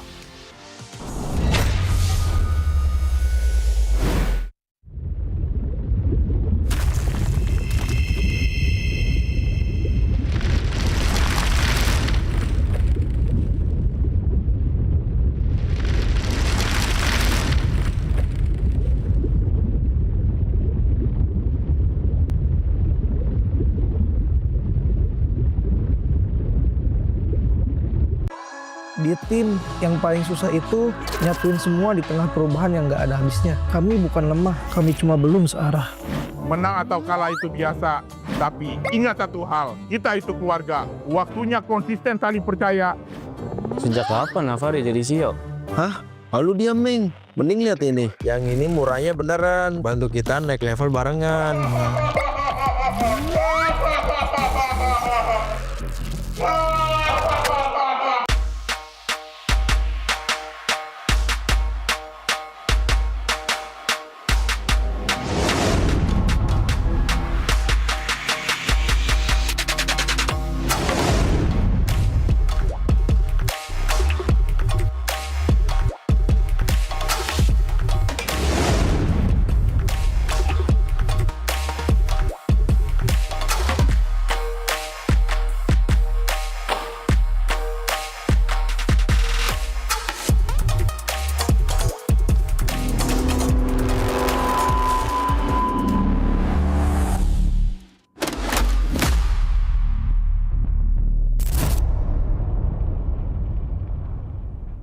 Tak ada hari tanpa mabar. Main nge-lag, kerap buat ku tak sabar. Gimana mau main sampai kelar? Ini waktunya ku bersinar. Okay, let's do it. Game smash andalanku bikin mainku semakin hebat. Tim stabil main makin mulus, rankku fix naik terus. Tukar DG rings, diamond dan voucher game kau dapat. Cuma Game Smash makin no debat. Game Max Booster, kini dapat DG Rings. Beli paketnya dan aktifkan boosternya di aplikasi Dunia Games. Belanja di Indomaret makin banyak untungnya. Kumpulkan cashback point, dapatkan diskon, dan belanja gratis. Jadi member Indomaret Poinku sekarang. Untungnya non-stop. Yang gue rasain Onyx gak sekuat itu. Di season ini ada yang bakal melengsarkan tahta Onyx. Ya BTR udah ngebuktiin mereka kemarin menang 2-1, sama-sama jago kan. Tim papan atas sepertinya tidak ada yang aman juga karena semuanya kejar-kejaran dan saling mengejar poin. Season ini seru banget soalnya banyak tim yang saling ngalahin gitu lah. Jadi kayak menurut aku MPL season 17 ini bisa dibilang kompetitifnya cukup seru. Dan semua benar-benar nggak bisa diprediksi. Sang Raja Langit yang masih benar-benar berada di ujung. Onyx kayak biasa sih, masih kuat banget, masih konsisten. Gak tau sih, mereka kayak nggak puas-puas lah buat dapetin gelar juara. Ya mungkin itu juga sih yang dirasain sama Onyx, mereka berhasil mempertahankan konsistensi mereka selama berseason-season kayak gitu. Kalau ngomongin Onyx, mereka tetap kuat, mereka punya winning condition. Mereka udah punya gameplaynya sendiri, mungkin kayak segi trio midnya juga sangat ngeri banget. Jadi menurut aku kalau misalkan emang trio midnya tetap kayak Ricky Boy Sans, itu bakal ngeri banget. Mau kiri kanan ganti pun bakal ngeri. Emang pada dasarnya defaultnya tuh udah sejago itu. Nah, bahkan meskipun mereka tiba-tiba kayak rungkat, ya mereka tuh terlalu banyak opsi untuk cari kemenangan gitu loh. Yang akan berusaha untuk memecahkan dominasi dari Onyx, dan kita tahu bagaimana mereka juga adalah salah satu tim yang cukup konsisten. Tim yang bisa dibilang mengancam Onyx ya di season ini. Mungkin ada Dewa, ada BTR, ada EVOS. Mereka yang aku lihat akhir-akhir ini suka perang banget sih. Sedangkan Onyx kan suka dirusak timernya sama orang-orang yang suka perang. Vitality yang membuktikan akhirnya menjadi satu jawaban untuk menghentikan dominasi dari Onyx. Ya BTR udah ngebuktiin mereka kemarin menang 2-1, rosternya juga kan mirip-mirip, sama-sama jago kan. Reminder lah buat tim lah, kita emang nggak yang sejago itu, ya kita harus nggak boleh diam sampai di sini, ya kita harus improve terus lah.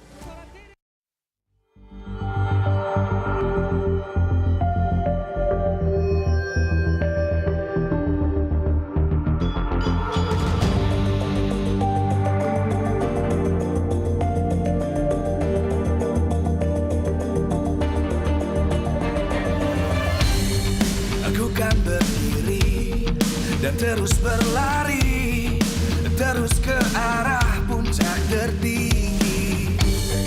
Ku takkan berhenti, hanya sampai di sini.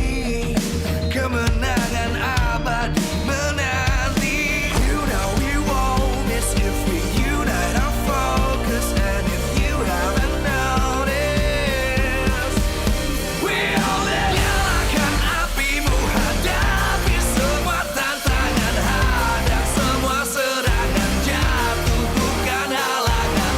Bakar semangatmu, janganlah engkau menyerah. Kita akan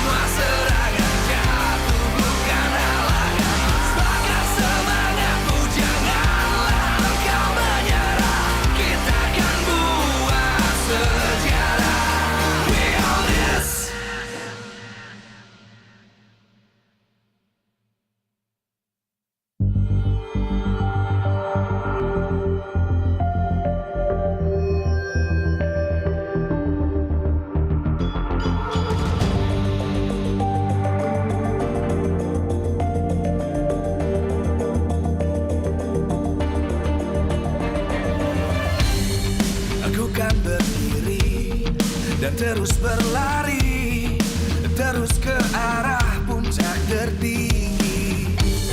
Ku takkan berhenti, hanya sampai di sini.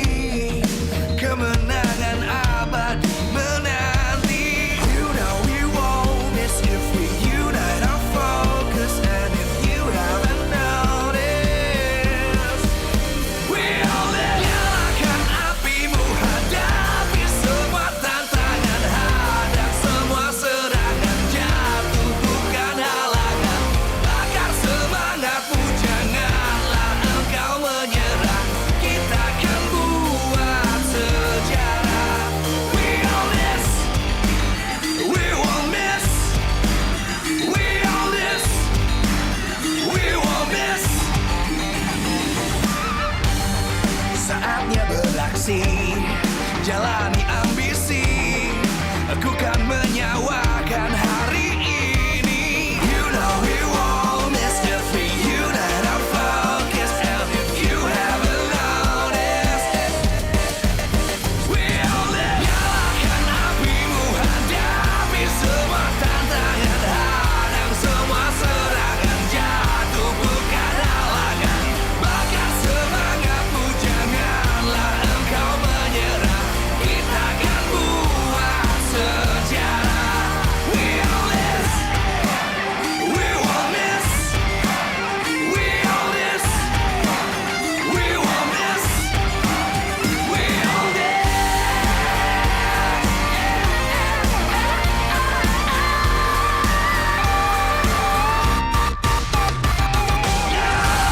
Apimu, hadapi semua tantangan, hadang semua.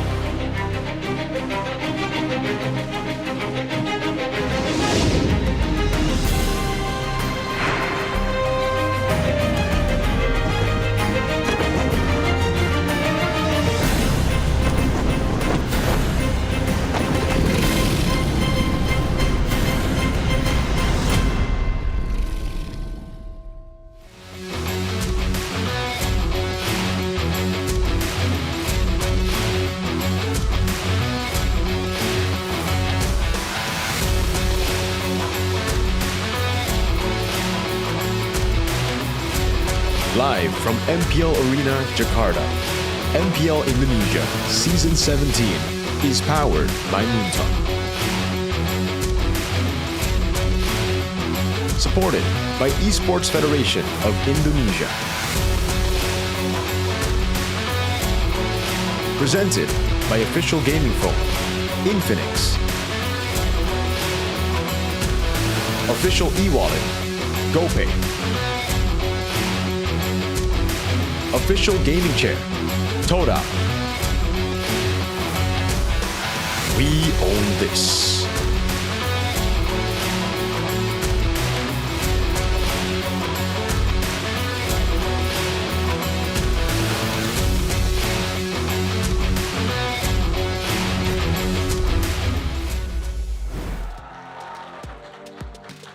Superfans, selamat datang kembali di MPL Indonesia Season 17, hari yang kedua, match penutupan di malam minggu ini. Di week yang keempat, banyak sekali hal-hal yang terjadi. Dan kita bisa melihat bahwa klasemen sementara begitu menggugah hati, bagaimana tidak. Banyak sekali tim yang memiliki poin match win yang sama.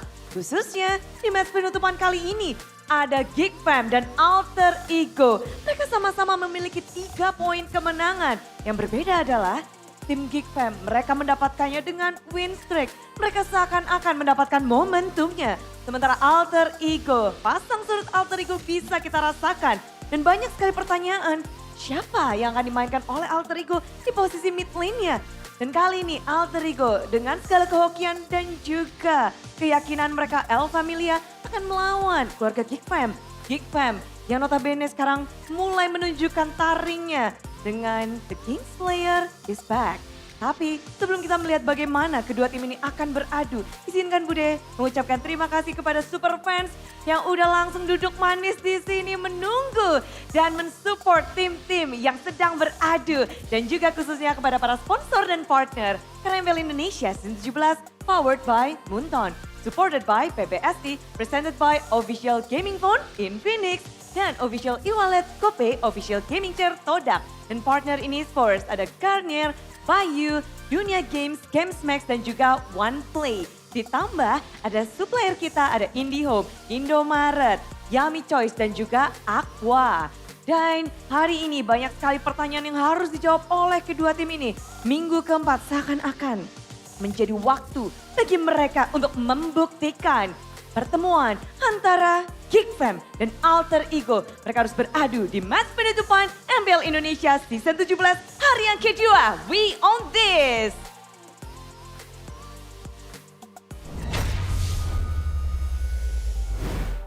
Welcome back, boys and girls, ladies and gentlemen, to the final match of the day as we are going to be seeing El Familia, Alter Ego, going up against the Kingslayers in Geek Fam. It looks like right now Geek Fam are sitting on a 3-match win streak, so momentum is definitely on their favor, and it's a little bit different for Alter Ego. But what can we expect coming into this next match? I think we can expect Leo Moore to be prioritized pretty heavily here. Both Yazuke and May Kids have been playing. It's almost like they're pushing the MMR of these picks. MMR on MPL, that's a different level, man. I'm wondering if the Fanny might make an appearance. You know, it's kind of cool because both teams have a very adept Fanny player. Would be nice. Would be cool. That's true. That's true. I think totally so far we've seen the Fanny being banned out. Yeah. Yeah, Fanny is usually part of the first phase ban. Oh, but it was used earlier once. the third game of our first match, it was actually. Oh wait, it was picked up. Yeah. Yeah, Moreno wrecked it though. Yeah. Kevin, the jolt. I don't want to talk about that. Why not? That was a great match. The second match was also great. Oh, why you gotta give Arashi, you know, the... All right. Second match was great. We're on the same boat. No, you're second place. He's 9th place. Not anymore. Not anymore. Oh, really? I don't think so. I think... Oh. No. You're second now. No, yeah. Okay, anyway, what do you guys think? It's- How do Alter Ego stop Geek's dominance right now? Do you think A, Dominance? let Cyrus play, B, let Hijume play, or C, respect Beloyski's power heroes? Are you an A, B, or C man? I'm a C man. I'm a C man here. C man? Yeah, I think... Okay. But I'm a C and a B man. I'm a C and a B man. You're a B and C. C-man and a B-man. Yes, sir. Okay, what Yes, about sir. you? I think I gotta go with the C, man. I kind of C see. as well. I kind of see the point on that one. Okay. Do we need Number to B elaborate and C. that a little bit more? Like what Beloyski hero? Because I feel like Beloyski has quite an array of heroes now. Yeah, ideally we would ban out Beloyski overall, right? Ideally, but Point since taken. it's not possible. I guess the Hellcurds, right? Some of these setting up heroes that can kind of ruin the neutral objective game for Alter Ego, perhaps, right? Absolutely. But of course, Get him out of here. but we saw the two options, right? A and B, right? Hijume or Cyrus? I think that's gonna be one of our main topics of discussion. Do you think Hijume or Cyrus is the better fit for Alter Ego right now? Because if we take a look at the stats for Hijume, he's played 4 times, lost once, won 3 times. No, the opposite. Won once, lost 3 times. In Cyrus's case, he's played yeah, you guys can read. Anyway, go ahead. Right. Numbers. Well, personally, I feel like Hijume is just a bit more tried and tested, and I like how he's a bit more aggro, right? I feel like unlike the usual mid laners, he's one of the crazier ones that keeps flickering forward and all that. I kind of like how that kind of plays out with a team. But again, if they're changing their playstyle, then maybe there's an idea right there. So, are you more Cyrus or are you more Hijume? For now, I think I'm still Hijume, but you know. Okay. We'll take a look at Cyrus right now. I mean, we're looking at, his gameplay from his previous matches, and I think one thing to note is his interesting hero pool, right? He picked up the Odette. I heard that you had a little bit of emotion there. You were like, when Arashi was talking about Cyrus. Do you have a different opinion? No, I agree. I like Hijume better, but I was just surprised because I thought Cyrus would be Arashi's choice, you know? Why? For mid laner, playing just systematically, doesn't do anything too crazy. Even with the Odette, you can see like it's mostly just following up, right? It's not him making the proactive move. It's just him understanding his job desk and going. Well, maybe it's the case of like I usually play that way, right? A bit more safe, a bit more textbook. So I kind of like seeing the crazier side that I don't get to explore usually. Perhaps. But on the other side, we have Hijume, number 1 mid laner, first blood. Yep. Number 5 mid laner, damage per minute. Yep. But if there's anything we can take from these stats, is the fact that from the early game, he's already really pushing up the gas. And again, I like how bold he can be, especially in this meta where the mid lane, plays such a big role in like how you rotate, how you really get pressure, right? I think Hijume and that style, that aggressive style, kind of keeps your opponents guessing. And even if you don't get the first blood, you kind of open up avenues for your teammates, your jungler, to come in, get a gank, and maybe because you're crazy like that, you burn your opponent's flicker, and now they can't flicker out of a gank. I kind of like that idea. So it's like the resource baiting that Hijume can offer.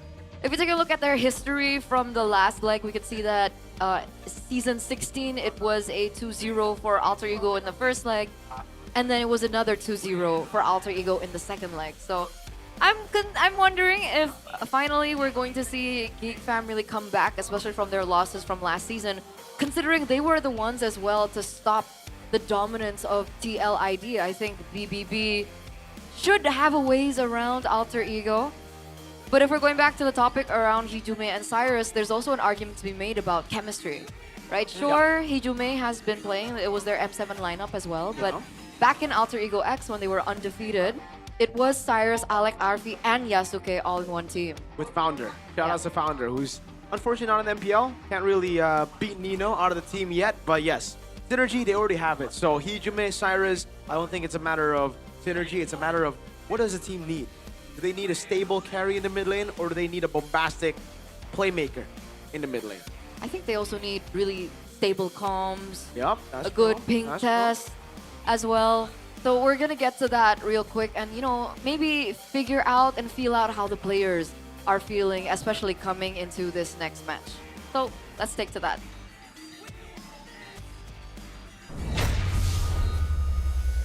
Kenapa lu suka banget rekomendasi ke teman PH lu makanan Indo? Ya, karena gue emang suka banget makanan di Indo, parah. Oh gitu. Kenapa lu nggak coba bikin konten mukbang aja? Kayak ini ya, kayak Tujuh sama Antemeg ya? Iya. Ya bisa sih. Kalian lu ajakin mereka makan bareng, mukbang Iya, bareng. pas banget ya. Iya. Emang banyak yang nonton ya menurut lu ya? Banyak sih pasti. Terus ajakin tuh siapa? Keldra sama Kairi. Oh iya bisa sih. Oh iya. Bisa tuh. Bisa ya? Iya bisa banget sih. Apa ya enak ya di mukbang ya? Ini kali ya. Lu sukanya apa? Makanan Indo? Bakmi ayam kampung, Le. Enak banget. Ayam kampung ya? Iya, enak banget. Bisa sih tapi, Le. Coba ya kali ya. Coba sih, boleh sih itu. Kalau harusnya belum pernah coba itu bakmi ayam kampung. Harusnya ya. Harusnya sih Keldra ya. Cobain sih Keldra. Coba sih, dia harus nyoba sih. Iya. No, gawat nih No, kalau kita kalah lagi bisa dibalikin ke GH lama nih. Oh iya, Meng. Iya, ke GH Kamboja, No. Kata siapa, Meng? Ya kata Kodelwin. Tuh, mana panas lagi. Ya nggak apa-apa sih, Meng sebenarnya. Cuman ya pasti sekarang nggak mungkin kalah nggak sih, Meng? Sekarang mah kagak mungkin sih, No. Iya, udah pede banget nggak sih nih? Iya, udah pede banget nih gua. Ayo. Kalau kalah gimana, No? Kalau kalah pindah GH aja lagi ya? Ya mungkin pindah GH sih sama Kodelwin. Boleh sih kalau kalah ya. Iya. Ngomong-ngomong nih, Meng ya. Ya. Marcel lagi jago banget nih, Meng. Si Marcel? Si Marcel. Sama Dwi kan? Meng. Oi. Aboy lagi menang-menang mulu, Meng. Menang-menang mulu kan kemarin gua kalahin, No. Pencet emot, sorry. Pencet emot, emang iya, Meng? Iya, tapi oke, Meng, bahas yang kemarin. Ya. Yang kemarin mah udah lah ya. Benar. Yang kemarin mah udah. Kemarin cuma nih, ya. Hari ini gimana persiapan buat lawan Aboy? Sebenarnya persiapannya ya lebih baik aja sih, No. Lebih baik. Buat diri sendiri dari minggu kemarin sih. Oke.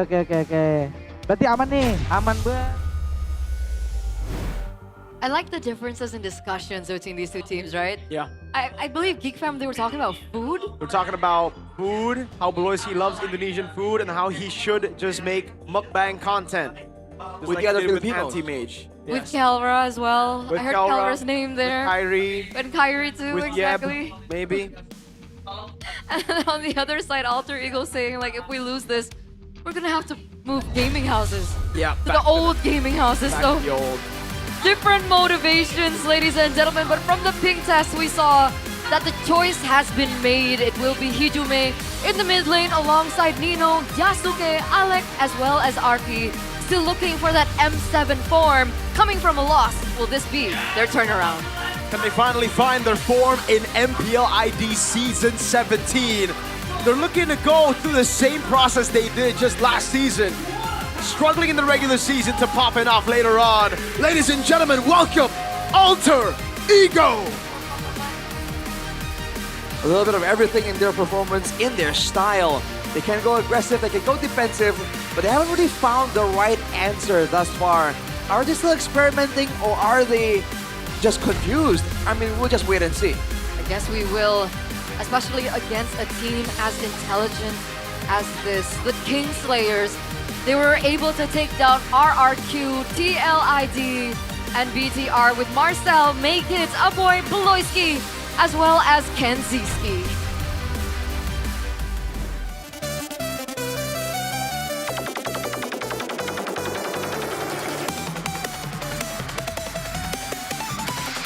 You can try to doubt them. You can try to forget about the pattern, just like Shepard, the guy who's a fan of this team. But you can never deny it when it finally shows up on stage, especially with the man you see on your screen, BBB. When he's at the helms, leading the team, drafting for the team, coaching for the team, doing everything, the team lights up. Can they relive that once winning roster in Season 12? Can they get back to that? Because I think they got the potential in this roster. Ladies and gentlemen, this is Geek Fam! This is that team that has so much potential, but they haven't really popped off just about yet. They do really well when they're the underdogs, and you always seem to see the best of them when you counted them out. They've never followed, well, they follow a lot of patterns, but their main fan on the desk does not believe in them. We'll see how they do against Alter Ego. Are they even the favorites? I'm not sure. They're never the favorite. Actually, they are the favorites. Right now, yeah? Yeah. Between these two teams? Remember, Alter Ego, they're just lucky. We gotta go back to that That's if they true. want to start winning. All right, They're just all right. lucky. Huge. Oh, you're right. Like, he looks massive. Like, Styx is a tall guy, but Frizzy, like, towers over him. What? Yeah, he's a big dude. Damn. Well, kind of caught off guard there. Wow. Rashi. You like tall guys, Arash? Like big They're, dudes. they're intimidated. Okay. You intimidated by Frizzy? Rash? His hair's a little frizzy. You intimidated by Frizzy or Rash? I don't think that answers the question, but... No idea. Okay. All right. Man, the drafting phase is going to be so interesting here, yes, especially yes. because there's so many options for both teams, right? Sefer with the surprise picks, but now, if you're assuming Beloyski is doing a lot of the drafting choices, I do wonder how he views the current meta even more. I agree, I agree.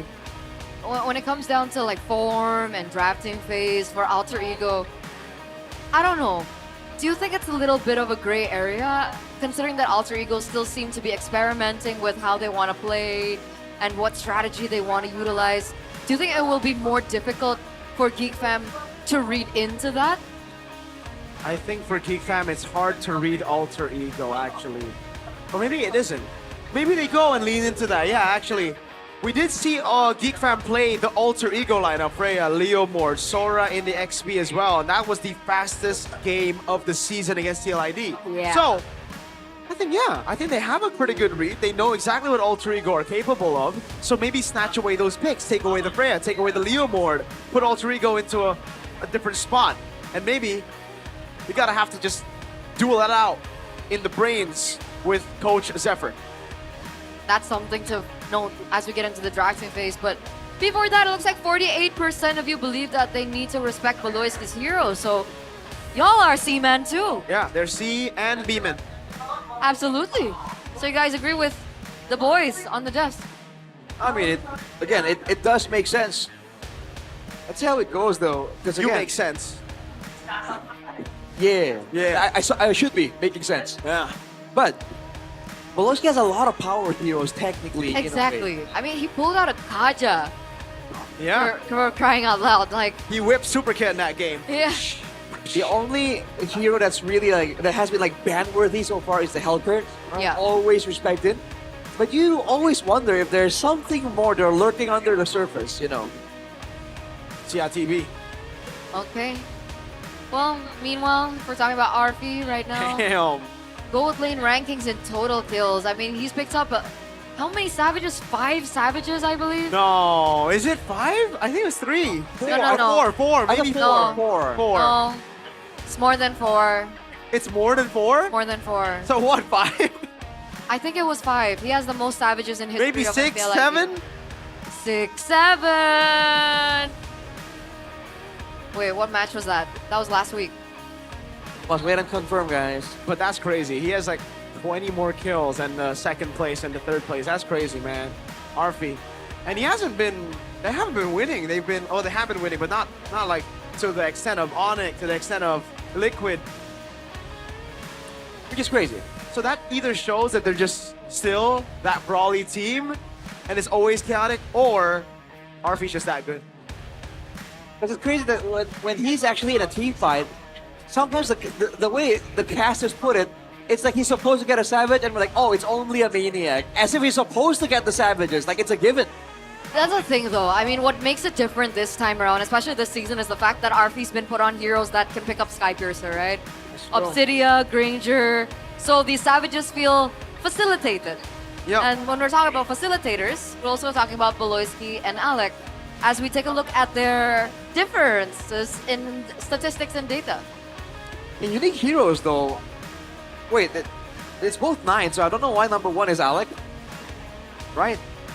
Am I reading that correctly? Because his name starts with an A. Is that Like actually an it? They're both number thing? 1. They're both tied for number 1. That's supposed to Cool. be, the stats, but yeah. Well, this is their chance to widen the gap, right? Get some of those weirder picks. Do you want to widen the gap or do you want to win? I don't think they care about I mean, if you're good at the game, you can do both. Oh, sorry. Keep going, keep going. Dare to be great. So you gotta find a new pick over other than Eve and Juicin or Arashi. When the meta changes. Right now, I want you on the Juicin and Eve, man. Yes, coach. Hear that? Hear that, Eterna? I heard the Juicin, coach. I Eve, heard do the not coach. change. Do not try to play Lilia because it's cool. No. I've been playing Zetian. You saw what Yehezkiel did. Not much. Okay. I can't find it, but I swear it's like 5 or 6 Savages. Arfi. It's supposed to be 6 or 7, not 5 or 6 for sure. 6, 7! Can you stop baiting me? Anyway, second pick selection goes to Geek. So, Wow. The blaming is crazy. The gaslighting is no, 'cause he wild. keeps saying 6, 7, and 6, 7. It's like a conditioned reflex. Yeah. It is. You know what? I need to it's see a doctor. Conspiracy theory. I think it's a plant. It's a plant. 6-7 is a plant by some government. He's like, now kids are conditioned to go 6-7 whenever we say anything about 6 or 7. When is that gonna come in handy? You'll see in week 6 or 6. 7 years. Oh. Random map draw, flying clouds. How did you find? Wow, you predicted the flying clouds. What? Or did you read it out? I read it. Oh, because when you said flying cloud, I looked and then the flying cloud showed. I thought you predicted the flying cloud. I should have went with that. Yeah. Oh, well, anyway. Okay, game number 1, Drafting Phase presented to you by the official gaming phone Infinix GT50 Pro. Hellcurt Chip already banned out, respecting Beloyski. They are also Seamen. They are also Seamen. Yes, exactly. Geek also respect Yasuke's potential. Guinevere, Yeah. you see the Fanny ban as well. It's also respecting Alec, I think. Yeah. Technically, yeah, the Grim has flex potential. Obvious. Yeah. Very early on. Marcel's been crazy on those reset heroes, man. Those unlimited dash heroes. So, could be an Arlet opener too for Alter Ego, right? Okay, Sora gets banned out. This should be the Juicin. I mean, but knowing Alter Ego though, remember, the prio might be on Leomord. Because Geek Fam have been prioritizing Leomord a lot. Never mind. Let's still go for the Juicin. This should be where the Leomord comes in for Geek Fam. And Marcel. And Marcel, yes. Oh, they don't. They go Freya. Leomord Freya, sorry. I forgot about the Freya. That's crazy that Alter Ego didn't go Freya. Interesting. By the way, did they fix the player pictures? I think they did. Beloyski, I think they had a for alter ego there. Oh, we're off. Oh, you know why? You know why? Rashi. They're trying to give the Leomord over so that Maykids can be on a signature pick. Isuyo? Yes, sir. Yes, sir. Yes, Okay. Is it that scary though that you would rather give over like the Leomord? Yes. A good Suyo is oh, they don't bite. They don't bite. They don't bite on it. Huh. Interesting. They do get the Kalia though, but Kalia Chushin, so a lot of brawls, a lot of survivability, but not a lot of pick-off potential technically. Especially because Geek Fam picked up the Fredrin. Okay, so they've completely ignored the Marcel. They've completely ignored the Leomord. That's something that can be respected coming into the second phase. YSS is still a flex pick because so far from Alter Ego, the only person who's utilized it is actually Arfi, not Yasuke. So Harley gets banned. They're sniffing that this might not go into the jungle. If you were Geek, what else would you respect? I guess Yasuke? Yeah. I guess, well, the Leomord they can pick up, so they don't have to ban it right now. I guess it depends, right? What do Alter Ego ban? I think Alter Ego should ban Marcel, because Geek still hasn't picked up a roamer. Yeah. But I guess if it's not banned, Alter Ego can kind of like give them the option. Like, do you want to get the Marcel? Or do you want to get the Leomord? Right? Tough decisions. But no, It's crazy that the Marcel was completely ignored in the first phase. Interesting. All right. If I ban out the Harley, what do they ban on next? Are they convinced that the Yi Sun-shin's gonna go gold? I don't think so. Because they banned the Harley, so did they go double Leomord now? Leomord ban? Or are they just trying to force the Yi Sun-shin to go in the gold lane instead? Oh wait. Yeah. Or force it to go to the jungle instead. What happened to Glue? Oh wait, you're right. Exactly, that's why there are a lot of... They banned both. They banned Harley and Harriet. They're like, okay, wherever the Yi Sun-shin goes, we're just gonna make sure. Okay, Arlet gets banned out. There you go. Expected the Arlet to come through in the first phase too. So many picks. Glue open again, like you said. But with the Kalea, the Glue shouldn't come out. Right now, I think for Geek Fam, they might just want to go for mid-trio. Something like a Khalid. No, they go Glue in. Against the Kalea, they go Glue. All right, Ultra don't really have any Shred. Do they bank on Shred now, or... I'm so confused. Do they move YSS to the jungle? I don't think so. I think they keep it in gold. So keep it in gold and... Oh, pick up what? They go Suyo, Alice but angle? it can't because... Unless they go Yi Sun-shin jungle and then Esme CC. Esme is good. Yeah, Esme gold against the Freya, CC XP against whoever, but then you play for the Fredrin. But yes, then the Yi Sun-shin would go jungle. Interesting. Is there no angle for like a Granger or Freya? Oh! Pass! Debut pick Brody! Okay. What? Okay. Is this the right time to bring out the Brody though? Because Geek Fam can just go... That's why they banned out the Arlet. That's really good. But I still think Geek Fam can go Yuzong and confirm the neutral objectives. Can also... You know, fun fact, I've heard a lot of mixed opinions. About? Some XP laners say Yuzong is good against Brody. Other XP laners say Brody smashes Yuzong. Huh. Yeah. So skill matchup. I guess. But like in the team fights, yeah. Interesting. So alright, Geek Fam, what do they go for? Brody can't go... Oh, Brody can go Purify. I think Uranus is pretty good too, by the way. Esmeralda is Uranus. I think Uranus, no? Could be. What? Oh my... Valir Rome? Okay, we just can't read Geek Fam and Beloy's mind. We can't read Zephyr's mind. We've seen a Valiant roam like way back and it didn't even do that well. No? I don't remember. Back then the idea is that when you're Valiant roam, I think so, no? We saw it once like, what, 4 seasons back or something? So the idea is that back then when the roamers would like duel out for control, against the Valir you can't do much because you just get perma-stun. Because all the roamers were fighters, right? And with the Valir, when you hit the fireball, it resets and stuns you. So you end up just bullying all the roamers away. But I don't see how it works here. Yeah. Unless it's meant to just like to peel and push everyone back. I don't get it. So Glue's the XP laner? Oh yeah, Glue XP. What? Well, Right. I guess this is debut Valir Roam too. Yup, we saw Valir mid by Moreno. But now we're gonna see the Valir in the roam position by Beloyski.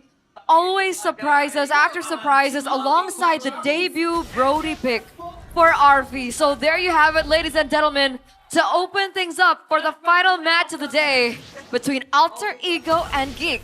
Who will be able to pick up the first point? That's a good question. Geek Fam on a crazy win streak. And Alter Ego building towards that lose streak, actually. If they lose here, they might go down to 8th? No. All right, they're still going to stay in 7th, but it's going to be stuck. They're going to be stuck in 7th. Emblems by Bayou here. Wilderness Blessing and Agility for the Roamers. This is the same emblem setup for a Glue, by the way. Common emblem with the two foot-shaped emblems. And Hijumi with the Bargain Hunter as well. So not really concerned about all these divers. Oh, Aloy. Yeah, Yazuke very aggressive, trying to go for the steal right now. Alec flickers in as well. Marcel doing a good job. Yazuke killing spree. Oh man, he gets away for a bit, gets a purple steal, but dies in the end. 1-for-1 trade so far. Looks like Makis is looking for a little bit more. Doing some damage. Alec caught in hot land. Yeah, all alone. Make Kids gets a quick shank. Say goodbye. 2-for-1 trade in favor of Geek in the early stage of the game. But what I found peculiar was even when we saw Valir in the mid lane, he went for this emblem. The Brave Smite. The Brave Smite. But even as Rome, Beloyski didn't go for Brave Smite. Because I think the idea for him is like, if you want to focus me down in the fights, go ahead. That means a boy will be free. But look at this. Whoa! Ah, this is so brawl! All the way from the first minute, Alter Ego. Just keep on fighting. There's a no boy, power. A boy didn't expect it at all. Neither did Beloyski. I mean, their battle spells were down. And Makis only just cleared his own purple camp. Man, this game is already going off the rails. Makis solo? The turtle? Huh?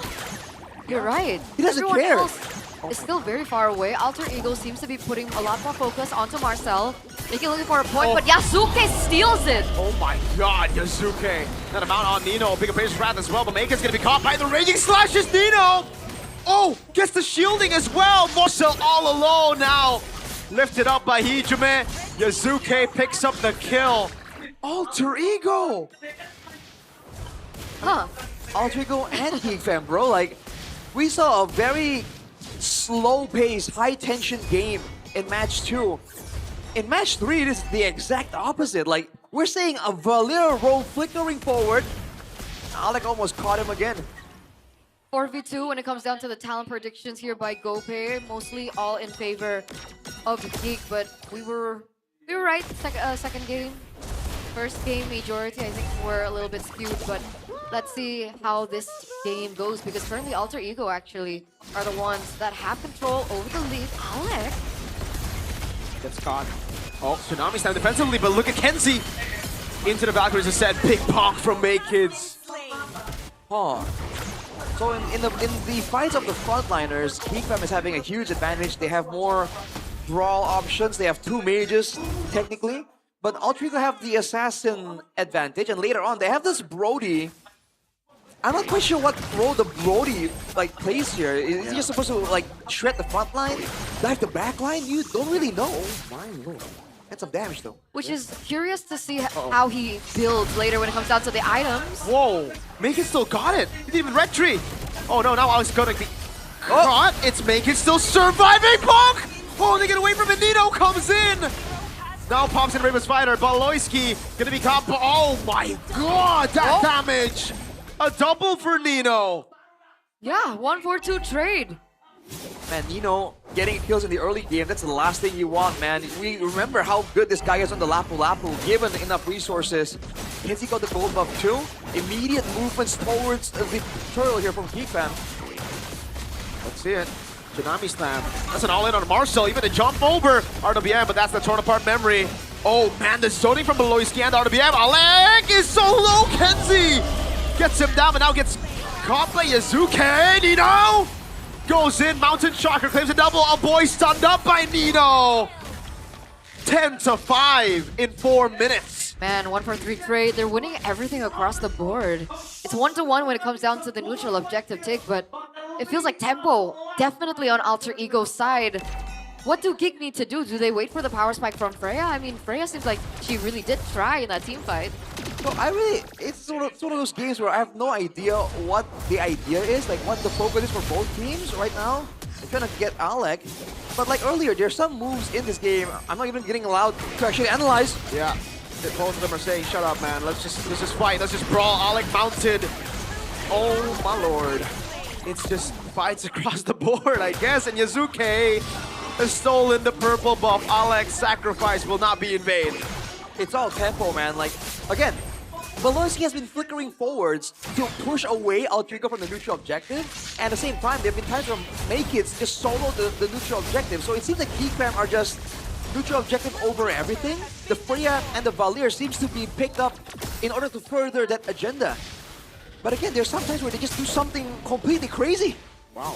But the trades are good, right? Alec. Tsunami Slam. Wait, on the Frederick. Falcon descent to the back line by Kenziski. Doesn't have to purify, but goes in for the damage anyways. RP, tried to go for the Tone Apart Memory there, but was not able to get it in time. Make-Kids Glow gets the bog on Alec! But it's not enough to take him down as Yazuke is unstoppable. Glue on the other side. It's Marcel looking for a trade. Voloisky caught in the Mountain Shocker, pops in the ultimate and gets away. Whoa. Sky Piercer, RP. But you see what I mean? Split push Glue on the side there instead of participating in the brawls. You don't quite understand like the reasoning here. Now with the turtle up, Geekfam, who has been playing for the turtle, are not in position. Dude, they're so quick. Make-Kids can't even breathe. Look at him. He just got back and Yazuke gets a turtle. Oh, he did retry. He wants to go for more. Oh, Make-Kids. Did he take it? Takes it with the retry. No, Make-Kids secured it. It's got it. All right. Lucky. Marcel now jumping in, going for the mount, but he's all alone. The Tsunami Slam was baited in. Oh, even with the Crimson Beacon, he still brings him into RWM. That's again in the back. Yazuke tearing them apart with Nino. Make-Kids gets a big bomb, gets a bit of HP, as that's Kenzie. Looking for more, trying to jump on Yazuke. He's gonna be picked up though for sure here. Oh, he doesn't know mana here! Oh my lord! What? Everyone falls! It's a wipeout to Alter Ego! I've never seen that before. What is success? You see that? What? Success? 7 minutes? Already wiped out? I mean, Kenziski was doing a lot of work in the back line. He was able to take down Arfi. We're gonna see it in the replay presented to you by Infinix, but break that down for us. It's all Yazuke, man. Deletes Voloisky, deletes a boy as well. No backline. The fighters are trying to find something, but it doesn't matter. I'm surprised Make-Kids even lasted this long with everyone beating him up. And right here, it's just unfortunate, man. It played out so perfectly for Alter Ego. It's ridiculous. What is success? You see the tag? When... Okay. I've never seen that. Oh, Tsunami Slam. Never mind. We don't get to talk. No down moments, man. No talking. Oh, you're gonna be thrown back to the fray. Front of our memory, and not enough. Wow. Shocker, Yazuke! Again, now he goes for Make-Kids! Oh my lord, Yazuke! Nino walks up, gets the stun, the Raging Slash for the monster kill. Wow. They're not allowing Arfi to get a stack at all. Nino's gobbling up those kills. Yasuke is gobbling up those kills. Even Hijume is gobbling up those kills. Oh my lord, Voloisky doesn't Oh my god. Yasuke picks up the kill. Again, he's legendary. Oh, they are... I don't think they were going to exhaust that many resources to get the Roamer. That is not a mid-lane Valir. It's Roam Valir. One more kill off the 7 death power spike for Voloisky though, and the Lord is indeed up.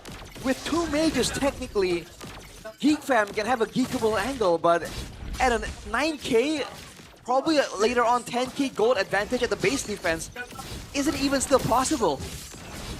Let's see. Obviously, this Lord is going to fall into the hands of Alter Ego, but both Aboy and Voloisky have secured the Ice Queen 1. Aldo likes to call it as like one of the power spikes that these mid laners like to get. Is this something that maybe we might be looking for? The Ice Queen's effect? Exactly. I mean, they have 2, right? Beloy has 1 as well. Exactly, that's why. They can just stack it up really fast, sure, but what are they going to do with against Alter Ego afterwards, right? They have so much mobility built in Alter Ego. You've seen Hijume and Nino completely outmaneuver. Brute force for Voloisky. It's a hybrid hybrid mage style that like Leaf can go for as well. Extra bit of tankiness. I don't know if that's gonna save him or his team though. Oh man, BOD and the Malefic Roar for Yasuke. Yeah. That's insane. At 10 minutes, a 5,000 gold gap in between the junglers. Nino zoning already with Raven Spider. Pelosi trying to clear up top. Kenzie's gotta respect the Eastern Shin. At this point, Hey, RP! Give the Sky Piercer over to Yazuke, right? Oh, Alec. There you go, that's the stock. That's the fire. Look at how slow he is. Exactly, that's what I was talking about. Pelosi. In front of the fire on Alec, who's a water-based hero, technically. Does the Ice Queen wand slow affect stack? Or is it just like a cap, like a fixed I don't number? think so. I think it's a cap. But the cooldown for the application of those stacks, I think, are individual.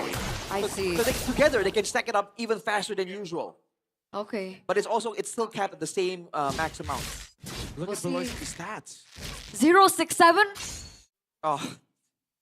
Wait, are you going for like the 6-7 or the 7 death power spike for Beloyski? Both. Okay. I call out the 7 death power spike might be coming. The 6-7 though, Eternal, you called it, and it sure has come to fruition right now. See, the conditioning. It's crazy. It's crazy. It's crazy. A conspiracy, bro. Oh, it's see Halberd. It is an adventure. Dude, RF's been quiet with 0 kills, but he is 1 item away from full build, bro. Yeah. The whole team is just that far ahead. Almost 12,000 gold lead. Bro. We have stats for like the highest amount of gold difference. Imagine like the stacks. Like even if let's say someone gets taken down, but RF's still able to get his ultimate out. Imagine the stacks. Dude, the next fight where RP is actually present, he's gonna wreck everyone with a torn apart memory. For sure. Man, I don't see Hey. it. Finally, we have time to talk though. But back in the day, it was Beloyski that picked up the Jushin Roam. No one believed it, and it didn't work out at the time, but he's a visionary. Yeah, all right? he picked the Gato. He started the Gato trend. Exactly. So he's onto something. He's onto something here. We just need to believe. Look, against a more front-to-back heavy composition, perhaps. Maybe that they really thought that Yazuke would function more as a DPS. But the fact is, Yazuke has been playing full assassin, dude. Every single fight, he just goes right there and doesn't allow Beloy to play the game at all, along with a boy. Usually, Beloy would protect the boy, but now that they're both mages, they're both, you buy one, get one free. I thought Belir would work better against dive comps.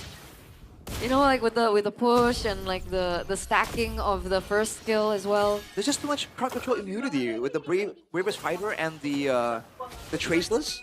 Makes sense. I think that's the main thing that's being an issue right now. Alter Ego going for a big fight. Whoa! Flicker Tsunami Slam on Marcel into the Mountain Chakra in the first stack of the game for the Sky Piercer of RP. Nino with the sun in the back. Yazuke getting the turret, make it still there, trying to soak it in, but Yazuke claims the legendary under the base. Whoa! Huh? A bit too aggressive, pops in with a crown. Game over for Geek Fam. The biggest gold lead I think we've seen in MPL ID so far. What was that? 13K? 7. Oh, in between players. In between both teams, no? Oh. We're at 13K gold. 13.7K. 13.7K. All 13.7. Ridiculous, man. They were getting almost full items at 10 minutes, 11 minutes. You tried to beat Alter Ego in the brawl game? Did you forget who they are? Bang. Big win, Beloy. Limit testing. Wow. Limit testing. Who? Geek Fam or Alter Ego? Geek Fam. Geek Fam, it has to be. Bro, I think Alter Ego were limit testing too, Level 2 invade by Eastern Shin. They tried a lot of wacky stuff. It worked. I think they knew that they could do it because they knew the heroes they were up against, no? Well, maybe. It just didn't work out. I'm just surprised they really... I don't know, I'm not quite seeing the vision. I like, Mirko can tell you, I like these unusual picks more than anyone, but I really don't see the vision for the Valir. I hope he proves me wrong somehow. Fix it again like next week or something, Better yet, next game. Oh, yeah, double sure. down. Double down, Beloy. Do it! That would be such a good question for a loser interview if we had one. Why? Are you calling it out? What? Eternal, you're calling it out? No, I mean, if they lose this, it would be such a good question. I mean, sometimes when they win, it's also still a loser interview with the winning coach. Yeah, I don't know why they do that. I don't know either. I would like to know from the losers, not from the winners, especially this season. I also don't know why they do that. I literally don't know. Let's find out. I just do what I'm told. Eterna, interview this person. Okay. Okay. Eterna, do this. Okay. Yeah. There are no answers as of yet for the backstage stuff, for Beloyski, for the Valier. So many questions. Dude, that was such a fast game. I love it though. It was just bum bum bum bum bum bum bum. I don't know how I feel about that game. That was very stompy. But let's take a look at the crucial moment. In the first 8 minutes here? of the game. Oh. I think this is when Yasuke really like went crazy. I think. Do you agree that this is the crucial moment though? I think it's earlier. Yeah. Right? Great. Personally, I think it's one of those neutral objective fights. I think really went south. Like maybe the wipeout that Altrigo were able to get. That was 7 minutes in, I think. Yeah, it was 7 minutes. That might be it. Because Minute before 7. that, you still saw moves coming in from Make Kids and all that. But afterwards, it's a done deal, man. Just like Super Ken on the Baksha. Although it didn't work out for him. So, first time he picked up the YSS this season, and he instantly gets the player of the game, presented to you by the official gaming phone Infinix GT50 Pro. Hey, the items there, he sold it to go for like, the Winter Crown because he went too deep, all right? It wasn't like he didn't have items. Man was full built. Just in case y'all didn't know, but early on, man, with the Valier in the lane, you can be pretty bullyish, you know, with the Yves as well. It's so much poke. But then you forget that the Yisun Shin can get in there and just wreck everything. Again, I'm surprised there's so many moments in this game where Maykits goes into like 3 members, 4 members, and stays alive for a long time. And on the flip side, Yasuke, even earlier in the aforementioned crucial moment, he goes in 1v3 and he's still able to survive for a very sizable amount of time. It's surprising. This was that big play though. I think this was a beautifully played by Yasuke. No backline whatsoever immediately. And this is it. Good flicker though by Hijime. Look at this, like, maybe it's the gold advantage, but Yasuke is like, yeah, bring it. What are you gonna do? Take me out? Who's gonna stop coming in? Yeah, who's gonna stop me? That's insane. Look, at that point, they had the I don't know, man, like, they have enough resources to spare to try and catch Beloyski. That's crazy. And even in the fights, look at the second person they focused down here. Like, Beloyski was always kept under management. Yeah, there you go, boom. Did y'all predict Altrigo? No. I predict Altrigo. Man, it's so hard to predict this season, man. I predicted Geek. I think it's me and Nevin. We both went for an Altrigo. Yeah, it was only 2 people, I remember. It's crazy, you know. Damn. I mean, the I only one predicted easy to predict is Altrigo. BTR. Like they... Sure. Against lower teams, just go against them. Against top teams, just go with them. Honestly, an RRQ so far. Huh? An RRQ so far. I guess, yes. Like I'm so sorry to say, but Yeah. Thanks for the reminder. It's always did you just say remindering? Thanks for the reminder. Oh, okay. Thanks for the reminder. I thought he was like, yeah, it's okay, Rashi. It's okay, Rash. There's It's still okay. tomorrow. It's okay. I mean, this is a You're up against BTR, Robin Hood. Big game. So psyched for tomorrow, by the way. Are you on duty? No, So why are you psyched for tomorrow? because I get to watch BTR, Oh, you gotta watch RRQ. BTR RQ? Yeah, like the BTR first with win her- of RRQ. Yeah, that's true. Oh. Streak breaker. So yeah, Yes, sir. Please. please. Is that a nice to in person? Like, is that a... Were you trying to be nice to there? No. Yeah. Yeah. I was Yeah. watching Bro. BTR and RQ, bro. But do you agree that sometimes when he talks, it seems like he's aggressive, Yeah, he does that. but I don't think he means it like yeah, that. no, he's just That's just like playing- how he talks. That's just how I think it's the way he jokes around, you know? Yeah. Yeah. Yeah. What do you mean? What do you mean, Eterna? It's like the grown man sarcasm. Yeah, that's Joseph Charles. Of course I'm getting coffee at 7 o'clock in the morning. What do you mean, Eterna? Yeah. WJC. W. That's our father. He is He's our father. everybody's father. He's also a builder. He is also a builder.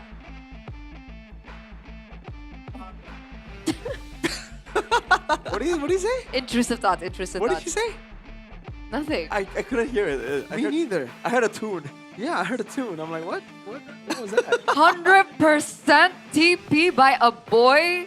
Well, to be fair, they got 8 kills. That's not like, you know, if you have 100% TP with 23 kills, now that's impressive. I mean, Yazuke is 91% 91. is quite close though. Man got pretty close. Who? Is the chat like flaming me? No. Okay. The chat doesn't. Guys, I'm so sorry. My brain cells aren't really functioning well at this point. With this much chaos, it's understandable. 995 gold per minute? Oof. What's the highest? No, legit.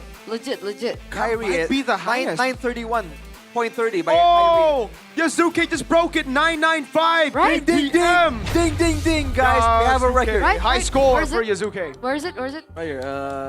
GPM high scores, right? Yeah. 931. What was his? Yazuke with 995. 99. Yazuke 995. You guys are saying different numbers. Yazuke's 995, Rashi. Oh, 995. Okay. Yazuke's Okay. 995. There you go. Yazuke. The breaker of chains. The heck? The breaker of records. What, Daenerys Targaryen? The heck? The breaker of chains. That's a new one. That's Daenerys is like, you know, she, yeah. Oh, the mother of dragons. The mother of dragons, Yazuke, the mother of dragons. Leaders of the Andals and the First Men. I don't get it. How did you come up with breaker of chains? Like the breakers of streak, sure, BTR, but like chains, no one's chained. Oh boy. You gotta do this while laughing now. You gotta check out. No, don't save her. Okay. Eterna. I'm lagging. And you guys don't want to. Alright? And the only solution is Bayou. Bayou. Because it is a unique provider that is real. And you can feel it. Real? Wow. When you're gaming. Strong telecom cell signal. No lag. No drama. Full 24-hour internet data. And you can push rank at any time. Yeah. And it's a number that stays active forever. If you want to be the breaker of chains, the mother of dragons, switch to Bayou now. Scan the QR code. Where did that come from though, seriously? Like, why did you say it? Just intrusive thoughts. The intrusive thoughts are coming out. Breaker of chains. That's kind of wild. It's almost as good as the Ager of Men. Manage. If you split the two words, it's Man. age. Man You're age. aging men. Today's been such an adventure. And that reminds me of Mobile Legends Adventure, which is a relaxing idle RPG. RPG. You guys like collecting heroes Heroes. and grinding Grind. and leveling up with ease. Leveling up with And ease. you guys enjoy as well idle rewards Yup. at any time. Anytime. You can build your strategy in the auto battles. Battles. Explore endless game modes Most and 5 players worldwide wide. in global World. PvP. P. Download EV. Mobile Legends. Adventure. And Start your idol. Adventure. Today! Nice. Together! The last Oh, one! Come on, man. that's cap. I didn't know we were supposed to do today together. I thought that was pretty It should good. have been today, like all three today. Oh yeah, Not bad. yeah. Okay. You try again. I think I need a snack, honestly. Oh, yeah? You want a snack, Arashi? We got snacks on the table. We usually Don't. have some. Maybe, Eterna, you can click Indomart some snacks for us. Oh, Yeah. What do you mean? You don't know Click Indomart? I thought we have to go to the store. What? No. Lady, this isn't when you were born. This isn't 1850, all right? Push your rank to Mythic for game vouchers. Just click from daily needs to game vouchers. Get everything you need directly from Click Indomart app. If you're part of Gen Z millennials, if you're not a boomer, you should know this already. You can just click for your online groceries and get it right in front of your house. I bought that at Unlike the Indomart, 1800s. by the way. All right? No 1800s. These guys, ancient, man. They don't know about Click Indomart. Well, I do. Are you lumping me in? Because you're the same age. Oh, man. that was a good one. Oh man, that was a good one. That was a good one. Oh, All right. that was a good one. 1860. You gotta savor the moment, man. Oh. That was a good one. That was a good one. You know. But I was wondering on the Indomart app. I mean, because you have it, right? Because I don't have it. Yeah. Because I'm too old for it. Do they have like ready-to-eat meals? Because I don't want like normal snacks. Like you- I don't eat that Go stuff. somewhere else for that. All right. You get Yummy Choice. Oh. Right? They offer like ready-to-eat meals. Okay. They're delicious, quick, and practical. And they have different kinds of menus, man. They got like, they have rice cups, they got bentos, they got fried chicken. So, yeah, you can find them at your nearest Indomart store too, by the way. Or you can also order it online through that Indomart app. Click Indomart. I'm sorry, because it's like written so that you can understand. Click Indomart app right there, just in case you forgot. Just in case y'all forgot. Yeah, but you get Yummy Choice though. Dude, Yummy Choice is actually really good. Remember in Punjak? Yeah. Oh, you guys had Yummy Choice. We had it. Me We and had it. Rashi, we went, and the boys, we were hungry at night. We're like, all right, let's just go to Indomart, but we didn't use Click Indomart. Unfortunately, it wasn't there yet. You see, in my head, like it's not the same thing, but it's available on the Click Indomart app. I keep forgetting. But you can still get it in the normal store. You can, no, yeah. Why would you not be able to? We're not in 2077 yet. We're still, maybe I later. thought it was like an exclusive Click Indomart thing. No, not Yummy Choice. Okay. That's good to know. So it's not Yummy Choice.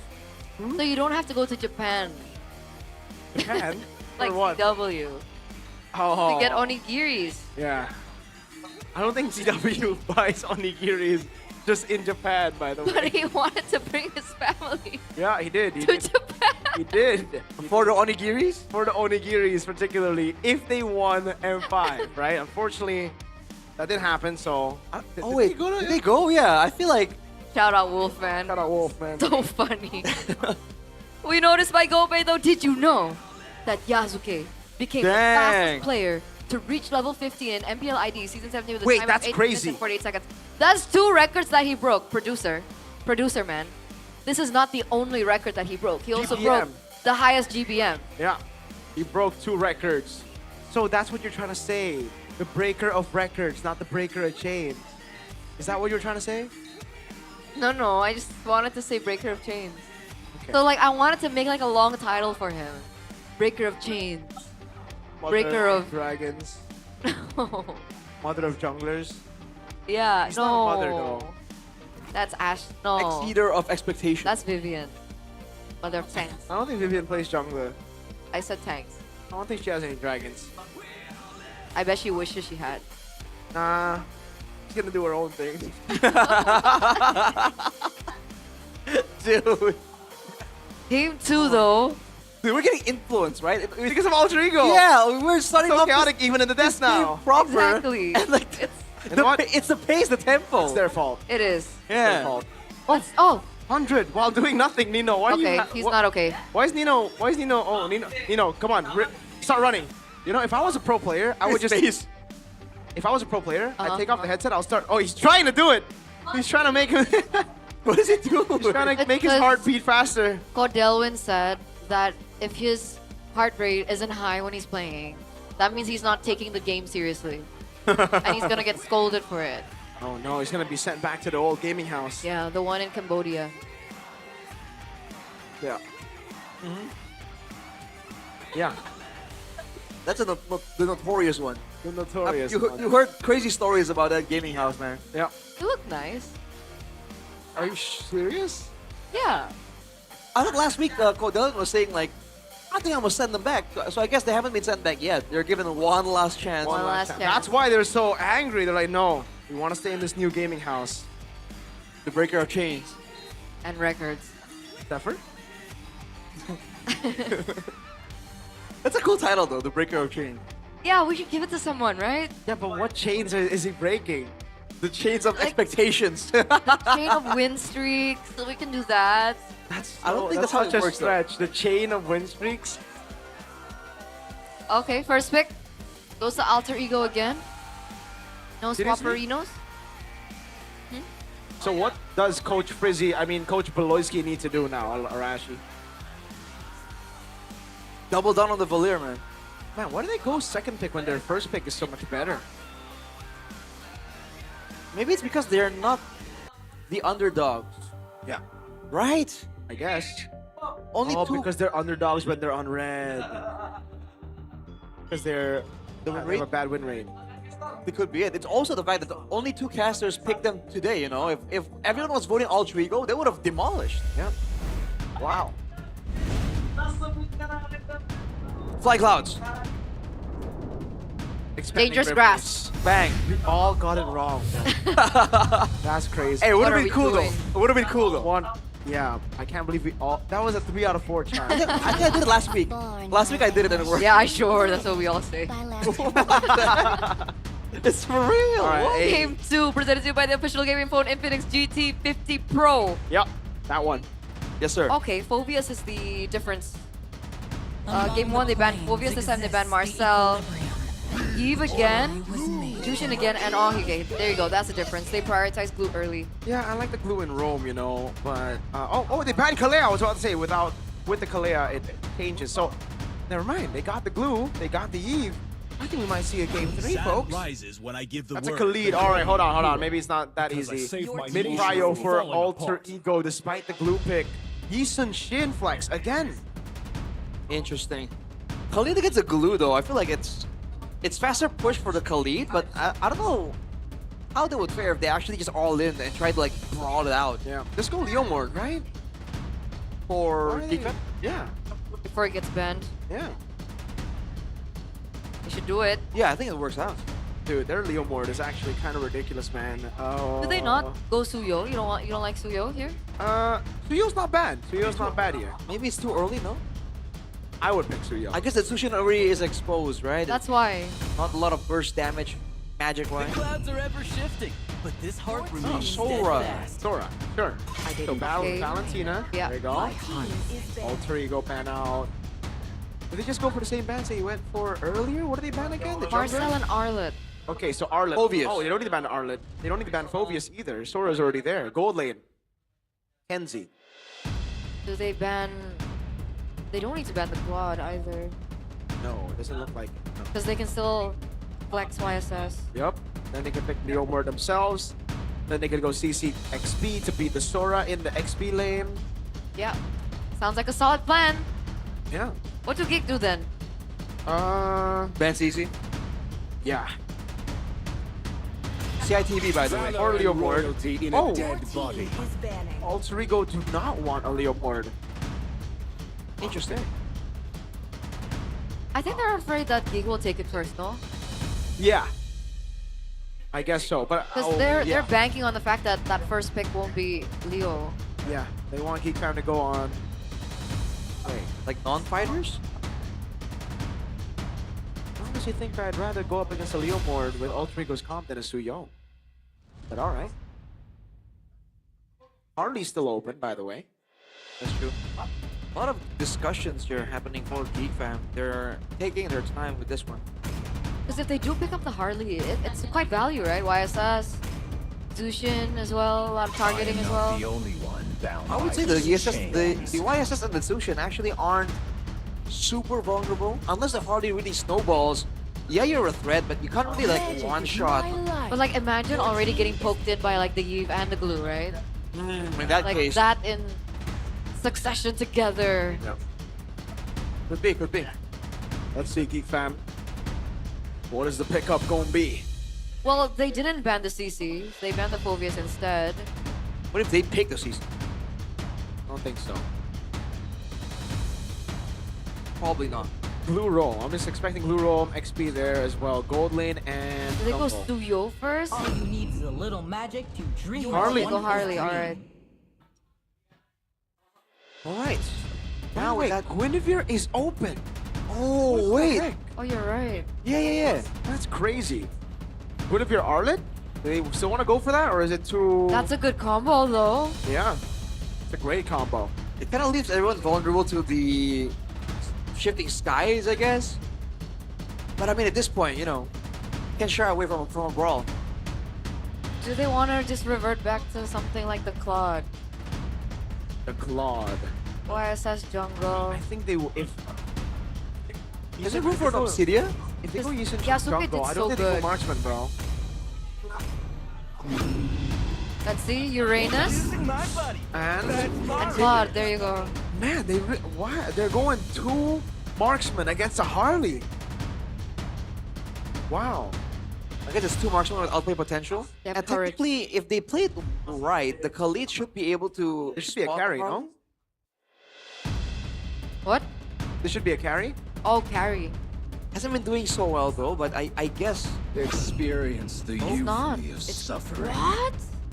The Ranger. Okay, I thought they would go for more shred. Yeah, same. That would have been safer against the Uranus as well. Well, now they have a lot of poke though, and if you go with your gameplay, Eterna, poke them down and then execute with the Harley, this makes sense. Okay. So you like it? Alter Ego or Geek for game 2? By draft. I feel like Geek Femmes is a lot more straightforward. Yeah. Alter Ego, usually they overwhelm you with CC. They only have Khalid and Juice in this game for CC. And technically the Mounted Chakra, but they don't have any guaranteed CC. But they're winning in the lineup rating in the counter index. Wow. Very interesting. It's not as accurate as we would like it Yeah, though. that's true. So, there's a quote that once said, have courage and be kind. And that's exactly what Geek Fam are trying to do. Have courage, for they will find a way to come back in game number 2. What happened to the be kind part? They will not be kind in the game, but they're very kind outside of the game. And with that, let's head over to the Land of Dawn, ladies and gentlemen, for game number 2 between the Kingslayers and El Familia. See how this one goes, man. Again, it's a harder, tougher execution for Alter Ego, but they have done something similar before. It's not something that's impossible. Already Beloyski taking a lot of damage, dude. The early Khalid is definitely an absolute menace. Naked's feeling it. He definitely is, man. And Yazuki's gonna go for the green camp here. A steal early as Marcel gets zoned by Nino. Yazuki. Wow. Whoa, Alec. Almost took Make's down. Alec's to be very low though. Has to flicker out a boy. Does he go for the flicker? He does not. Doesn't want to take that risk. Can't believe he got out with how aggressive that he was playing. Luckily, so they don't give over a kill to Geek. So it still seems like Alter Ego are pushing the tempo. Geek are playing very carefully. Look how low Make's is, just getting his purple buff. With some more information, Yazuki would have made a play there for sure.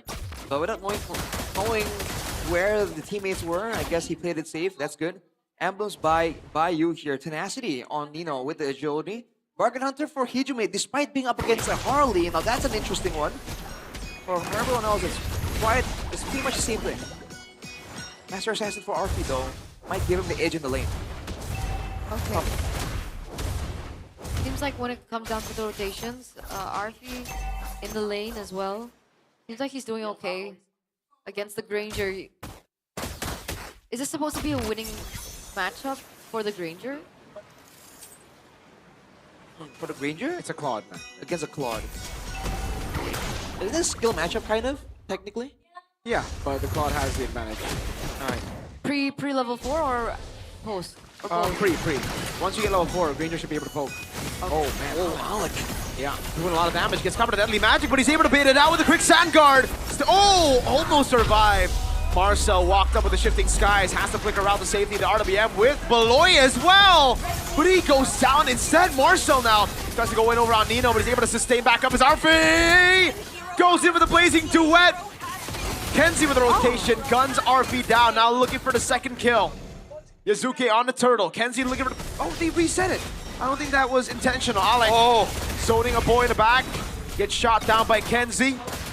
Quick stand guard, turtle for Alter Ego. Okay, doesn't matter, 2-for-1 trade. At the end of the day though, it was Alter Ego to pick up the turtle. That was initially really great cover as well by Aboy. The real-world manipulation literally boxed out the members of Alter Ego from hitting that backline, but I guess Beloyski was a little bit too, forward in the team fight that he got taken down.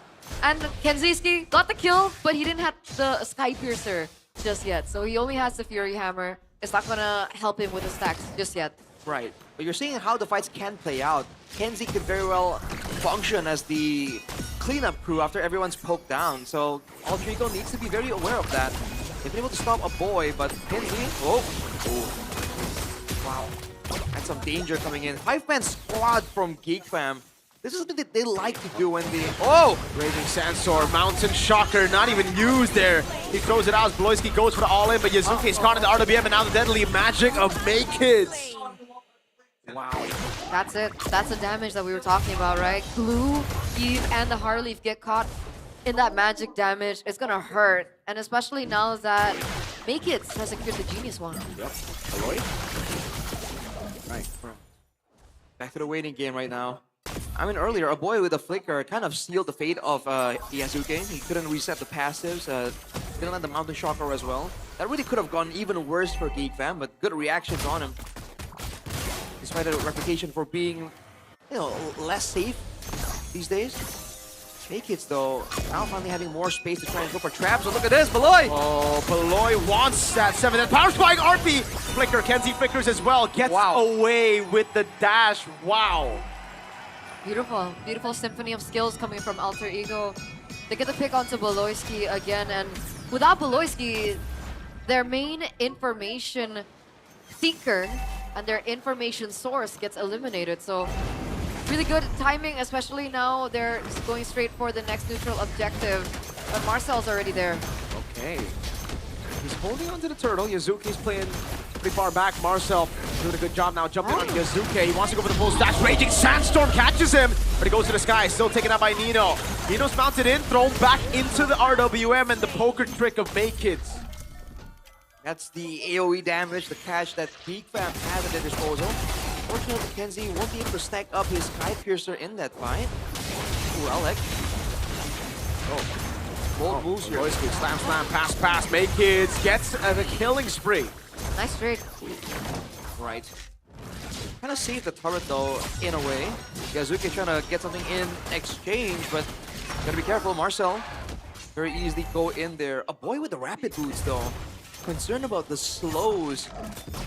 Possibly with Nino jumping on him, sticking onto him and slowing him down. And also maybe rotations, right? I think they're looking for a little bit more pickoff, so they want to be able to roam around the map a lot quicker. We're seeing them finally fight back, right? They're biting their teeth back at Alter Ego. So the tempo is kind of now 50-50. It feels like every time Alter Ego look for something, there's always something. Oh! He's fine. He's okay. Very cool. Uh-oh. Okay, just possibly in the west. EMI there. Beloyski caught in the Raging Sandstorm. Now Marcel jumps onto Yazuki. He's able to dash out. Wow! Pops in a Mountain Shocker, and Marcel takes a bit too many of those turret shots. Alec under turret. A boy poking with the Void Blast. Meanwhile, Nino. Great display of skill and reflexes there from Yazuki. Split-second decisions can get out. But the Make It has been 4-1 right now. Ideally, he should be getting some more assassinations. Alter Ego definitely a lot more aware of the possibility, but between Make It and Kenziski, I feel like there's a lot of things for Alter Ego to be watching out for. So how do they win this? Because Make It has been roaming around the map very quickly. It doesn't seem like Alec can even withstand the magic damage that Geek has at this point. Whoa! Arfi blazing duet. Marcel catches him. Goes to the skies. Arfi solo killed by Marcel. Make It gets the turtle as well. Now they go all in onto Alex. Slam in the pass. Beloyski over the mount. RWM stops Alec. Nino mounted, thrown back at the rest of the team. Kenzie already on one stack on the Sky Piercer. Gonna go for the second on Nino. Make It on the flank. Going for the quick. Oh! Ijume down! And Ijume falls to the deadly magic.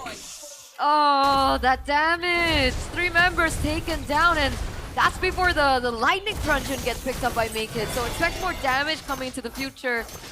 And again, you're right. When we got into the drafting phase, we were wondering, they went very risky, right? Going for Yasuke as well as Arfi, and we're seeing it really pay off for Geek right now. Beloyski seems to be caught. Should be able to get out though with how much poke everyone else has on the rest of the members of the team, right? They have a boy, they have Kenziski, Make It as well. They like the catch though, the guard control to really get someone committed to a fight. And the mobility from Geek Fam is just allowing them to get out unscathed. Just take a look at the MPL ID X streamer here, Dreams. I haven't seen him in so long. Yep. XBTR, X-Evos, Ego. Wow, he's been around, huh? Yep. He has. He's everybody's dream. Oh, deadly. What? That's just a deadly magic, bro. See, that's why I wasn't a big fan of the 2 marksmen against the Harley. It's the truncheon, I think. No, it pops as the deadly magic hits, so man, bit of free damage. Nino Man, so now Oh, what is it? Oh, the ISF. Wow. All right, That's Dreams. All right, we understand. Gotcha. 2,500 gold lead now for Geek. We saw that the Malefic Roar was also built up, so he went Hunter Strike and the Sky Burster and the Malefic Roar. So right now, Nino, what's his item right now? Does he only have just pure magic damage resist? Yeah. Radiant Armor and Oracle. And he has steel liquids, I guess. Oh man! The two marksmen against this Harley. Kind of crazy. Ice Queen's one completed for a boy as well. Nino needs to be careful, man. He might be too slow to run away. Concentration though, he pops it in, gets mounted, gets a flicker out actually. Baits out Marcel, shifting skies, and all of a sudden, it's Alter Ego with the resource win. Yeah. I was about to say, without the crowd control, they can't stop Marcel going all in. He drew me though. No Deadly Magic too. This is the chance for Alter Ego to really turn things around. You know what? Everyone just go Winter Crown. Yep. That's my theory. 5-man. Every single person build Winter Crown. I mean, another thing, Nino needs to go Winter Crown. Hey, Nino is taking a lot of damage, man. Yes. I mean, all of them can get value from the Winter Crown, you're right. But now, the ultis are coming back up for Geek Fam, dude. Oh, what a missed the steal. window. Make it smooth. Deadly Magic and the poker trick. Ooh. But he gets caught by the arrow too. Dude. It's so annoying, man. And there's nothing that Alter Ego can do about it. Here's the problem. The Harley is one thing, but they can't stop Marcel from getting a full pop-off on the shifting skies either, right? They can't lock him down with anything. That's not even considering the damage that right now Oh, he Fee? has. What? Slicing too wet in the back, but no one can execute them. Mountain Shocker locks on Marcel. He's going to try to go in. The RWM by a boy as Alec goes into the back line, but Nino's going to be treaded down as Kenzie picks up his second Sky Piercer stack. Leave Hail Mary in the theaters. Don't bring it into the land of dawn. It didn't work out for Arfi at all. Nope. The thing is, they didn't even need to do that because the wave is pushing for them, but I guess they were feeling the pressure from being poked down by a Granger and Eve and Naked. Yeah. The longer they sit around there, the more Naked has a chance to try another Deadly Magic play. And that's the kind of pressure that forces you to play at a higher tempo than you would be comfortable in. Well, I guess you did mention, right, in the drafting phase, like there's no one naturally in Alter Ego that they can utilize to initiate. So, but did they have to choose Arfi of all the players? I feel like ideally it should have been Alec. Yeah. Maybe the problem was they felt that Geek Fam are looking for Alex because again he's the only real engage. Oh, RWM. Oh, the mount as well. Hijume brought under. Oh, those are the shots from Kenzie and a boy. Hijume down again. Now it's Make's. Oh, my poker God. trick. Wow, that lightning truncheon almost killed him. Deadly Magic on Nino. He has a Divine Glaive as well, so even if you build Magic Resist, oh, look at that damage, even onto the Uranus. Alex, the respected Alex can go with the flank, but I don't think the set will really result in anything. I think this is it. I don't think so, not just yet. They have two marksmen, they can still defend this. Alex buying so much time. Deadly Magic already used up. Alec. Oh, the poker trick. Oh, he's left to die. Beloyski picking up the scraps. There's still more waves pushing in. It looks like Geek are still looking for maybe a little bit more. But they have sent Yasuke up top to clear out that lane. So I think they should only be losing that bottom inhibitor. Yep. Let's see. Bacon's gonna go in, and he finds the assassination on Arfi. Alex still down. Yazuki with the traces into the back. They are able to clear out the wave again, but Nino gets mounted on throw. Back Naked. Going through these health bars like it's nothing. Alec and Yazuki, the two MDL boys. That's a Raging Sandstorm flicker as Yazuki walks up with a desperate play. Mackenzie just picks up all the stacks. And we are going to see a game 3. Beautiful, and a beautiful wipeout as well to close out that game and force a game number 3. That was so clean. And this is a match to behold, very back and forth. It was one-sided for Alter Ego in game 1, and then it became one-sided as well for Geek in game number 2. Amazing clapback. Man, we thought there was a chance there for Alter Ego to kind of get the better out of Geek Fam with execution. We did say that Geek Fam had the more straightforward comp, and straightforward they were. At every turn, it doesn't matter who they found. Whether it's Nino, whether it's Yazuke, whoever it is, they can shred it down immediately. The lack of crowd control allowed Geek Fam to do whatever they wanted. The low HP bars, brother. The low HP bars. That's why I don't like the Claude. 2 marksmen in this meta is so greedy. Oh boy. They tried their best to stop, but this was like the... Was it the first Lord? Second? First Lord, I believe. First Lord, they just went for it. They were ahead, but dang. So, holy crystal at the end there. 2 stomps. Stompy stomp. We will get the final stomp. The finale. Stompe el finale. Oh, make it. Oh, he's got... He needs a little bit of water. It's okay. Walk it off. My lord. The timing on Walk it off. It's all good. It's all good. Oh, man. You did amazing. That was so funny. Oh, man. Really good stuff. Yeah, I just gotta clap for Make Kids, you know. Clap for Make Kids. Good job. Like... Hey, the smiling jungler making us smile. W Make Kids. Yeah. Oh boy. Quality content. What is that? W. Wait, what did I just say? Someone's saying I'm referencing something. I don't think I did. Huh? Or maybe if I did, I didn't mean to. Did I reference? What did I say? What did you say? I don't know. What you guys should be the ones listening, no?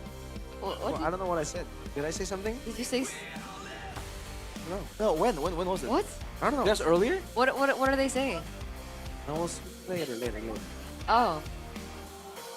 The smiling jungler? No, not smiling jungler. Before that. Before that? I don't know. This. I don't remember. Man. Yeah. Huh? So drafts. Drafts.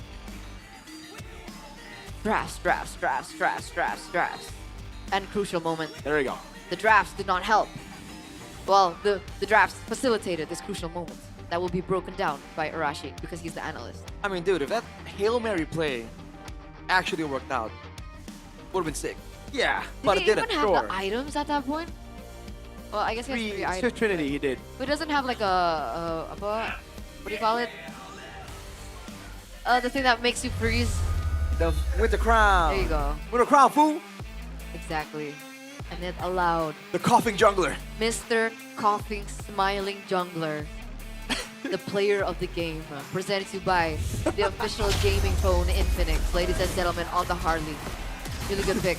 Dude, I keep remembering him coughing, and I can't focus. Cough, man. The coughing jungler make it. I mean, dude, even from the first team fight, we did see there were moments there where I think that's why there were so many desperate moments right here from Altrigo to really get the ball going.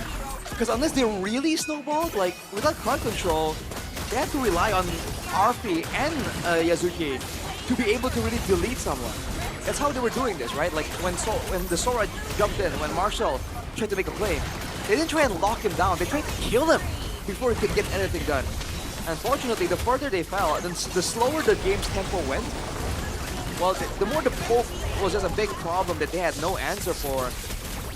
And again, Sora 1v1, until like late game, against any mage, any marksman, you just don't win, dude. So, yeah, they were just overwhelmed. For once, Altrigo. So 3 free targets, even juice in. Yep. Yeah. Because even with the Crimson Beacon, you can kind of, as a Harley, you can kind of predict a little bit. You're not as safe as you think, especially when the Harley is snowballing like Naked was. Yeah, I mean, at this point, even Alec, once you get those 3 items, man, the Divine Glaive is like the nail in the coffin. Or maybe the Holy Crystal is. Oh, my lord. He was really shredding before the Holy Crystal. He got that like towards the end, like somewhere here. There you go. Perfect timing. So it was just a Divine Glaive and it just wrecked them. They gotta get more CC, they gotta get more bodies. That's the thing, right? You can't just go Yi Sun Shin, Elite Juicin, and then another marksman that takes a while to get going. Very much greedy. Against a Harley. It's what you said, like the low HP bars, because you said it twice. I'm wondering if that is what people are. Ah, yeah, I think that might be it. Yes. What is it a reference to though? Well, but I didn't want to reference that. It was just okay. Just came up, yeah. Well, if you Reference don't know, what? we'll let you know later. Don't forget. I'm gonna write it down. Okay. 13 minutes and 9 seconds. Well, 8 seconds. Very close to the first game. 13 what? 13, 18? Oh! So Geek are angry at Alter Ego. They're like, you know what? You want to make a 13-minute game? We'll make it a faster 13-minute game. What? What's the reference? No, I'm writing it down like Oh. so we don't forget. No. Oh boy. I really just feel like Alter Ego underestimated the Harley pick. Yeah, for sure. For sure they did. I think they expected to win out the neutral objective, snowball out of control, and then the Harley would just be behind. I think they really thought that Alec would be able to do more. Because initially, again, that guy was cutting down Make-It, a boy, Kenzie as well. But he did a great job just dodging away from the damage, you know, handling it, resetting, farming back up. And they deserve credit for that because Make-It was farming with like 2 bars on his HP bar, you know? Like, he was struggling in the early game. Really good calculation though to keep staying there. But he knows like he has his own bite to fight back in the early game. Yeah. It's very different to like game 1. So I think I know the formula right now for Alter Ego. Ooh. In game number 1 as well. Game number 1 it worked, right? But game number 2, no. So game number 2, they kind of just doubled down on it. They went for fast clearing XP, fast clearing mid duo, and a fast clearing jungle so that they can invade. Just like they did in game 1. Yeah. Game 1 it worked. Yeah. Game 2 didn't work quite as well. Like Geek Fam were ready for it, right? Okay. And because the glue, or because they didn't have a Valier, they could actually defend against it. Make-It wasn't behind. So Make-It was able to do Make-It's things.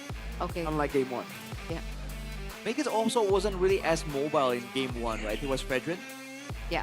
I don't know if that plays a part. Again, dude, the fact that there's so much crowd control available to Geek Fam and none for Alter Ego doesn't really help them at all, right? Geek Fam are the ones who always go with the shifting skies, with the slam pass. And for Alter Ego, they're just waiting around for Make-It to try and make something happen. Yeah. 995 GPM, I guess that's what's it. High risk, high reward, right? When you get that rolling, you get the 995 GPM. When you don't, you get one shot by a Harley. That's just life. That's Sometimes just you're life. on top, sometimes you're on bottom. As It's like a Katie would wheel. put it, yeah, The wheel of life. the wheel. Life is a wheel. Up and then you go down, then you go up and then you go down. Shout out Sinatra. Sinatra. Man has a song called That's Life. Oh, I thought you were talking about the... C'est la vie. Real life speaks French. I don't. Real life speaks Je French. ne parle pas français. Oh, you speak French? Je ne sais pas. I don't speak French. Je suis indonésienne. Je Je suis m'appelle dans la maison. Arashi. Wow, did you just say my name's Arashi? Yeah. Je m'appelle Arashi. It's so easy. Je m'appelle... Not Arashi, it's Arashi. If Okay, you're je French. m'appelle Arashi? Arashi. Oh, Arashi. Tu t'appelles Alisa? This is the English broadcast, not the French broadcast. But we're Oh! for the three French people who are watching, I think that's a fun little reference, right? Fun little thing. Like, Viva la France! Yeah. You know what? Let's When will we go. get France and MLBB? That'll be pretty cool. That'll be very cool. I'd love that. Then we can do an M series in Paris. I would also love that. So we're gonna throw it over to Alyssa for a quick side report before we get into the third game of the series. Kembali lagi bersama Alisa, tentunya masih di MPL Arena, dan sudah bersama Alisa di sini ada Alter Champs dan juga ada Geek Fam Unity. Yeay! Semakin malam pertandingan semakin panas juga, dan tentunya Geek Fam tidak membiarkan Alter Ego menang begitu saja. Ciro, Ya, hari ini kamu membawa siapa nih dari Alter Champs? ada Repan sama ada King Halim. Ada King Halim. Ya. Halo King. King Halim bintang kita. Oh, bintang kita. ya. Kenapa tuh King Halim? Boleh dikasih mic-nya ke King Halim. King Halim, gimana ngelihat permainan dari Alter Ego tadi nih? Game 1 sebenarnya udah menang tapi... Iya, game 1 ngeratain. Bener? Ngebantai, boleh ngomong ngebantai nggak? Boleh dong, boleh dong. Game 1 aku seneng banget, wangi banget. Aku lihat Hijume main, aku seneng banget. Masuk ke game 2. Kok pusing aku lihatnya. Sakit kepala ya, Iya. ngeliatnya ya. Tapi ngelihat Hijume, ini kamu sebenarnya tim pilih Hijume apa Cyrus nih sebenarnya? Tergantung apa? Tergantung apa? Tergantung flip coin katanya. Ini emang poinnya aja ya. Oh wow, oke menarik. Kita lihat tadi dari Alter Jam sendiri bilang gitu, kalau dari Geek Fam Unity, kamu melihat tadi di game kedua akhirnya comeback nih Geek Fam ya. Gimana menurut kamu performa dari Geek Fam hari ini? Ya di match kedua itu. Yoi. Udah bagus banget sih itu. Udah bagus banget. Apa namanya, stabil lah. Bisa dibilang stabil, objektif juga, dan gak blunder-blunder banyak. Gak bener-bener banyak ya. Menurut kamu yang paling gendong-gendong tadi siapa nih di Geek Fam nih? Marcel? Semuanya sih gendong. Semuanya? Semuanya gendong. Semuanya luar biasa ya. Tapi kalau menurut kalian sendiri nih, kira-kira di game ketiga bakal seperti apa? Dan ada nggak sih yang perlu dilakukan sama Geek Fam biar menang game ketiganya? Baloy pakai Patrick. Baloy pakai Patrick. Kalau dari kamu sendiri ada nggak yang kamu pengen sampaikan? Sama aja, disamain aja. Ini beneran nih nggak mau. Ya udah, kalau emang nggak mau, kayaknya semangatnya nggak boleh sama aja. Jadi aku mau tes dulu fanchan kalian ya. Kita dari Geek Fam Unity dulu apa dari Alter Champs dulu nih? Alter dulu boleh. Oh, dikasih panggung ya langsung ya. Alter Champs, silahkan gasken. Semangat Alter Ego, semangat ye. Semangat Alter Ego, semangat ye. Udah, itu semangatnya. Semangat. Kurang semangat ya. Kurang semangat gak sih? Kalau dari Geek Fam Unity ini ada ye juga gak nih? Ada beda lagi nih. Beda lagi, silakan. 2, 3. Geek Fam mania. Geek Fam mania. Oh, Geek Fam Unity boleh dong kasih tepuk tangannya dulu. Tapi kayaknya kurang gak sih dari Alter Champs? Alter Champs silahkan fanchan 2.0 kalian nih. Ada mania-mania juga nih. Aduh, Alter tadi Champs mania. manianya kan Cloude. Tadi Cloude. Oh, Cloude udah mania cenah katanya. Cloude kicau. Oh, Cloude kicau udah. Kacau. Nah, kalian ada nggak nih mau balas lagi nih? Belum ada. Oh, belum ada. Siapinnya satu aja ya? Siapinnya satu. Ya udah, kalau siapinnya cuma satu aja. Kalau kalian pengen lihat hero apa kira-kira request untuk di-pick di game ketiga untuk Geek Fam? Tadi selain kamu kan tadi udah bilang Baloy. Kalau kamu? Hero. Ruby. Dipakai sama siapa Ruby? Baloy juga. Oh oke. Ada 2 pick yang berbeda. Kalau kamu jangan jawab sama ya. Jangan jawab sama. Hero. Kamu mau request hero siapa nih di game ketiga? Katanya Grok.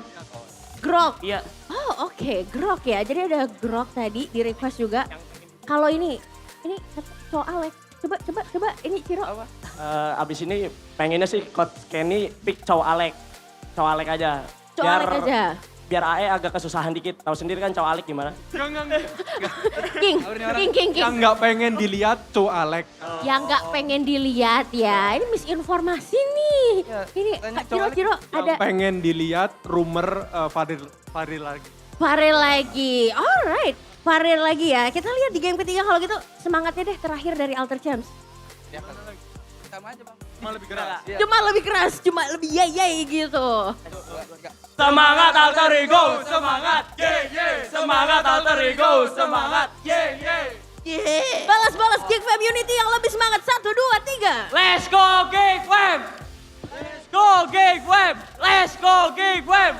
Wow, keduanya sudah menunjukkan dan unjuk gigi semangat mereka. Dan apakah kedua tim akan lebih bersemangat lagi di match terakhir di hari ini? So kita akan lihat, caster silakan take it over.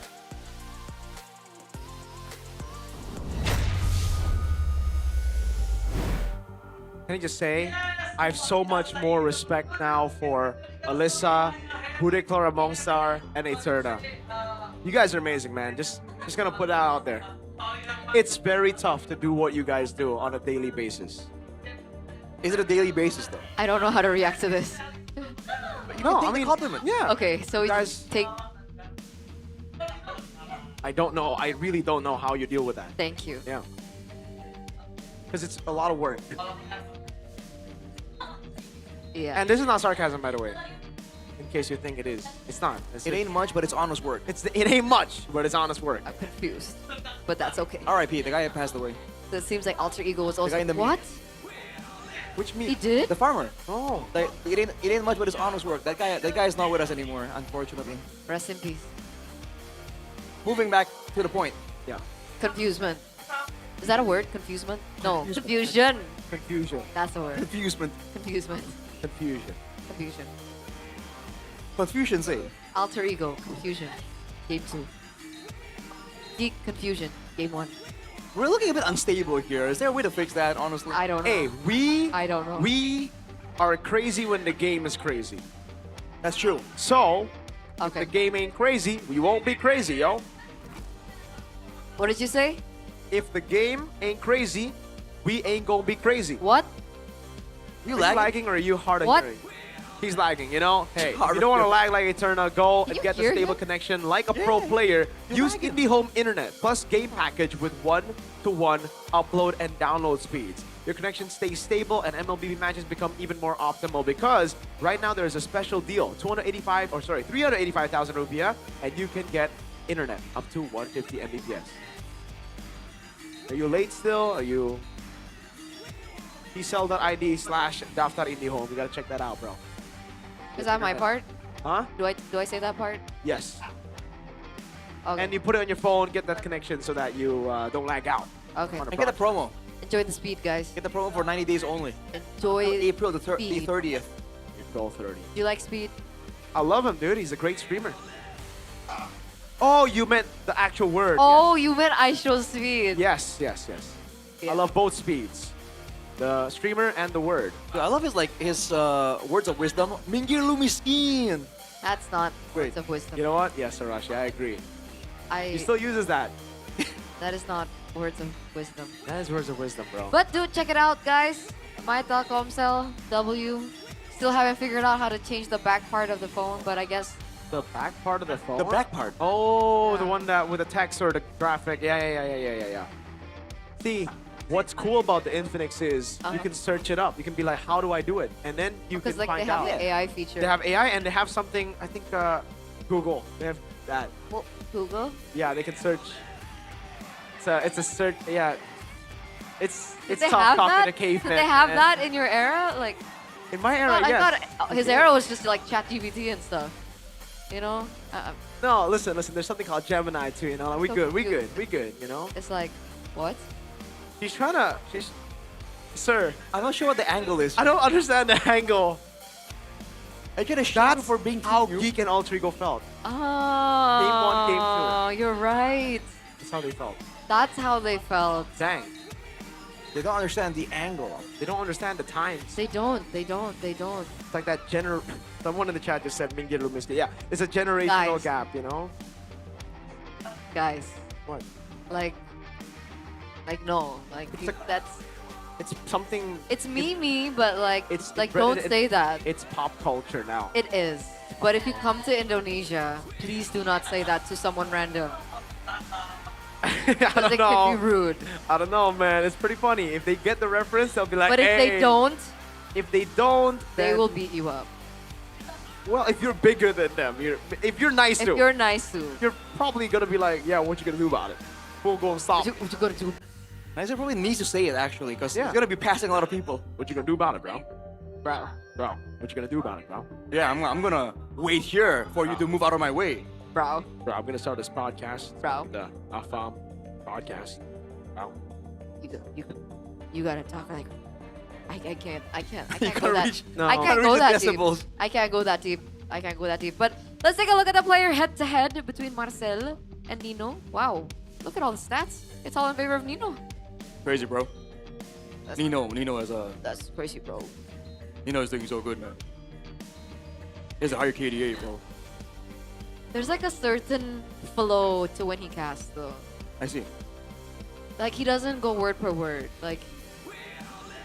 And like, can you impersonate Nice when he's casting? No, I don't know. Like, there's like a flow to it. It's Just like like podcasting, no? it means like he's really like. I think Alter Ego been doing really good. I'm just doing a standard white man, but I'm sorry, Tyson. I'm sorry, Tyson. Wow, again, do they just not get a choice, or have these teams just opted not to? So loser picked swap the side. sides. So Alter Ego lost last game. They're like, nah, our first pick is good. But We gotta stick literally, to our thing. no one swaps sides this, They are, like today. it's called conviction. Okay. They gotta stick to it. Okay. Or they don't want to change things up too much, so they're like, you know what, let's keep things as similar as possible. I mean, has this been a trend? Like, that's what I'm trying to point out. Like, did this happen yesterday? No, there were swaps in sides yesterday. It just comes down to, again, like the teams, right? Like these two, they're very in with the times. Currently, there is a Naruto collab in MLBB. Okay. And what this does is that just teach us? This is their ninja way. They just follow it. As Naruto once said, Latte become Bayo. Hage. That he said that too. He said that too. So I can't. What does the hareta come from? Oh my lord. different That's the franchise. one that, Oh, you know, that's the bad one. That's the Oh, bad that's the show bad that one. you're that Mr. Ah hang like. Oh, okay. Okay. Expanding Rivers again today. Called it. You did not call it. Last game, I called it last game. Alter Ego. Presented to you by the official gaming phone Infinix GT50 Pro. I don't think Alter Ego presented by the... No, they aren't. I meant the drafting phase. Ah, but the juice in. It's still every... Are we gonna see a replay? Whoa, okay. They go straight Harley. I like it. And the glue, I like it. They don't need to pick the Eve here because they can just pick a red 3 with the juice in already go into mid. Unless they put the Jushin mid. I mean, Rome. Okay, roll, like Dewa, yes. Yeah. Yeah, they could do that. Against a glue also, that's how they did it, Dewa. That's why. But I don't think you want to have Juicin Kimi against a Harley, no? Or No, cannot. yeah, Probably not. Doesn't sound too good. What do you want against a Harley, actually? Do you want to get a roamer that can kind of lock him down, right? Usually you want something that Gold can lane follow him. fighter? No? So I think Arlet is a pretty good response because you can just follow him, you can just gap close. You gotta time it though, right? You do, but with the rest of the team. Can you Phobius here? No, I don't think the full. But do they want to give it to the when I other? give the word. There you go. There's Wow. technically comboing it with a Khalid right now for mid prio, but they have an Arlet choice later. I don't think all three go. I don't think Geekfam are gonna let it go though. I mean, my eyes are immediately on the spatial migration, man. There are ways now for Altrigo to start something. That's Tien though, so moving away from the Eve. Yep. Like how our Q were doing. Uranus. Why they ban Uranus? Yeah, that is a very good question. Not really a combo with the Guinevere. They wanna maybe they're concerned that the Uranus might follow the Harley in the early game, Are they right? baiting like the Sora Arlet or something? They just ban Sora. Which is why Alter Ego banned Sora? I think the Sora is actually a huge part in the victory for Geekfam, so not going for it, I think it's a bit costly here. Yeah. And there's a Tian on a boy. Remember, this is something that I'm not a big fan of, man. If you look at the win rate, he's only won once on the Zetian, 4 How many times. Oh. Pre-fired. Yeah, pre-fired. 4 times. How many 4 times? The Arla gets banned out, There, though. That is a really that's what I meant. Yeah. Oh boy.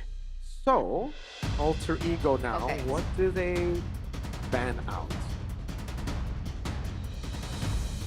What is another combo with the Guinevere? Hard CC. Lapu Lapu? What about the Alice? Huh? Alice. Oh, I heard Atlas. Oh, no, Alice. That is a Bigatron pick, you know. Alice or Phobius? I don't like it. You still think Alice? Against the glue, I think it's a very good option for against the Alter Ego, Harley. I think so. that's Yeah, right. for Alter Ego, not for Geekfam, no. Yeah. Good healing. Amazing healing. Yes. Come on, Dexter. The claw gets banned out. There you go. Geekfam. Blue should be roam. It technically is still flex. But it should be roam, especially if there's an Alice on the other side. They go Moskov. Weak side for Kenzie. Split push. They want to macro this. Huh. So already this is a different like idea from the previous game. It is. They don't have the same kind of hope anymore. Because Moskov is like the safest against Harley, no? Because you can knock back when he appears. I think it's cooked anyways. But yes, you technically have a way. There's like a leeway point. Yeah, yeah. And you can always jump sideways when he jumps at you, you know? That's true. I'd go fighter in gold lane. I have long awaited this glorious Because I saved my nation Wafu from Yisu falling shit. apart. Wow. Wow. There's no real full combo. The Guinevere is going to have to wait for the Khalid to go in. Then maybe you can combo it together with the Raging Sandstorm. Well, that's a River Spider as well right now. Oh, I worry for a boy, man. A boy is a sitting duck. Yeah, right now, yes. An XP laner to deal with this. Alice is, yes. I think Alice is a pretty good choice. Yeah, or Esmeralda. Will it Bang, they go Alice. I really think Alter Ego should have snatched the Alice away, man. I don't really like Alter Ego's draft. Okay. To be fair, the Lapu is a more dynamic. It heals the same way the Alice does on the blobs, technically. Again, if Alter Ego wants to get ahead here, they have to try and get that invasion going on and stop the Harriet, right? Oh, the Harley, sorry. Because otherwise, it's a bit of the same thing. Let's see it then. Geek Fam, they have a solid chance right now at going 4-0 in the last 2 weeks. That's crazy. Yeah. So let's see it, Geek Fam. Can you pull it off? Exactly. They're sitting at a 3-match win streak right now, holding the fastest game time as well. Will this be yet another team that falls into their hands? Ladies and gentlemen, the final chapter of leg number 1 here at MPL ID Season 17 between Geek and Alter Ego. Let's see how this pans out. Well, starts in the mid lane as always, man. The Tsushin in theory now has a bit more against glue Setian. Again, if the wave is managed properly, Hijume can still... Oh! Flicker by Beloy. Hijume gets the lift off. Yazuke, special migration. Way too aggressive by Beloyski. Good. Really good trade there. Beloyski was trying to get a pick early in order for them to control the mid prio, but I don't think they were expecting Yazuke to clear that quick, or maybe just a miscalculation by Beloyski there. Giving it over to Yasuke, of all people, by the way. That kill. When the emblems by you, though. Put yourself together for a boy on the Titian, so wanting more flickers, more ways to... I guess that's one way to get more safety. Technically, you don't have the extra tankiness from the emblems, but you do have a faster flicker. Again, there's so many threats this time from Alter Ego, though. He needs to really be far back. And you can see as well through the emblems that Hijume way more prioritization on movement speed, right? Both of them boots, so let's see and expect Roam. That goes extra quick, especially paired in with Alec.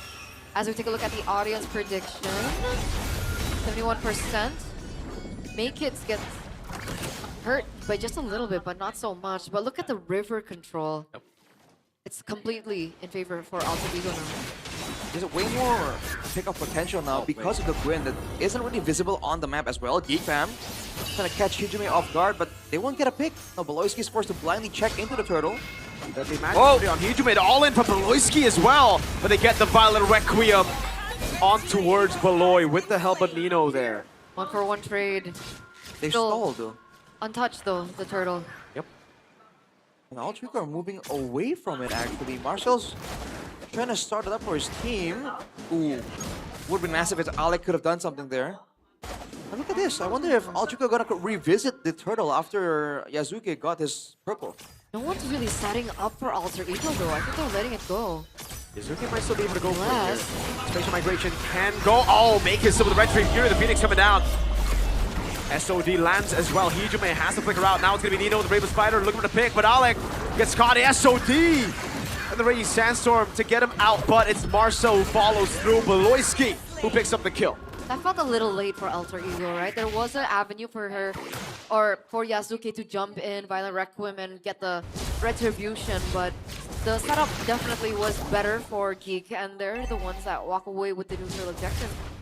It's a lot of gold picked up by Arfi though. Small victories for Alter Ego. They're leading in economy. Despite the fact that the turtle went to Geek Fam. Yeah.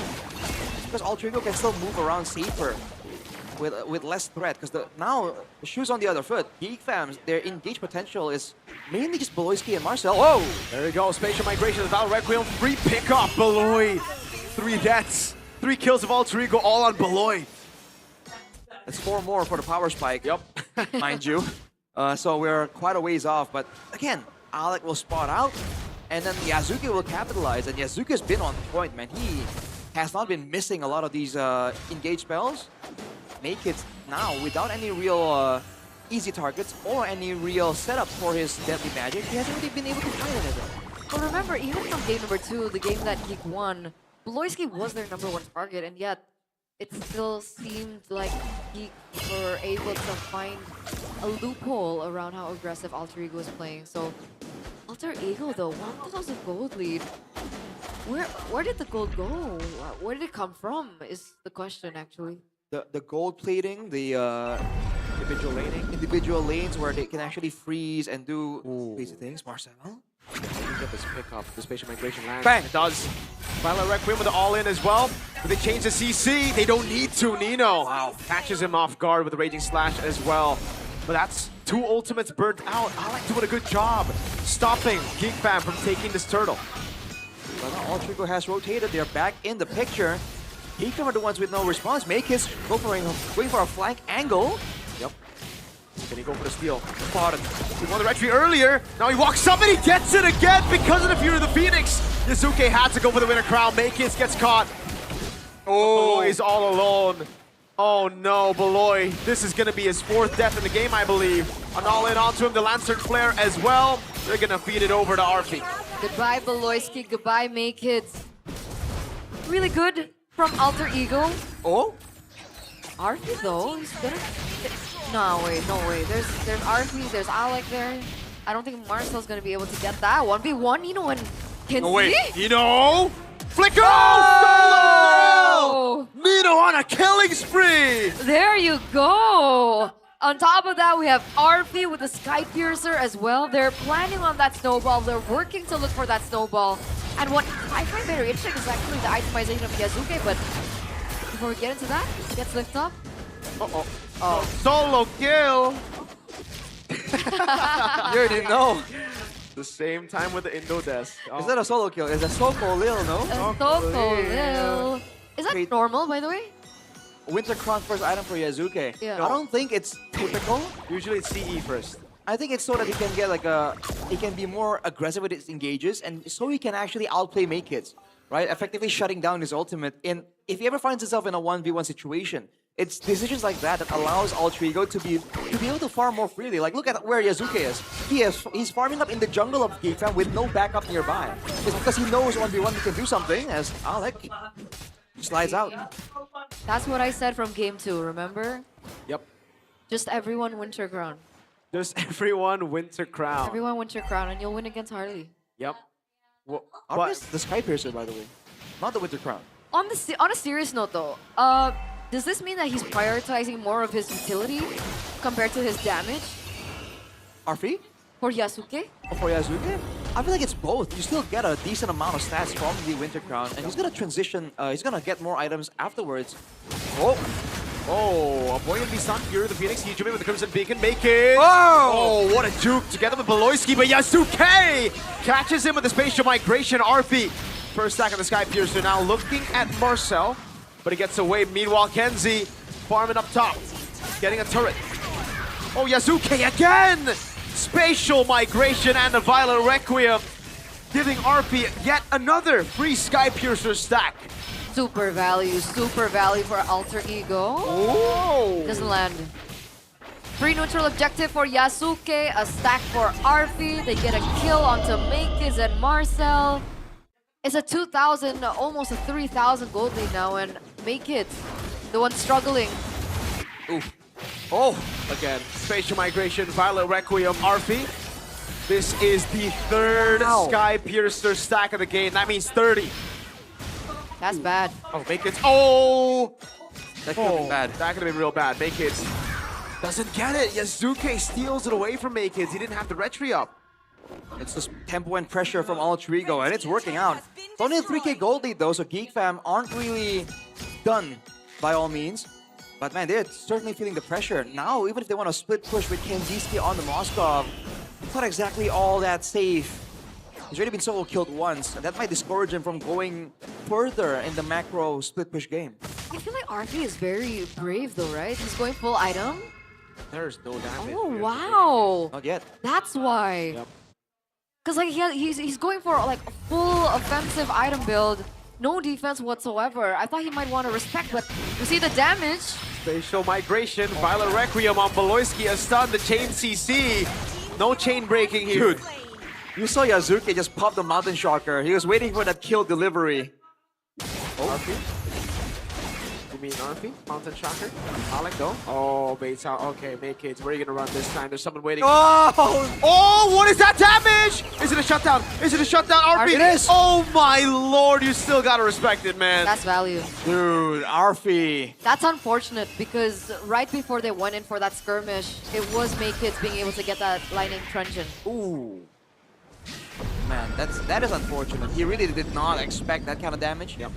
Queen swings for Yazuki right now, though. He's gonna continue doing his own thing. But yeah, that kind of buys some time for Geekfam now. Kenziski, by all means, does scale and is one item away from the Swift Trinity. There's good news though. Beloyski's one death away from that 7 death. Let's go. That's true. Let's go. All three are on borrowed time right now. Hijume goes for something a little bit more sustainable as well. Oh no, Kenziski. Yeah, never mind. Where'd he go? Yeah, I mean a nice... Into a stack. Oh no, boy. Lancer Flare all in onto him as well. Hijume in the backline, Beloyski trying to go for the Mount Throne or Ruin, but Hijume reacts in time, flickers out of the way, puts Marcel back, gets the stun from Nino. Arfi, I don't know how many stacks he's on, but that's a lot.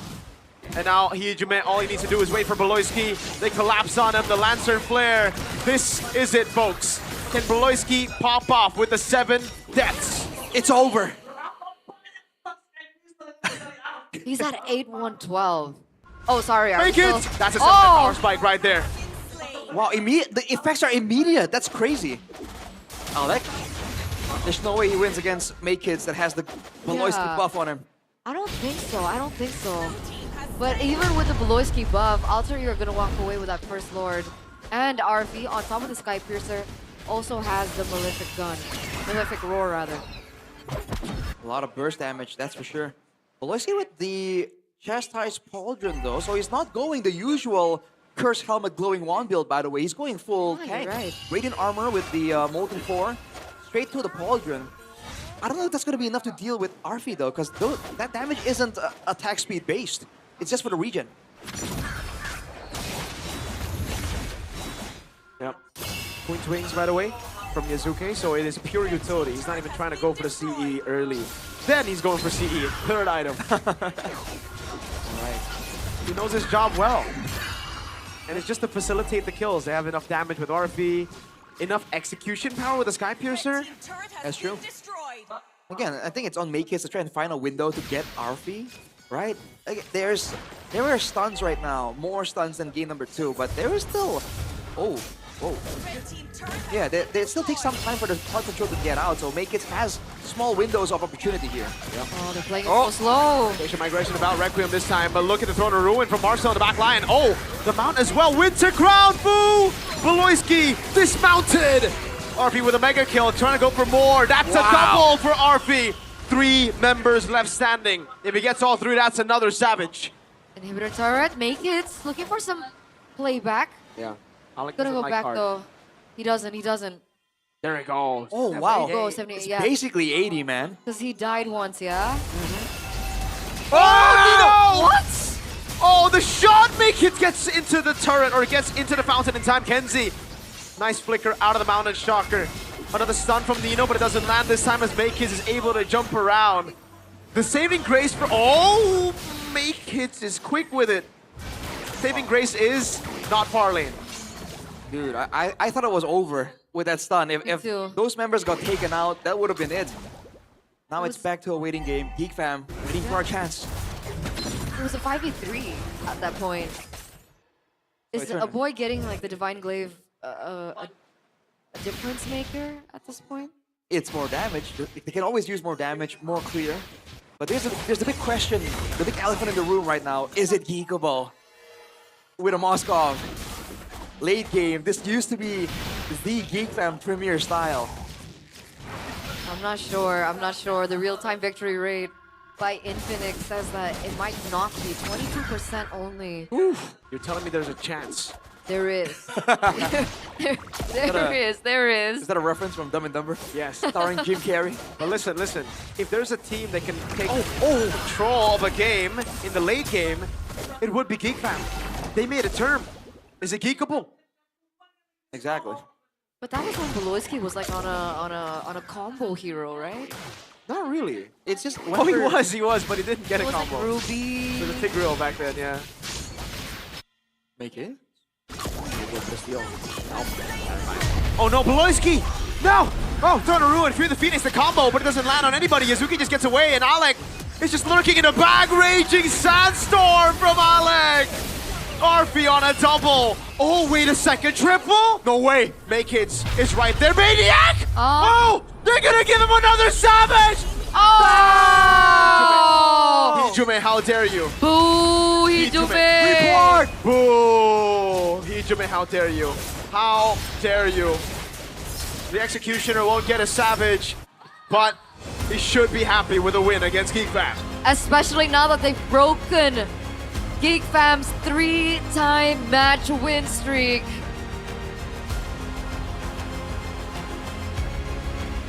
Wow. That's so crazy.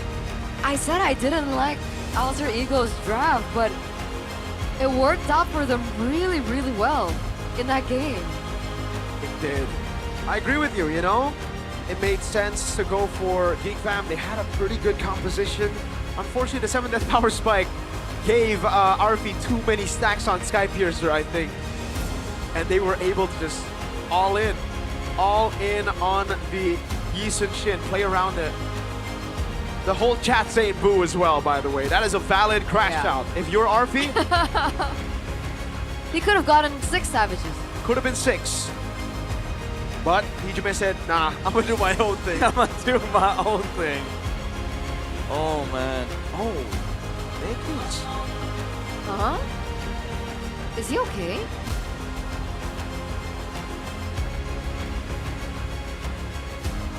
What's up with Nakeds? I'm not sure. Feeling disappointment of that loss? Or is he unwell? Maybe. I think he's up. Yeah. Oh. I don't think he's feeling well. So, he'll get well soon to make hits. He was coughing in the back rooms earlier, remember? Yeah, we're gonna take to the winner's interview before we give you guys an update to celebrate the win that Alter Ego was able to get clean in that final game. Aggressive from the early until the very end. Let's talk to Alter Ego, the champions of this game.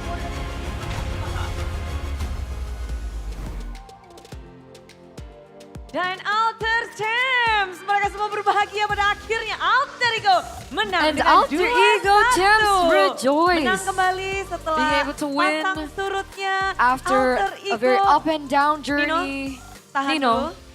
Tenangkan dirimu karena Hijume. calm down because Klarifikasi. Hijume. Ngapain You kamu need to tadi? give a clarification. What happened? What? Last killnya tadi punya The Arfi last kamu kill. ambil. It was Arfi's. Temen nggak bisa, Bude. Oh. Sorry dah. Sorry Langsung. kok. He said, sorry. Sorry-nya bukan ke sorry Arfi. Ya sorry, udah. Udah Arfi, kamu maafin gak sih? Arfi, do you forgive him? Oke, dibanding nggak apa-apa. Tapi said, yeah, it's ngebahas okay. tentang hari ini, We're dimana talking about 2-1, today, kalian memutus seeing win that it streak was dari 2-1, Geek Fam you were yang able 3 to kali break beruntun. Geek Fam's win Nino streak. untuk bounce back sampai Nino hari ini to gimana bounce sih back kalian? today. Alhamdulillah Bude masih dikasih How did you do it? kesenangan. Yang pasti kita Thankfully, latihannya we were lebih still baik able to dibanding get minggu the sebelumnya aja sih. opportunity to win. Dari hasil latihan. Iya dari hasil latihan But kita everything main was jauh due lebih to the result confident aja. of our Lebih percaya diri. preparation. Betul. And we're much Oke, more confident. kalau ngebahas tentang kepercayaan diri ini, But if we're talking about confidence, emang kalian nggak pede di panggung? were you not Sebenarnya confident pede-pede before? aja sih Bude, kayak We were ya udah confident, perang, cuman kayak yang aku lihat But what di we MPL noticed ID was season 17 ini at MPL this season, orang-orang makronya udah pada a lot of people, jago-jago sih. their Jadi ya macro kita has nggak been bisa really good terus already. juga kayak gitu. So we had to Wah, step up Alter Ego too. tiba-tiba berpikir seperti itu. Iya, kali Game 1 brutal loh. That first game was Game crazy satu though. ya, itu gara-gara tim aku juga sih Bude. Yeah, it was because Mereka of main my sangat team. baik, cuman They game played 2 really kepleset well. aja. But in game number 2 we slipped. Kepleset kenapa tuh kalau boleh tahu? Why did you slip? What happened? Apa ya? Nggak tahu sih Bude, emang kalah aja. Not sure. Kalah aja. We Tapi, lost. We're just permainan accepting yang the loss. menarik ditunjukkan juga di mana But we hari were also ini shown that today muncul sosok anyar juga. we saw Sosok someone anyarnya new. bukan Hijume ya, bukan. Sosok anyar yang dilawan oleh Alex. Alex, kamu melawan hero-hero, kita tahu Baloy dengan hero-hero yang aneh-anehnya. Hari ini juga dikeluarin. We saw a new hero as Valier. well. Iya Bude. Muncul tiba-tiba. Valier coming Shock nggak, out. Alex? Were you Shock shocked, sih, soalnya aku nggak Alex? expect juga kan buat lawan Valier di Yeah, we were scrim really juga shocked. We didn't nggak pernah notice. lawan, We jadi didn't agak kaget expect it. aja. We Oke, also lalu apa never yang seen it in scrims. Sesosok Alex, seorang Alex. Pikirkan ketika nggak pernah melawan hero seperti itu. What was going through your head when it happened? Yang aku pikirkan ya Well, gimana cara ngelawannya aja sih biar menang. just thinking Soalnya about kan emang how Valier to bisa face dibilang it, kuat how banget to kan win. Bude. Ngasih api mulu gitu. Jadi ya paling aku agak-agak ngalah aja. Agak-agak Because ngalah. Valier Atau isn't sempet easy diskusi nggak sama because of teman-teman the guys, gimana flame nih stacks. lawan Valier? Sebenarnya semakin dibakar Was semakin there a semangat sih discussion? Bude. Emang alter ego butuh. Benar. The more we get fired Iya, up, waktu and the begitu more dia we pick Valier, get kita under semangat fire, banget the more karena we dibakar. are fired up. That's what Makin Nino said. menyala alter Makin ego. menyala. Oke. Tapi setelah 3 game melawan Baloy. But after 3 games gimana Alex against di Baloy, 17 ini? what do you think about masih sama him sih Bude. this season? Masih jago Still kayak the biasa. same, still really good. Kayak biasa. Tapi apa yang mungkin dari Alex sendiri sesuaikan ketika melawan Big Fam nih dengan Baloy? Paling kaget aja tadi cheese pick Valier. Soalnya aku dikejar sampai biru Bude. Terus nggak bisa mencet skill apa-apa kan. Jadi kalau bisa good game aku Bude. Aduh. Udah sampai segitunya ya. One of the Bingung nggak ada main yang bisa dipencet obstacles skill was level 1 against juga. Valier Iya, kasih api mulu sampai was babak biru. because every time Mundur we sampai get the belakang. Valier shots Tapi responnya tetap taken, tenang, I can't press my dan skills. mengimbangi gameplay Baloy. Iya, walaupun Was it agak hard kesel to dibakar-bakarin level dulu. things out with Baloy? Tapi yang penting fokus untuk ngimbangin Yes. terus ya. Iya, benar But Bude. Oke. we focus. Tapi game kali ini juga Hijume kamu paling deg-degan gak sih? But Hijume, Dengan teknik ancamannya Kodelwin mungkin atau gimana? were you worried? Gak ada sih After Bude. Kodelwin? Jadi dari aku pribadi kayak That fokus you'll ke go diri back to sendiri your aja, old main gaming kayak house? biasa aja. Ini biasanya Hijume ini sekarang. No, we just played our Enggak juga normal sih, game. masih kurang lah. Cuman kemarin aku di chat Kodelwin Bude. Katanya kalau kalah lagi di But yesterday Kodelwin said, Sendirian. yesterday Kodelwin said if we lose bareng, again, we're going back to our bareng, old sendiri, gaming udah. house. Oh, jadi rame-rame dibalikin ya. Biar anget. Anget kok, nggak panas, Together. anget doang. Enggak. Jadi memang harus ada teknik ancaman. Tapi sekarang berarti nggak jadi balik ke lama dong. But now you're not going to be going back to your old gaming house. Alhamdulillah week ini aman ya. Thankfully, no. Week ini aman. Thankfully this week we're doing Kodelwin okay. dong. Udah menang nih. You wanna say, Gue senterin lagi kok aboynya. Kodelwin, let me lantern it up with Kelar. Tushin. Kelar. Puas hari ini. Are you satisfied? Kurang lah Bude. No. Masih kurang. Oke, Not masih yet. tungguin ya. Gimana Hijume akan berproses untuk sosok muncul tiba-tiba tuh. Bukan. Tapi oke, dimana hari ini ngelihat ada yang memecahkan rekor juga level 15 Today we tercepat. saw someone break a Wey. record Permainan to get level Yasuke, 15 level the 15 fastest tercepat tadi pakai Yusunshin. using the Yusun Kamu Shin. memecahkan level 15 paling You broke the cepat. record. Apa rahasia yang kamu miliki dan kayaknya What's your belum secret? ada nih yang secepat Yasuke? What's your secret to breaking the record? Tadi sebenarnya nggak mikirin level 15 cepet-cepet sih Bude. Actually, we were really Karena thinking kayak about that. kebetulan ngebantai banget. Ya, But we were rezekinya level 15, snowballing, ya so segitu. Kelas banget tadi ngebantai it was banget, just rahasia ngebantai unexpected apa that ya, we were Suke? able to get level 15 that quick. Rasa kebantai Alek. The reason why we were able to Alek be ngapain? or Gimana find tuh that kamu snowball was ngikutin because of kamu Alec. atau ngapain tuh? What did he do? Kalau di situ Alek gak backup, mati saya Bude. If there was no backup from Alec, I would have backupan died. dari Alek, membuat Yasuke. Benar-benar kelihatan nyaman. Tapi seberapa nyaman kamu hari ini Yasuke? But how comfortable were you melawan today? Tim Geek Fam? Up against Geek Fam. Super duper nyaman sih. Super duper nyaman. Super duper comfortable. Kenyamanan ini terbentuk karena kamu udah tahu Geek Fam atau gimana? Why were you super comfortable? Karena percaya diri. Because of our Percaya confidence in diri. ourselves. Percaya Our diri kamu bakal self-confidence. menang nih berarti. Itu udah pasti. Maksudnya harus ada mindset seperti itu. We need that mindset. Yes, We need that karena mindset nggak to believe ada that we tim will yang win mau today. kalah dan gak ada tim yang mau nggak menang pastinya, ya kan? Betul. Betul, tapi membuktikan diri juga kayaknya dari Arvi sendiri. Arvi, galak banget Arvi masih aja ya. But Arvi, you were so fearsome. Enggak, Bude, enggak galak hari ini. No, I wasn't fearsome today. Maniak loh. Well, you got a Dapat maniac. maniak lagi. Another Berkat maniac. teman-temanku aja, Bude, yang jago. Oh, that was just because of my friends. Akunya tadi game 1, game 2 kan gak ngapa-ngapain kan. Jadi didn't really do game much 3 game 1, game mencoba 2. buat So lebih baik aja. in game number dan ternyata 3, setelah kamu mencoba bisa ya Nino ya dia ya? we did our best. Dia kurang mencoba game 1, game kedua dia kenapa sih? What happened to Arvin game 1 and game 2? Cuman yang aku lihat I'm dia not bisa sure. bangkit aja. Wah. But Itu I nggak just semua orang knew bisa. that he could Reset rise. secepat itu ya. And Tapi reset. Arvi, bagaimana kamu bisa ngeriset dirimu tuh? Arvi, how were you able to reset? Apa ya? Disemangatin sih Bude sama teman-temanku. Mostly Terus from the aku juga tadi support, kayak from my nonton friends. replay gitu kan. And I was watching the replays Ngeliatin earlier. jalan-jalanku yang gak jelas gitu. Tapi game Looking at my rotations that were game weird. padahal kan wah, lumayan So, brutal kalian menang I tried to fix kuat. that. Itu berempat 4 lawan 5 lah Bude bisa dibilang. Oh, AFK tadi Arvi. Arvi, Arvi hanya AFK gitu. Ya. Oh iya. Basically, Tapi, Alter Ego and Geek, it was kenapa? 4v5. Game kedua kenapa? I didn't really do Ada much. gerakan dari Geek Fam yang membuatmu nggak berkutik? Was there something about Geek Fam that made you unable to play? Tadi yang bikin aku sendiri yang gak berkutik. No, it was just my Wow. own issues. Gitu lah. Oke, tapi I begitu played sadar game too- ketiga langsung reset dan too langsung forward, jadi too much. mengerikan. Arvi Brody muncul. Kenapa kamu tertawa tiba-tiba? But we saw a new hero. Makanya Arvi. We saw Brody apa ini? today. Yang Why? kamu tahu tentang Brody yang orang lain nggak tahu. Biar What do you know mungkin about Brody bisa that no one populer. else does? Enggak ada sebenarnya. Not really. Sebenarnya I think Brody itu emang nyatu aja di aku. I just really like playing Brody. Brody and I are Apa one. Dan hitam. Very hitam. aggressive Oke. and Iya. and Keren. dark Tapi skin. How do I translate that Brody, chat? Lalu pun kamu yang pakai barbar banget. Brody B-nya barbar berarti? Barbar. Arvi A-nya apa? AFK. Asik dong, asik kek. Asik. If Tapi asik B menang stands hari for ini. aggressive, what does A stand for Alhamdulillah. RP? Kata-kata kemenangan. He said AFK. Udah sih, Any udah words ada, for your victory? alhamdulillah doang. Just thank God. Alhamdulillah. Nggak balik ke GH lama. Tapi Not going inilah back to dia their old gaming kesembilan house. dari Alter Ego. But there it Mendapatkan is, the kemenangan victory dan from bertahan di Alter GH Ego barunya. So and being Alter able to Fans, stay mari at their turut old berbahagia gaming bersama house. So, Alter Ego. let's congratulate and let's celebrate Alter Ego's win.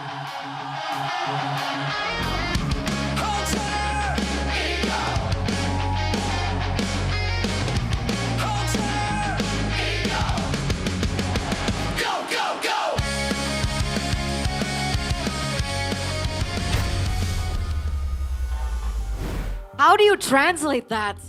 I don't know, man. Alter Ego, they got their slangs, they got those, you know, words of wisdom, as you would call it. Arfi, come on, man. I don't know how to translate that without being attacked. But congratulations for that win. We're looking at the crucial moment from Alter Ego.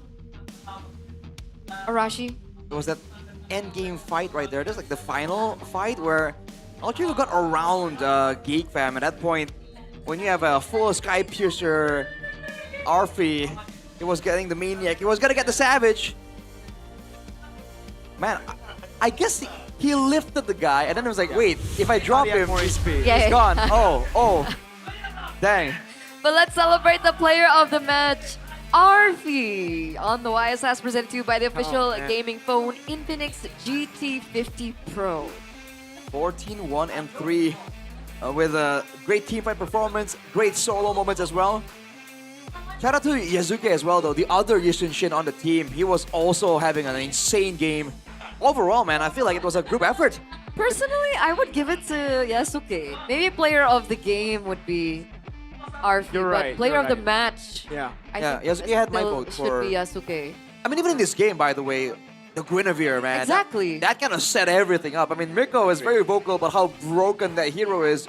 You're seeing it here, folks. Beloyski could not do anything. And it was such a unique item choice as well. Early The Winter Crown. Winter Crown. That's not something you see quite often. You might see it more now.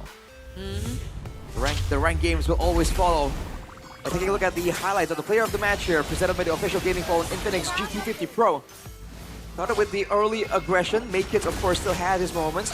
Overall, though, according to plan for Alter Ego, get aggression, get the neutral objectives, and they completely neutralize this glue. I don't know if it's because of the itemization that Poloy isn't doing what the usual glue that you see in the season, but man, he just was not having a game whatsoever. He wasn't getting good mounts, he wasn't getting, because of the itemization, he can't really get solo plays. Nino, on the other hand, dude, on the Lapu, this guy was feared, and he has shown that he still should be feared at this point. And man, the bulk of the highlights is just that Violet Requiem, man. That stacked up with the Lantern Flare, it just works so well. This was the play that shows again why the Harley was so good. Arfi clearly didn't expect that kind of damage. Overall though, they recovered immediately and went back at it. Sacrificed Hijime in the process though. These final fights, man, that Winter Crown really helped him. Beloyski was just lost the entire game. We thought the 7th Power Strike was gonna mark maybe a way for D-Crown to come back, but it just ends up again being 3 stacks for Arfi, dude. And when he's at 80 stacks at this point, right, he's just farming kills. Yeah. Such a great game, looking at the highlights as well, but we do have something special for you guys back at home, because we have a special report with Alyssa backstage. Our winning team Alter Ego dan sudah bersama Lisa di sini ada Coach Saper. Halo Coach. Halo Kak Lisa. Congratulations first of all.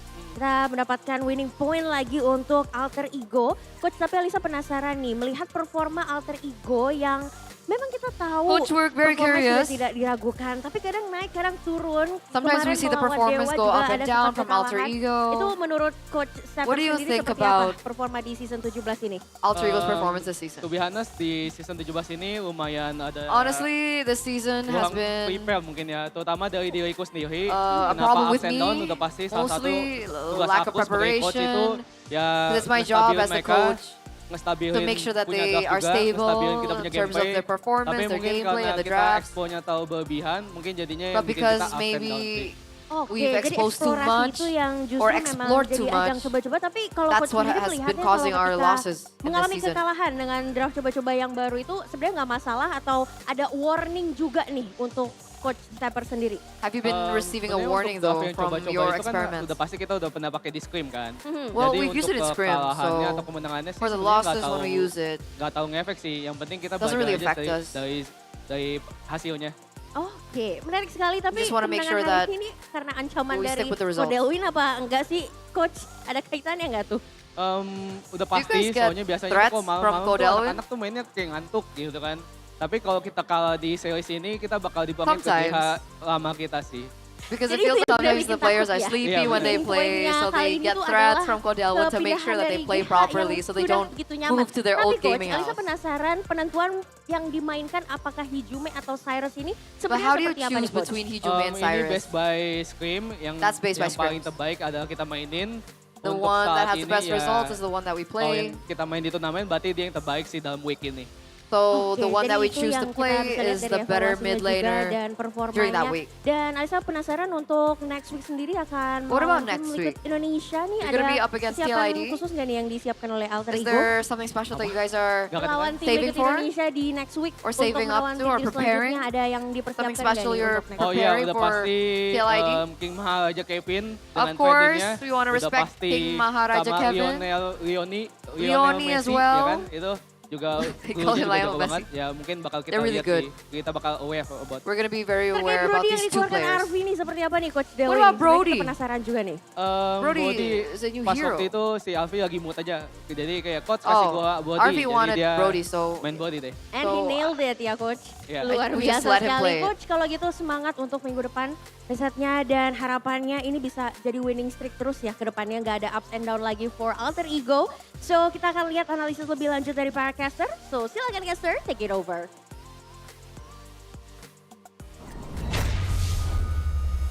Why is he so awkward? It looks like Zephyr had a few more words, Alyssa. Yeah.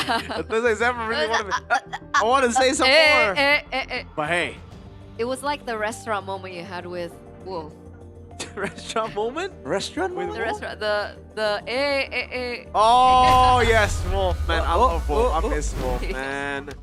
I miss you, Wolf, man. Oh man, 14 minutes and 51 seconds. It was a relatively longer game compared to the rest of the games that we saw in this matchup, but boy, oh boy, was it so dominant for Alter Ego. Did not expect that. Yeah, 22-6. I mean, I guess if a composition doesn't look too good on paper, but it still looks good for a brawl, then Alter Ego will make it work, right? Because that's literally what they did. They just kept on brawling. Beloisky was like, all right, they caught me twice. There's no way they would all in. Okay, third time, they will not all in me. What the heck? Ninth Surely time, this time. Exactly. He's like, okay, guys, what? Like, how is this working? Why they just keep on going on me? At some point, you have to wonder if, is it the idea? When we overrun Beloisky, he cannot shot call. Maybe. Right? So the team is like, yo, coach, what do you do? Like, hang on, I'm getting Vowed Requiem. Man, I can't move. You know what? I think it's the new pictures. Alter Ego look clean, you know? Not too much makeup. Doesn't look like they have, yeah, it's clean. Meanwhile, they did a re-photo shoot, right? I think every team should do it. Yeah, Alter Ego did that's why our makeup artist was the new makeup artist. Oh, They actually did a reshoot. They should do it with all the teams. It's like, it looks amazing. It doesn't look, It's more natural. Yeah, They actually look like them. They look like human beings, yeah. Yeah, I mean, no offense to Beloisky. I think he agrees with me, but like, that's kind of whack, yo. He looks different, to say the least. He seems pretty. Yeah, pretty. Yeah. That's a good word to use. Yeah, I don't think the players want to be pretty. That's the thing, right? Yeah. To But quote hey. PewDiePie, it's called being fabulous. But the 9 deaths weren't pretty. The 9 deaths weren't pretty, bro. Oh man. 161,000. And the sad part is, like, it's not like his team abandoned him, you know, but they couldn't really do much. What could they have possibly have done to save him when he was just bounced around? Maybe provided moral support. You can do it, Beloy. Get out of there. Let's go. You got this. Don't mind. don't mind. Full of high Q. Oh boy. No, they got 2 turtles though, Geek Fam, you know? Yeah, like, dude, Make Kids is so good. Still, I think he's... But at what cost, dude? They got those neutral objectives at what cost? I'm pretty sure they gave up kills to get it, no? Yeah, they did. Right, Make Kids like- died second time, the second turtle fight. Yeah. First fight was Beloy? I don't know, man. Beloy dies everywhere, I can't do it. Dude, we need like a death map for Beloy, dude. Oh, you're right. It's a Beloy only like stat. You know, he's already like top 3, I think, in most deaths in MPL. And remember, like, if you look at the competitors, it's Finn, who's been playing from Season 1 or Season 3.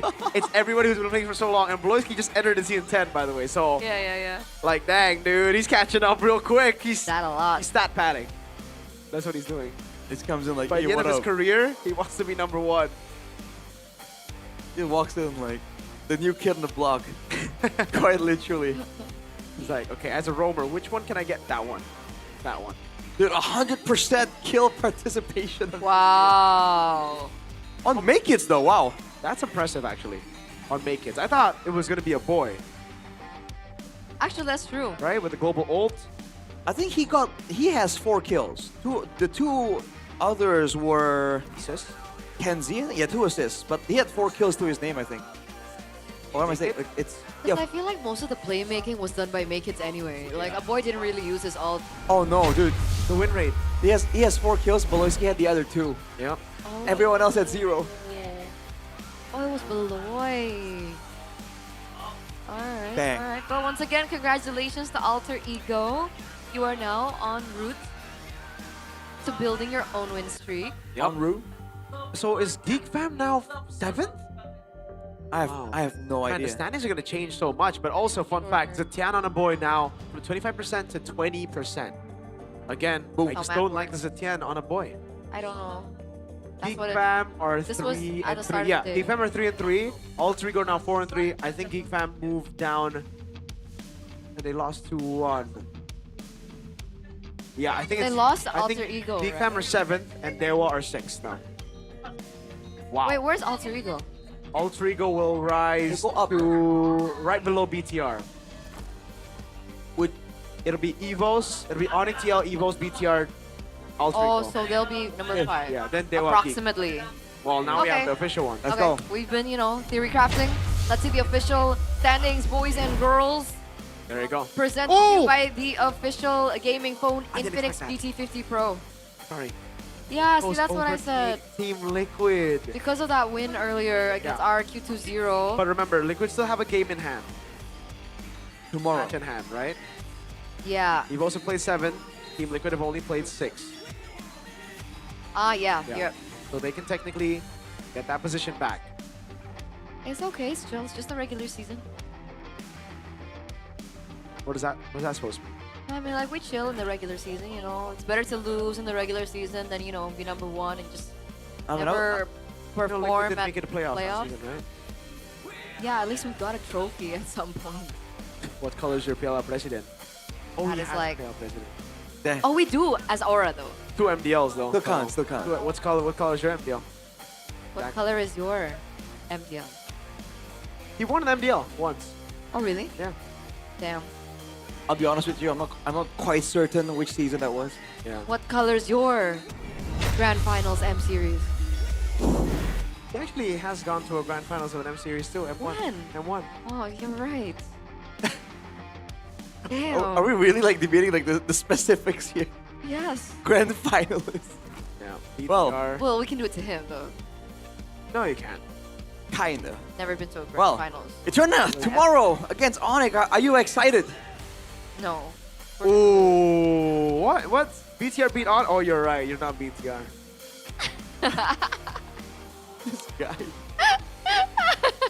Sorry, but BTR RQ though, Rashi. You're gonna be casting tomorrow. Are you excited for that though? Yeah, are you excited about that? Please. The Streak Breakers. Please. Robin Hood. Like, get a win. If BTR break RQ's lose streak, I'm just gonna say, chat. The breaker of chains. The breaker of The chains. Breaker of Are. Chains. Dude, it's such a good title. Breaker of Chains. Because it's stolen. It's copied. The breaker of chains, the mother of dragons, Bigatron by Vitality. Leaders of the Andals and the First Men. Okay, we saw the official standings from the teams, but now we're gonna see the official standings from the Superfans Cup. Wow. RQ Kingdom are still on top. That's something you can celebrate. Let's go! Someone give him the GoPay Games Superfans Cup trophy. Bro, the Cavalry and Brigade Troopers, they're not doing well, man. The Cavalry and Because Brigade we were up top.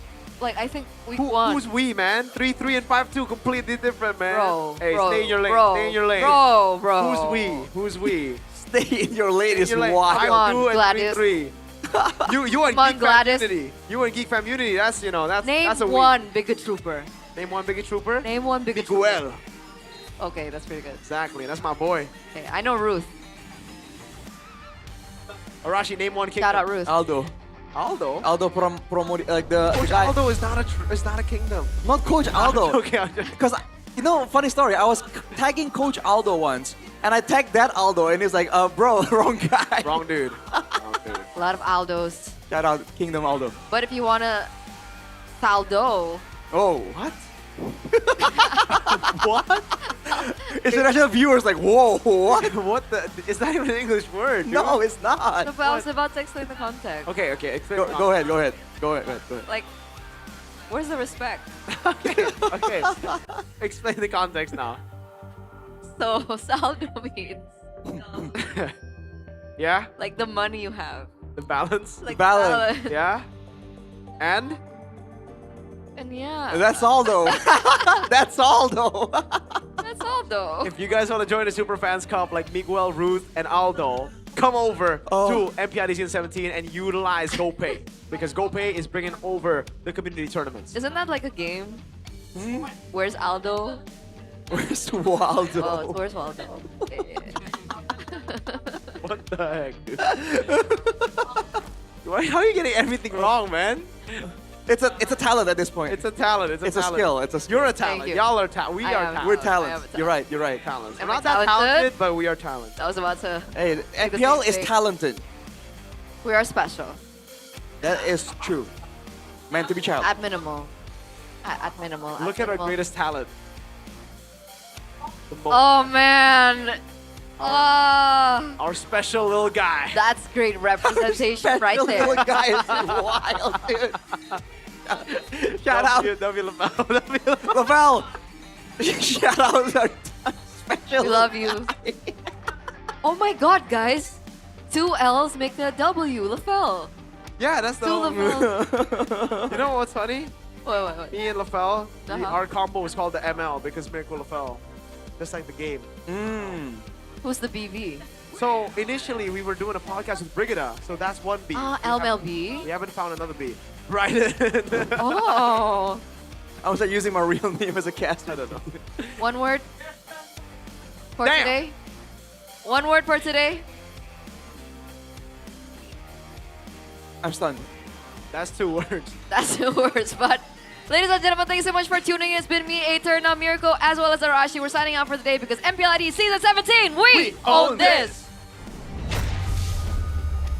Minggu yang keempat, 21, 20, dan 21. Ada win streak yang terpecahkan dan ada lose streak yang belum terpecahkan. Hari ini penuh misteri dengan hero-hero yang unik. Namun semua ini tentu begitu meriah karena dukungan kalian para super fans dan juga para sponsor dan partner. Karena MPL Indonesia Season 17 powered by Bunton, supported by PBSI, presented by Official Gaming Phone, Infinix, dan Official e-wallet, GoPay, Official Gaming Chair, ada Todak ditambah dengan partner ini sports ada Garnier, Bayu, Dunia Games, GamesMax dan juga OnePlay. Ditambah pula supplier IndiHome, Indomaret, Yummy Choice dan juga Aqua. Dan begitu banyak drama, intrik, ditambah dinamika dari MPL Indonesia. Minggu yang keempat, esok hari masih akan ada 3 match yang menanti. Bagaimana tim-tim akan menjawab satu sama lain dan beradu.